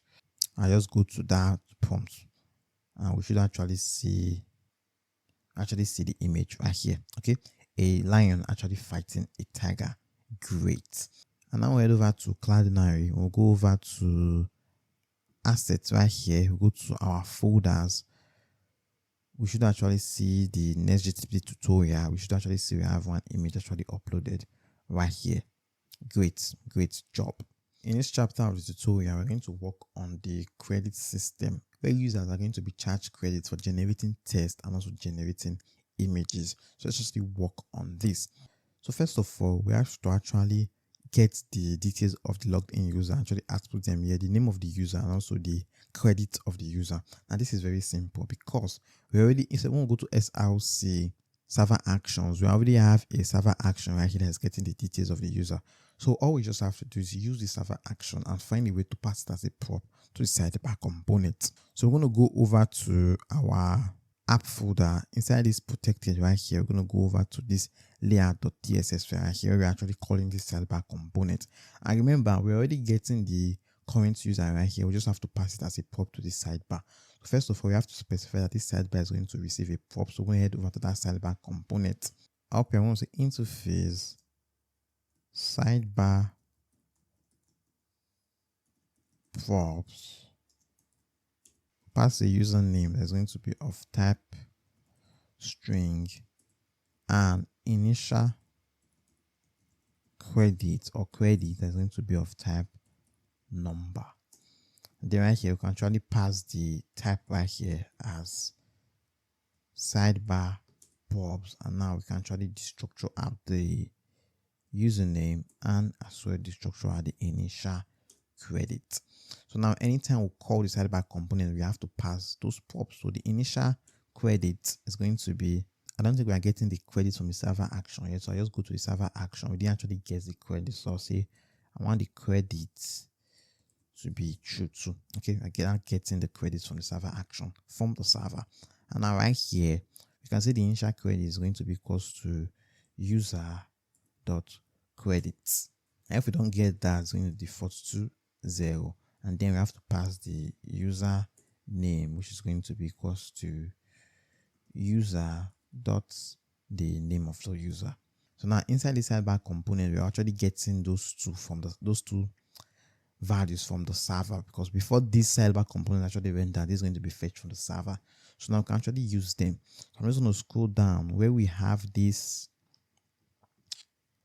the name of the user. Just go down where we have the name of the user. This is Emmanuel right here. We're just going to output the username like that, and we should be able to actually see this on the UI. We actually see right here Jane Doe. Great. So you saw how easy it was also, so it gets the details of the user from the server. And therefore this here, which is going to be the first letter of the user's username, is going to be username dot character at index 0, and we have to convert this to upper case. And we should be able to actually see the right here J. Great. So now we just have to output the initial credit, which is going to be up here. Instead of outputting this 120 right here, we're going to output the initial credits right here, and we should be able to see the credits of the user. This user has 10 credits. So now when user prompts text or image, we want to deduct from this credit. So how do we do that? We're going to create a server action, because the safe way to do this to ensure we do this on the server, okay, so not on the client. So we're going to create a server action. Go to SRC server actions. I'll create an action called consume credits.ts. I'm going to export async function consume credits. Now anytime we call this server action, I have to pass an argument. I'm going to call amount, and it's going to be of type number.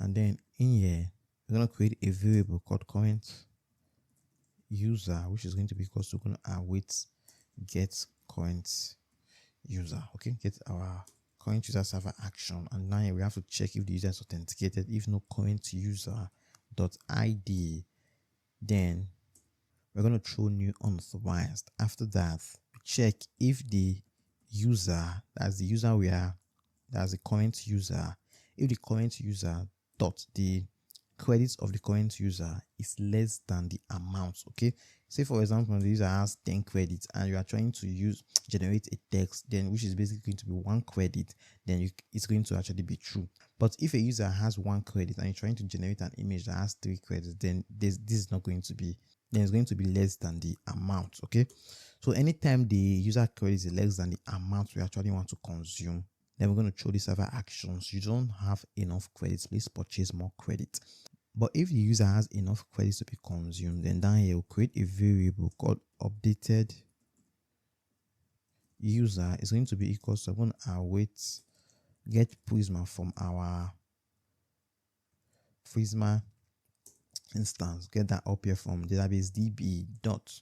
We're going to make use of the user model dot. We're going to update the user where the ID of the user matches the current user dot ID. Okay, and then you have to pass in the data we want to actually update. We update the credits and we're going to decrease the decrement by the amounts. Okay, we're going to decrease it by the amount that was actually consumed.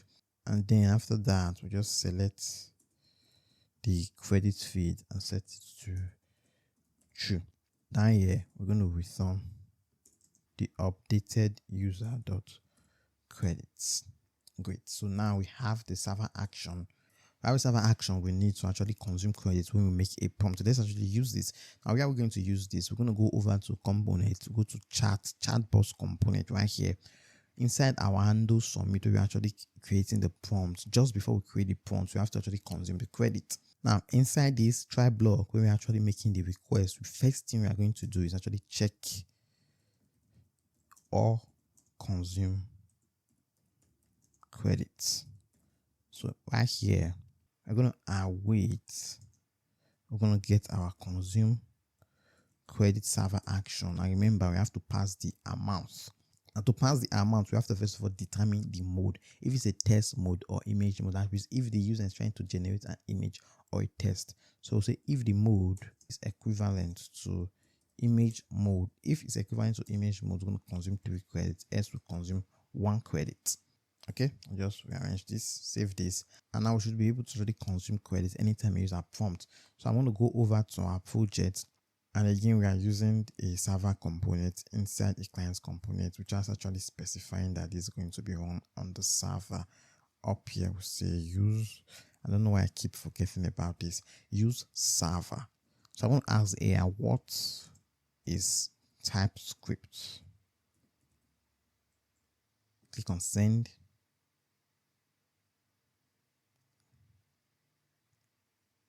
I think it actually generate it for us. Okay, and we can run that after.refresh. Remember, after everything has been processed in our finally, we're going to do after.refresh. So when we refresh the Raptor, it's going to refetch everything from the server. And you can see right here we have 9 credits. We consumed 1 credit by generating this.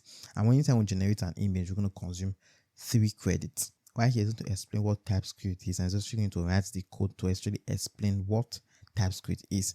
So let's actually generate an image. So I'll go to new chat again, generate an image of children playing at a zoo. Send. The first one I was actually using the test mode. I'm going to select the image mode this time around, and I'll say generate. Okay, generate an image of children playing at a zoo. Send. You can see generate an image of children playing at this is going actually generating the image. I can see the image was actually generated. And you see that the credit goes from 8 credits to 5 credits. In this chapter of the tutorial, we're going to actually work on implementing rate limiting in our application. Now, obviously, we have a kind of a chat system where users can actually prompt the AI. Now, you have to protect this application from users actually spamming our server. And to do that, we have to actually implement rate limitation. And for that, we're going to make use of Redis and Upstash. So we're going to head over to Upstash. I'll go to pricing right here. And the Upstash free tier is actually very generous, about 10 gig monthly bandwidth and data size of 256 MB. Now, we're not going to be making much of the data size because we're not actually creating a database. We just want to use Upstash right here for actually implementing rate limitation because we already have our own database. So if you don't have an account, you can actually create an account. I already have an account, so I'll just log into my account. Now, after logging in, you're going to see your dashboard right here. I won't try to create a new database. We get an error. You can add a payment to upgrade your plan. So you can actually create one database for the free plan. So that's the thing. For the free plan, you can actually create only one database, Upstash. So what we're going to do, we're going to make use of this database I already have right here. Just click on this database right here. And to actually connect to this database, we're going to make use of HTTPS connection. Okay, so first of all, we have to install the packages on our project. I'm going to go back to Visual Studio Code. Just open up this terminal, stop the server for now. I'm going to do pnpm install at Upstash rate limits and also at Upstash Redis. I just click on enter. And then I'm just going to close this terminal up. I'm going to head over to my .env file. Right here, we're going to create an environment variable. I'm going to create two environment variables. The first one is going to be Upstash Redis URL, while the second one is going to be Upstash Redis REST token. And we're going to get this from our Upstash dashboard. You can actually see how we can actually connect right here. You can connect using REST or TCP. I'm going to make use of this REST right here. So I'm going to copy the Upstash Redis URL. So I'll just copy this right here. I'll place that right here. And then I'm going to head back I'll just click on this eye right here to actually see the Upstash Redis REST token. Copy this. I'll place that right here. So now we have the environment variables configured. Let's actually use it. So go to src lib. Right here, we're going to create a redis.ts file. Right here, we're going to export const. Sorry, spell that const correctly. Const redis, which is going to be equals to Redis. We're going to get Redis from our Upstash, and we're actually going to get it the auto completion. So I import it manually. I'm going to import Redis from at Upstash Redis, and then we're going to do Redis.form environment variables. And basically what this is going to do is going to load these two environment variables anytime we call Redis, Upstash Redis URL and Redis Upstash Redis REST token. Okay, this dot from env right here. And I've actually set up our Redis instance. So now we'll create another file. I'll call this one rate limits.ts. Spell that limit correctly. Limit.ts. And you want to export const rate limit, which is going to be equals to new rate limit. I also have to import this manually. Up here, I'm going to import rate limit from at Upstash rate limit. And then in here, I want to actually spell this correctly. Rate limit, okay? Rate limit with a lowercase l. And then in here, first thing we're going to call is going to be our Redis instance we just created, okay? I'm going to import that Redis instance right here. For some reason, I'm not getting my auto completion, so I just import manually. I'm going to import Redis form dot slash Redis. Okay, because basically it's the same folder, so it'll be dot slash Redis. Then pass in the Redis, then the limiter. This is we're going to pass the rate limit. So say rate limit dot sliding window. We do 10 and then 1 minute. Now what this means is that we want 10 requests per minute. Okay, anything above 10 requests is going to actually throw an error on server. And then after that, set analytics to true. I'll set the timeout to 10 seconds, which is 10,000 milliseconds. arrange this. Great. So due to the fact that we actually want to check if this is working, what I'm going to do, I'm going to send one request per minute. Okay, that we can actually check if it's actually working. And now after this, how do we actually apply this? We're going to create a server action to actually check the rate limit. So I go to SRC server actions. I'll create an action called check rate limit.ts. We're going to export async function check rate limit. As usual, first of all, we have to check if the user is authenticated. We'll create a variable called current user, which is going to be equals to our wait get the current user. Okay, because we actually need the current user ID to actually check the request being sent by this current ID to actually check if the user has sent more than a certain request. So down here, we're going to check if no current user dot ID new unauthorized. Now, if the user is authenticated, down here, I'm going to destruct what we're going to get is going to be equals to, we're going to await rate limit. Okay, we're going to import the rate limit instance we created inside of this rate limit.ts right here. So we're going to say rate limit the particular user.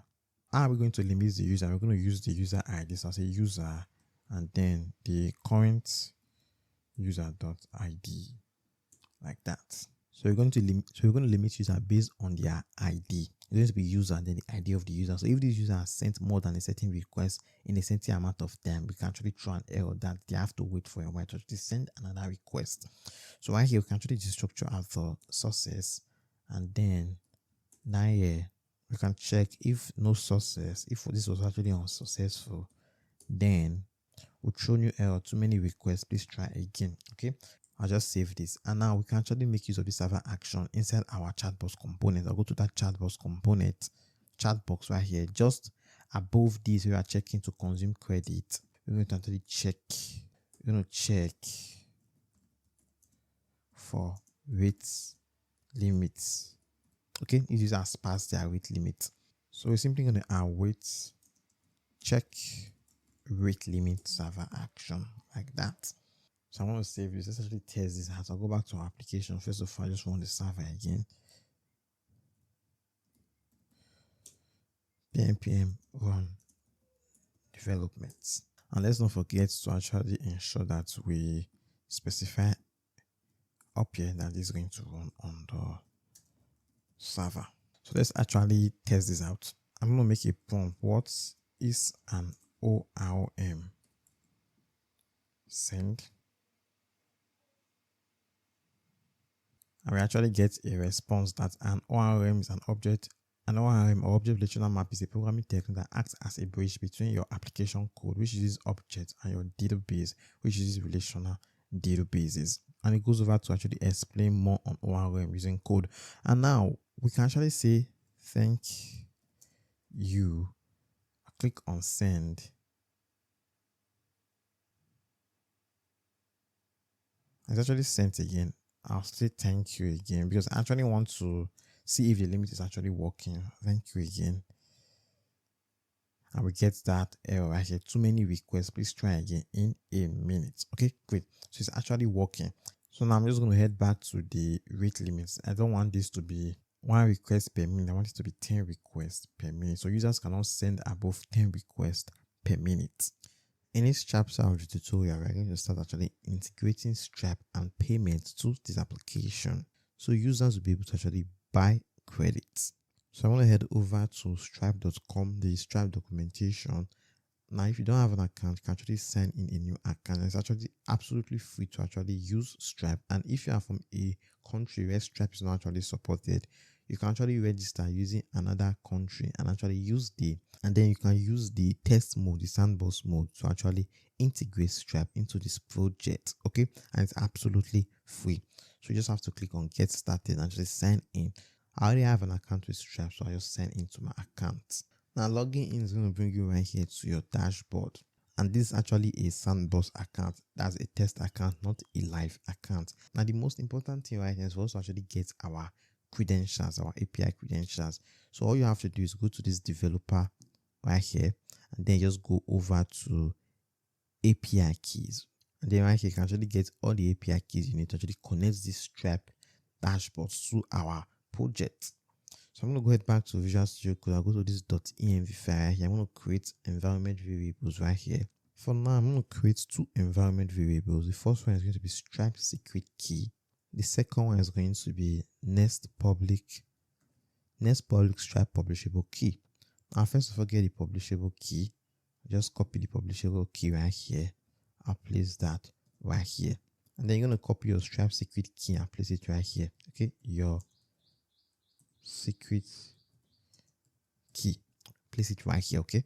So now, for now, these are the two environment variables we need for Stripe. We need the next public Stripe publishable key and the Stripe secret key. So let's actually set up Stripe. So I'll go to src, I'll go to this lib folder right here. I want to create a stripe.ts file. I have to actually install the library too. Let's open up this terminal. pnpm install Stripe. Okay. Then just close up the terminal. Now inside the stripe.ts file, I want to export a Stripe instance. Stripe is going to be equals to new Stripe. I'll just import this in. I'm not getting the auto completion. So in here, I have to pass the Stripe secret key. So I'll say process.env dot copy the Stripe secret key from here. Copy the Stripe secret key, and then I'll place that right here. And we have to actually import this Stripe manually since I'm not getting the auto completion. So up here, I'm going to import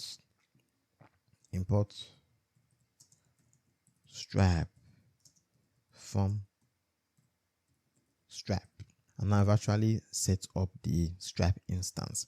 Now we're going to be doing this in two steps. For the first steps, when user goes to the pricing page, user are going to click on this choose plan to actually go to a Stripe checkout page to actually pay for the credit. Now that's basically our application sending information to Stripe that hey, a user actually wants to pay. The second step is actually when the user actually pays successfully, we have to find a way to use Stripe to communicate with our application that a certain user has paid for credits, that you can actually credit that user. So let's actually work on the first step, which is actually communicating to Stripe that a user actually wants to pay. So for that, we'll create a server action. I'll create a server action called create checkout.ts. Inside this create checkout, we're going to export async function create checkout. Anytime we call this create checkout server action, pass an argument. I'll call the argument plan ID, which is going to be of type string. And then in here we're going to get the logged in user. Current user is going to be because we're going to await get current user. And then we have to check if the user is authenticated. If no, current user dot ID. If no current user, if no user is logged in, show new error unauthorized. And then you're going to create a variable called plan, which is going to be equals to. We're going to import our plans array from constants. Remember, inside this constant plans.ts, we have a plans array right here, okay, where we have three objects where we actually use to actually display the prices, okay. So we're actually going to import that plans array in here. And then once we find the particular plan with this plan ID, so plans.find the plan where the plan.id is actually equivalent to the plan ID passed as an argument to this create checkout server action right here. And then we have to check if there's a plan. So if no plan, if the plan variable is not set, if we don't find any plan with this plan ID, then we're going to throw new error, invalid plan. After that, now if there's actually a plan, we're going to create a Stripe checkout session. So I'll create a variable right here called session, which is going to be equals to, we're going to await Stripe. We're going to import Stripe in from our lib folder. That is the Stripe instance we created right here. We're going to install that Stripe instance in .checkout.sessions dot create. We want to create a new checkout session. And the mode is going to be, and there's either going to be payment setup or subscription. The mode right here is going to be payment because it's going to be a one-time payment. After that, we have to actually pass metadata to this. Now, this metadata is very important to actually know the plan the user wants to actually pay for, and also the ID of the user that's actually making that request. So we can use that ID when we actually use Webhook from Stripe to send a request to our application that the user has paid to actually credit that user with that ID with credit. So I say metadata, I'll specify the app as Next.js, and then the user ID of the user that's trying to actually buy credit is going to be current user dot ID, like that. And then lastly, the credit is going to be the plan dot credit dot convert this to ensure this actually is string. Convert this to a string. After this metadata down here, we'll see line items. This is going to be an array. This array is going to have an object. In here, we're going to say quantity. You have to specify the quantity. The quantity is going to be 1. Specify the price data, which is going to be an object. In here, you have to specify the currency we want to use, which is going to be USD. After that, the product data, specify the name of the product, which is going to be get the plan name, plan dot name, and then right here we'll say credits. After that, specify the product description. It's going to be plan dot credits included. After the data, you have to specify the unit amount. It's going to be math dot round, get the plan dot price, and then we'll multiply it by 100. Now, the reason we have to actually multiply this by 100 is very simple. Now, when you are using Stripe, if you want to actually call $10 is something like this, 10,000, which is about $10.00. Okay. Now, if you want to call $20, it's going to be 20,000, which is $20.00. If I do something like this without adding this times 100, Stripe is going to assume that this $20 is 20 cents. So it actually uses cents to actually calculate, not dollars. So that's why we have to actually multiply by 100 right here, because in this plan.ts file, this $4.99 we have right here, Stripe is going to take this as 50 cents. We have to actually multiply this by 100 so Stripe knows that this is actually 4,999 cents, which is going to be $49.99.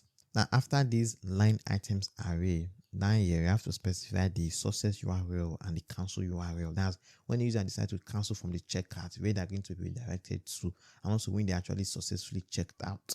So the success URL is going to be, now you have to create an environment variable for our base URL. Now I already have better auth URL right here, but I'm going to create another environment variable called next public app URL, which is basically going to be the same. Okay, just place that right here because I don't want to actually use, because it doesn't make sense to actually use something like better auth URL right here. So you have to actually ensure it has different name, the same variable but different name is actually better. The app URL, and then inside this checkout server action, I'll make use of backticks. In here, we're going to say process.env. We have to actually get the next public app URL environment variable and place that right here. After that, we /chat. So when the user is successful in buying a credit, when his checkout is successful, it's going to take the user to localhost 3000 /chat, or if you're on production, the domain /chat is going to bring the user to this chat page right here. Click on new chat, it's going to bring the user to, now we should be going to the chat page anytime we click on new chat. So I'm just going to actually update this, okay, because it doesn't matter the page where you click on new chat, you take us to the chat page and open a new chat for us. So I want to go to src components, I'll go to sidebar.css file right here. Up here, we're actually handling the new chat. We're going to say router.replace /chats. Great. So it doesn't matter where we're in. You click on handle new chat. It's going to create a new chat. So even if I'm in the pricing page, when I click on new chat, it's going to take me to a new chat right here. Okay, we're in the chat page, and this chat page is where users are going to be redirected to after they actually checked out. So inside this checkout.ts file right here, we're going to actually specify the cancel URL. So after this, we'll create a cancel URL, which is going to be similar with what we have here. Just copy this. I place that right here. Now this one is going to be /pricing. Okay, when the user cancels the checkout, the user is going to be redirected back to the pricing page. And then after all this, because we are creating a new Stripe session, we're going to return that session, so we can actually redirect the user to that Stripe checkout page. We say return session.the URL of the session, like that. So now we have the server action to actually check out a user. So let's actually use this create checkout. So we're going to go to our pricing page, go to SRC, go to app, protected. I'm going to go to this pricing page.tss right here. We're actually listing through the price. First of all, you have to convert this to a client component, and you also ensure this is actually run on the server. Up here, say use server, because we're going to use this server action on a client component. So up here, I'm going to say use client, like that. First thing I'm going to do up here is create a router instance. Const router is going to be equals to use router, get use router from next navigation, and then down here I'm going to create a function const handle check out. It's going to be equals to an async function, because this is going to be a network request. Anytime we call this handle checkout, we have to pass in an argument called plan ID, which is going to be of type string. And then in here, I make use of a try catch block. If there's an error, we're going to actually log the error. And then inside the try, I create a variable called URL, which is going to be equals to, I'm going to await create checkout server action, and I have to pass the plan ID as an argument. And then if we actually get a URL, then I want to check if URL was sent from the server. If the checkout URL was actually sent from the server, then we're going to write the user router dot push the user to that URL. The way this is going to work is that after we actually send that request to actually create a checkout, this server action is going to actually return the checkout URL right here. Okay, and then we're going to route the user to that checkout URL. So let's actually use this. I'll just copy this, and then I'm going to hook this to the choose plan button. So right here, I'm going to say on click. When someone clicks on this button, we're going to fire the handle checkout right here. So we're going to fire an arrow function that's going to actually call the handle checkout. And then we have to pass the plan dot the ID of the plan, like that. Great. So let's actually test this out. I'm going to click on this choose plan right here. We're going to make the request, and then it's going to redirect us to Stripe checkout. And you can actually see we clicked on 999. You can actually see right here 100 credits included. So I'll go back and then I'll click on the pro plan, click on choose plan. Actually get 99.99, 300 credits included. Amazing. So now, even if we actually check out with the user, we are not going to know if the user actually pays, because the secure way to do this is using Stripe Webhooks. After we actually check out the user, we have to actually send a request from our checkout dashboard, send an event to our application URL that a particular user paid in this application with this particular user ID, and you have to credit them with 300 credits. Now that's basically Stripe actually communicating with our application, because the first step was our application communicating with Stripe. So let's really try to work on that. So for that, we have to usually use Stripe webhooks. Now what are actually Stripe webhooks? I want to go to the documentation. I'll go to docs.stripe.com. I'll search for webhooks. Click on that. It says receive Stripe events in your webhook endpoints. Now, basically, we're going to create a webhook endpoint in our application that our Stripe dashboard, whenever it processes a checkout or a payment, is going to send an event to that webhook endpoint. Okay, and that's what webhook is all about. Stripe webhook. Now, to actually create a webhook, we go to our dashboard. I'll go to these developers right here. Then I'm going to head over to webhooks right here. So here you can actually create an event. You actually see I have one event already running. Okay, so anytime a payment is processed in this platform, it's going to send a request to this endpoint right here. But the issue we're going to have in development is that Stripe can actually send events only to hosted domains. Okay, right now we are working on localhost 3000. We are on local development. Now, when we actually want to deploy our application, we can actually create a Stripe event right here. But since we're on development, we have to find a way for Stripe to actually send that request. For Stripe to send the request to our local hotspot 3000. Okay, so we have to actually use Stripe CLI. So I'm going to teach you how to actually do that. So first of all, we have to actually install Stripe CLI. So I want to stop this server for now. Then I just do pnpm install at Stripe CLI. I want to install this as a dev dependency because we are going to be using this for development. For production, we're going to actually create our event on our Stripe dashboard. So say -- save as dev dependency. And after that, you just have to run this pnpm approve builds. Okay, place that right here. Then we just approve for Stripe CLI to actually run script command. Okay, enter. Why? So now I've actually installed the Stripe CLI. Now, after you are done installing Stripe, you have to actually log in with Stripe. Now, if you are familiar with GitHub, you already know that when you actually log in your GitHub to your computer is going to GitHub is going to store a token on your computer that you can actually use to actually connect or communicate with your GitHub account. You can push code from a local machine to GitHub. Now that's similar with what we actually want to do here, because we want to be able to push changes from this our Stripe CLI, our application, to our Stripe dashboard, and also our Stripe dashboard will be able to send information to this Stripe CLI. So we have to actually log in. Now to do that, we're going to go to the documentation, search for Stripe CLI right here. Go to Stripe CLI right here. Go to this very first one, and the very first thing you have to do if you want to use Stripe CLI, you have to actually log in. You have to do pnpm. You do pnpm DLX. If you are using pnpm, if you are using npm, you do npx. Okay, so since I'm using pnpm, I'll do pnpm DLX at Stripe /CLI login.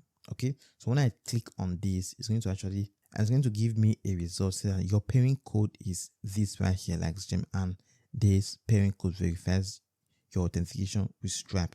I already have Stripe logged in my computer. Stripe already has a token in my computer, so my machine right here is already connected to Stripe. So I've actually logged in before. So if you are not logged in, that's how you're going to do it. pnpm DLX at Stripe login, and then you go through the login process to connect your local machine to your Stripe dashboard. And since we're actually done with that, now we have to actually run our local CLI. To do that, we're going to do pnpm DLX at Stripe /CLI. We're going to run this right here. pnpm DLX at Stripe CLI. Listen, that just forwards to localhost 3000 API webhook Stripe. So basically, we are sending this information to our Stripe dashboard that listen for events in our Stripe dashboard. Yeah, listen for events, and then forwards that event to localhost 3000 to this endpoint right here. So I just click on enter. And after we do that, you're going to get your webhook secret. So now this is very important. We're going to copy this webhook secret right here. We start from this WH secret, and all these credentials we are getting, these are sandbox credentials, not your live account credentials. Okay, basically, if you actually want to use a live account, it's basically not that different. Just swap your credentials right here where we have this .env. Place your live credentials right here. Now for your live account, it's going to be PK. I think PK then life, something like that. Alright, here create an environment variable called strap webhook secret. And this strap webhook secret is going to be our webhook secret. It's going to be this webhook secret right here. So I'm just going to copy this. And then I'll place that webhook secret right here. Okay. So now with this webhook secret and with this CLI actually, this server actually running, this strap server actually running here. Anytime an event is actually broadcasted on our strap dashboard, anytime a payment is completed or a payment fails, it's going to forward those events to localhost 3000 API webhooks and strap. So now when we head over to our strap dashboard, head over to that dashboard, I'll just refresh right here. You can actually see right here that send events from strap to web endpoint and client side. You can actually see that our local desktop is actually listening from event from strap. And you can also copy the webhook secret from here. Also get the webhook secret from here.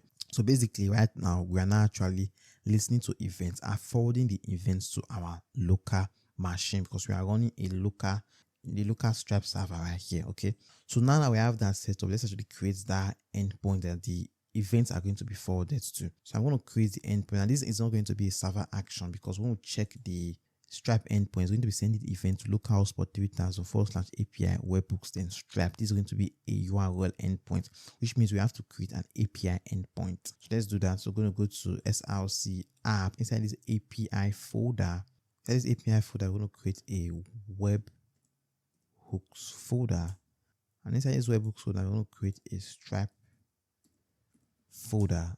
Inside this strap folder, we're going to create a Auth.js.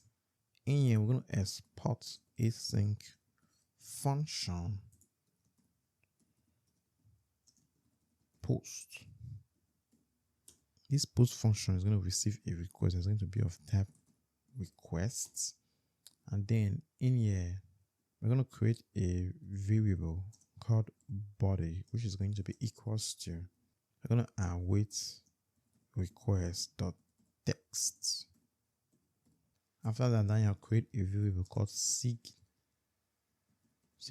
which is going to be equals to await headers, get headers from next headers dot get. In here, we're going to say strap, get strap signature. Okay, because strap is going to be the platform to actually send this post request. Remember, in our strap dashboard, we are sending requests to this localhost 3000/API /webhook/strap. Okay, we are sending events right here.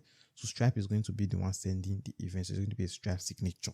After that, we're going to check if no signature was sent from strap, because obviously we have to check if this request is actually coming from strap. Okay, so we have to ensure this request is actually coming from strap. So if it's not from strap, if not a strap signature, then we're going to return this response missing signature with status of 400. Then after that, we're going to create a variable let events, which is going to be of type strap. We're going to get strap from import strap from strap dot event. Basically, the event is going to be a strap event. After this, we're going to make use of a try catch block. Inside the catch, we're going to log the error and they're going to return a new response, invalid signature. And then inside the try, we're going to construct a new strap event. So this event variable is going to be equals to strap. We're going to get our strap instance from the lib folder. That strap instance we created, strap from lib strap. And then we want webhooks.construct an event. Pass in the body, which is this body we are getting up here. Pass in the body the signature, which is this signature we are also getting up here. And then lastly, we have to actually pass our webhook secret. So we're going to get that process.env dot. We have to get that from our environment variable, this webhook secret right here. Copy that and then we'll place that strap webhook secret right here. Then we'll just ignore. After the try catch block, down here, we're going to check if the event dot type is equivalent to. Now, what are event types? So I'm going to go back to the dashboard. Now, when I click on these events that I already have in my dashboard, we can actually check for event types. We go to events right here. You can actually check for different event types. We have balance available, checkout session expired, checkout session completed, payment intent succeeded. So you have different events we can actually listen to.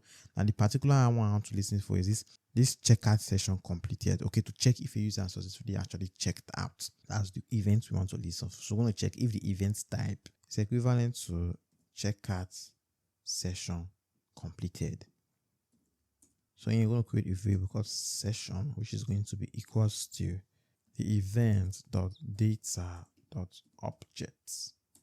Now this is very important because you could have a Stripe account that you are using for different services, different platforms. Okay, so you have to know the particular platform that's actually processing the payment. Okay, so that's why we actually set up that metadata right here. The metadata, so we know the application. In this case, the application is going to be Nextjs. So we can say const app is going to be equals to session.metadata.app. Use optional chain here. And also we can get the user ID because we set the user ID. So user ID is going to be equals to session.metadata.user. How did we actually spell that out? Yeah, user ID. User ID. And then lastly, because it comes get the credits. Comes credits. That way we know the amount of credit to actually credit the user with. So it comes credit is going to be equals to session.metadata.credits. And I think when we actually called it right here, we converted it to a string, but we're sending it through a metadata request. We're sending it to the metadata, so we have to just convert it back to a number. So I just cut this, say number, and then I'll just place that in here. And now we have to check if the app is not equivalent. Sorry, it's not equivalent to Nextjs.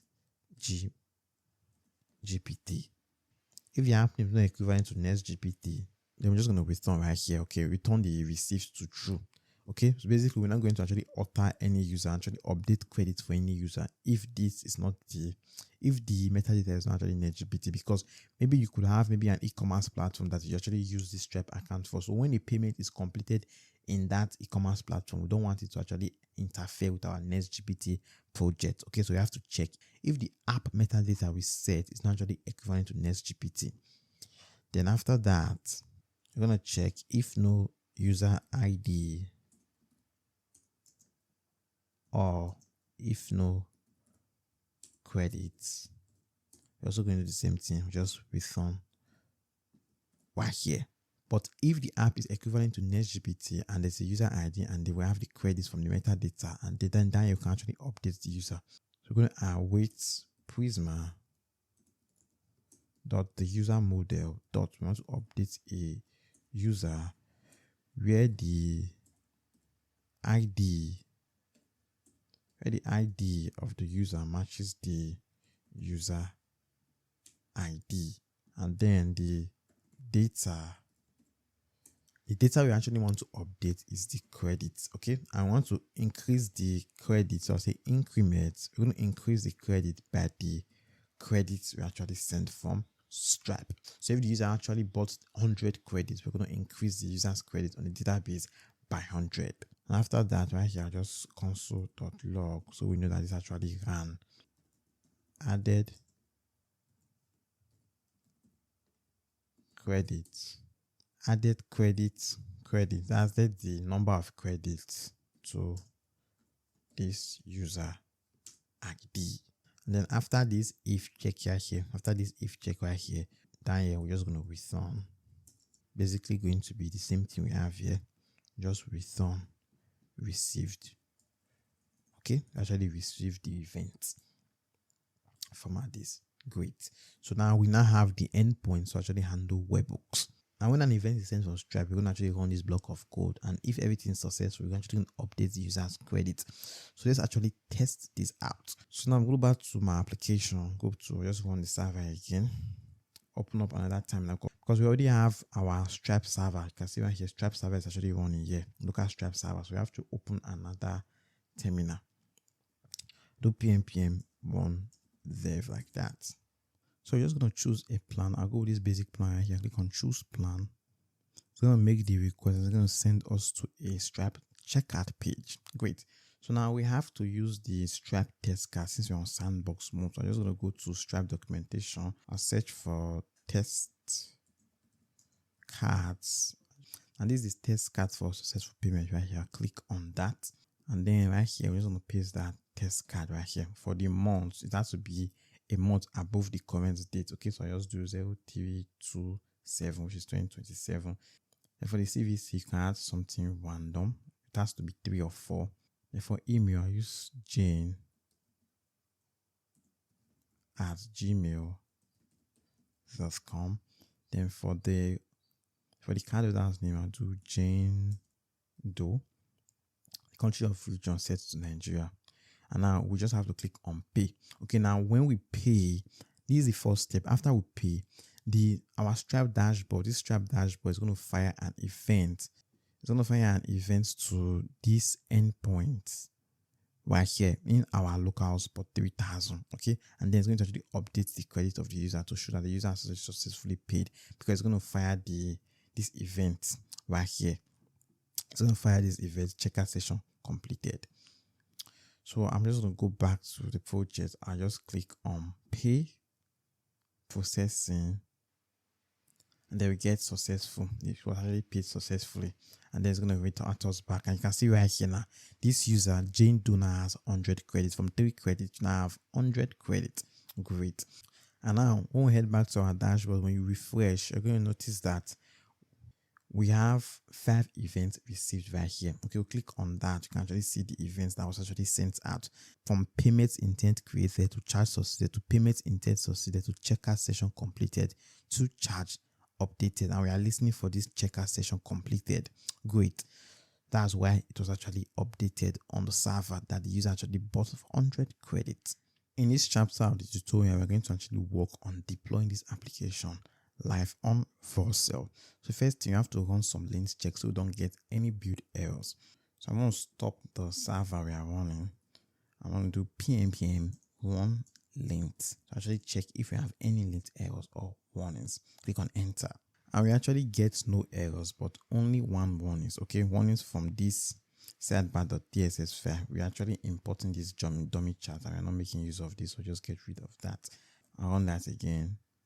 pnpm run links, and we don't get any ESLint warnings or errors, which means we can actually successfully build this application. So first, remember I said that when we want to build this application, go to src. This generated Prisma client is not going to be pushed to production, because inside our git ignore, we have this right here being going to be ignored by Git. When we actually initiate a Git repo, this is going to be ignored by Git. So which means when we actually want to build this application on Vercel on production, we have to actually run that Prisma generate again. And that's very simple. Now, before we run this next build command, we have to run a command of our own. So right here, we're going to say Prisma generate. And then after the Prisma client has been generated, then we're going to run the next build command like that. That way our Prisma client is going to be built on production. So the very first step to actually deploying this project, we have to actually push the code to GitHub. So I want to open this up and just clear, and then I'm going to initiate a new GitHub repo, git init. That's going to actually initialize a new GitHub repo. You can see right now that we have a lot of untracked files. So we simply just have to do git add all the files, all the changes to the staging area. I'm going to add all the files to the staging area. I want to do git status. We're going to see we have lots of files in the staging area ready to be pushed to commit. So I want to head over to GitHub. I'll click on new repository right here. I'll call this repository Next.js tutorial. Set this to private, and then I just click on create repository.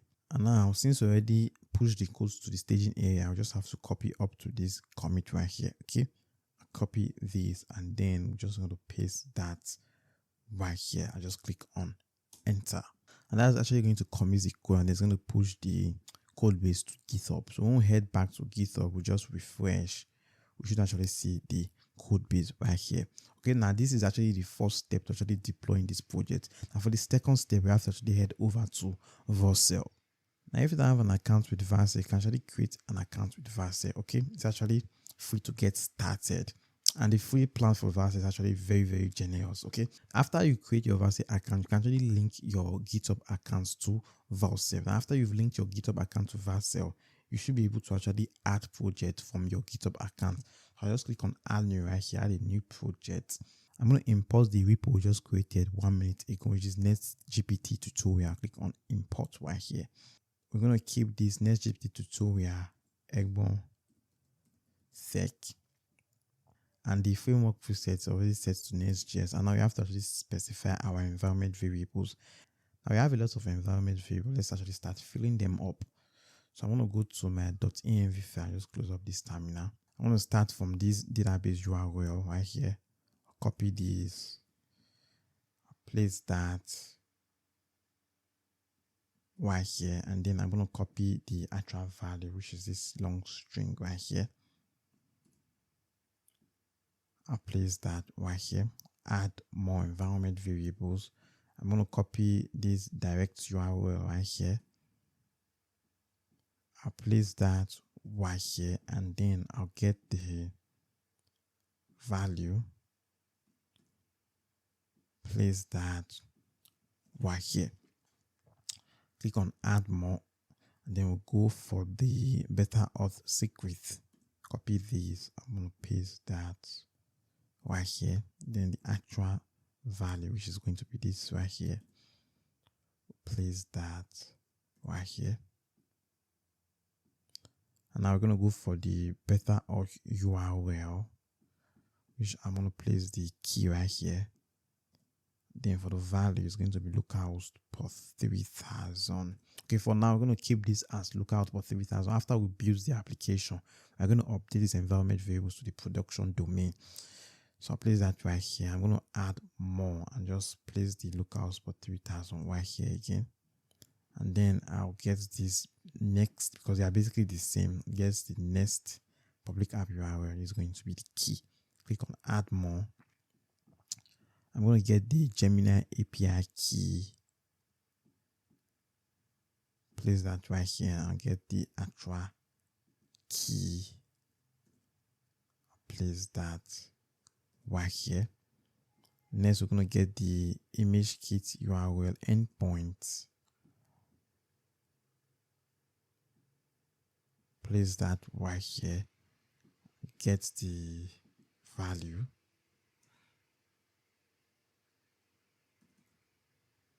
Place that right here. For the next one, I'm going to get the Cloudinary cloud name. Place that right here, and then we have to get the actual cloud name, which is going to be this string right here. I'll place that right here. And next, I'll get this Cloudinary API key.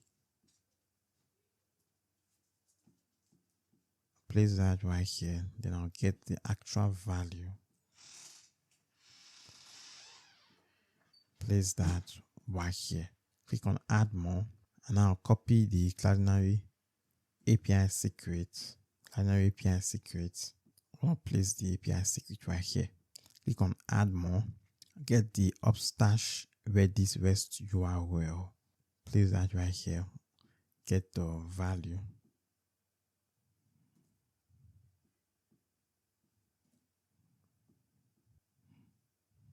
Then we'll get the Upstash Redis REST token. Add more environment variables. Place that right here. Then we just get the value. Place that right here. Click on add more again. And we actually have a lot of environment variables. We have to get the strap secret key. Copy that. Place that right here. And then we'll place the value right here. Click on add more. I have to get the next public strap publishable key. Place that right here. Then I'll get the actual value. Place that right here. Next, we'll get the strap webhook secrets. click on add more. I'll place that right here, and then we get the actual value, which is going to be placed here. Okay, now after all that, you just have to click on deploy to actually deploy the project. Click on deploy, and after that, you actually get a successful message. Congratulations, you've deployed a new project. So I'm just going to click on continue to dashboard, and then we can actually visit this project. I'll click on visit right here. I've actually opened up this project in a web browser, so I'm going to register a new user. I register Igbo Emmanuel, igbo@gmail.com, and then password. Then I just click on register. And we get invalid origin. Now, why are we getting this invalid origin? That's because we are not actually registered this domain with Bethel Auth. So let's actually do that. We're just going to go back there, and then we'll go to environment variables. Remember, I said that we're actually going to update these environment variables, the better auth URL and the next public app URL after deploying. So we're going to copy this domain right here. Just copy this domain right here. Head back there, and then we'll just go to this better auth URL right here. Click on edit. I paste that right here. // and then I just click on save. And also for the next public app URL, we also have to update this too. Click on edit, then I'll place that right here. Click on save. After we actually update the environment variables, we're just going to click on redeploy the application, review deployment. So now, why it's actually redeploying, we have to actually go to Stripe and actually update, because when we go to our webhooks, we're no longer going to receive events right here in this locals /API/webhook. We're going to receive events at this domain right here. Okay, so we actually update it. And this is a situation, since we're on production now, we're on HTTPS, we cannot create a destination like what we have here. So I'll click on add destination right here. There's going to be for this particular account. And then we have to specify the event we actually want to listen for. So I want to go to checkout event. The event I actually want to listen for is going to be this checkout session completed. This is the event I want. So I'm going to click on continue. And there's going to be a webhook endpoint. Send webhook events to a hosted endpoint. So I'll click on continue. And then we have to actually specify the endpoint. The endpoint is going to be this domain right here, /webhooks/Stripe. Okay, this is going to be the endpoint. And then we just click on create destination. So now when I go over to webhooks right here, close this up. Just go to developers. I'll go to webhooks. You should actually see we have the event right here. I'm going to rename this. I'll click on edit. Rename this Next GPT tutorial. Just click on save destination. Great. So now we have that renamed Next GPT tutorial. So now I'll go back to for sale, and I think this is actually successfully redeployed. I'll just go back to my application. I'll just refresh. Igbo Emmanuel, igbo@gmail.com 0000000. Click on register. I'll get a registration successful. So we've actually registered a new user. We don't have any chat yet, so I'm going to create one. I'll say, what is React? Sends the prompt.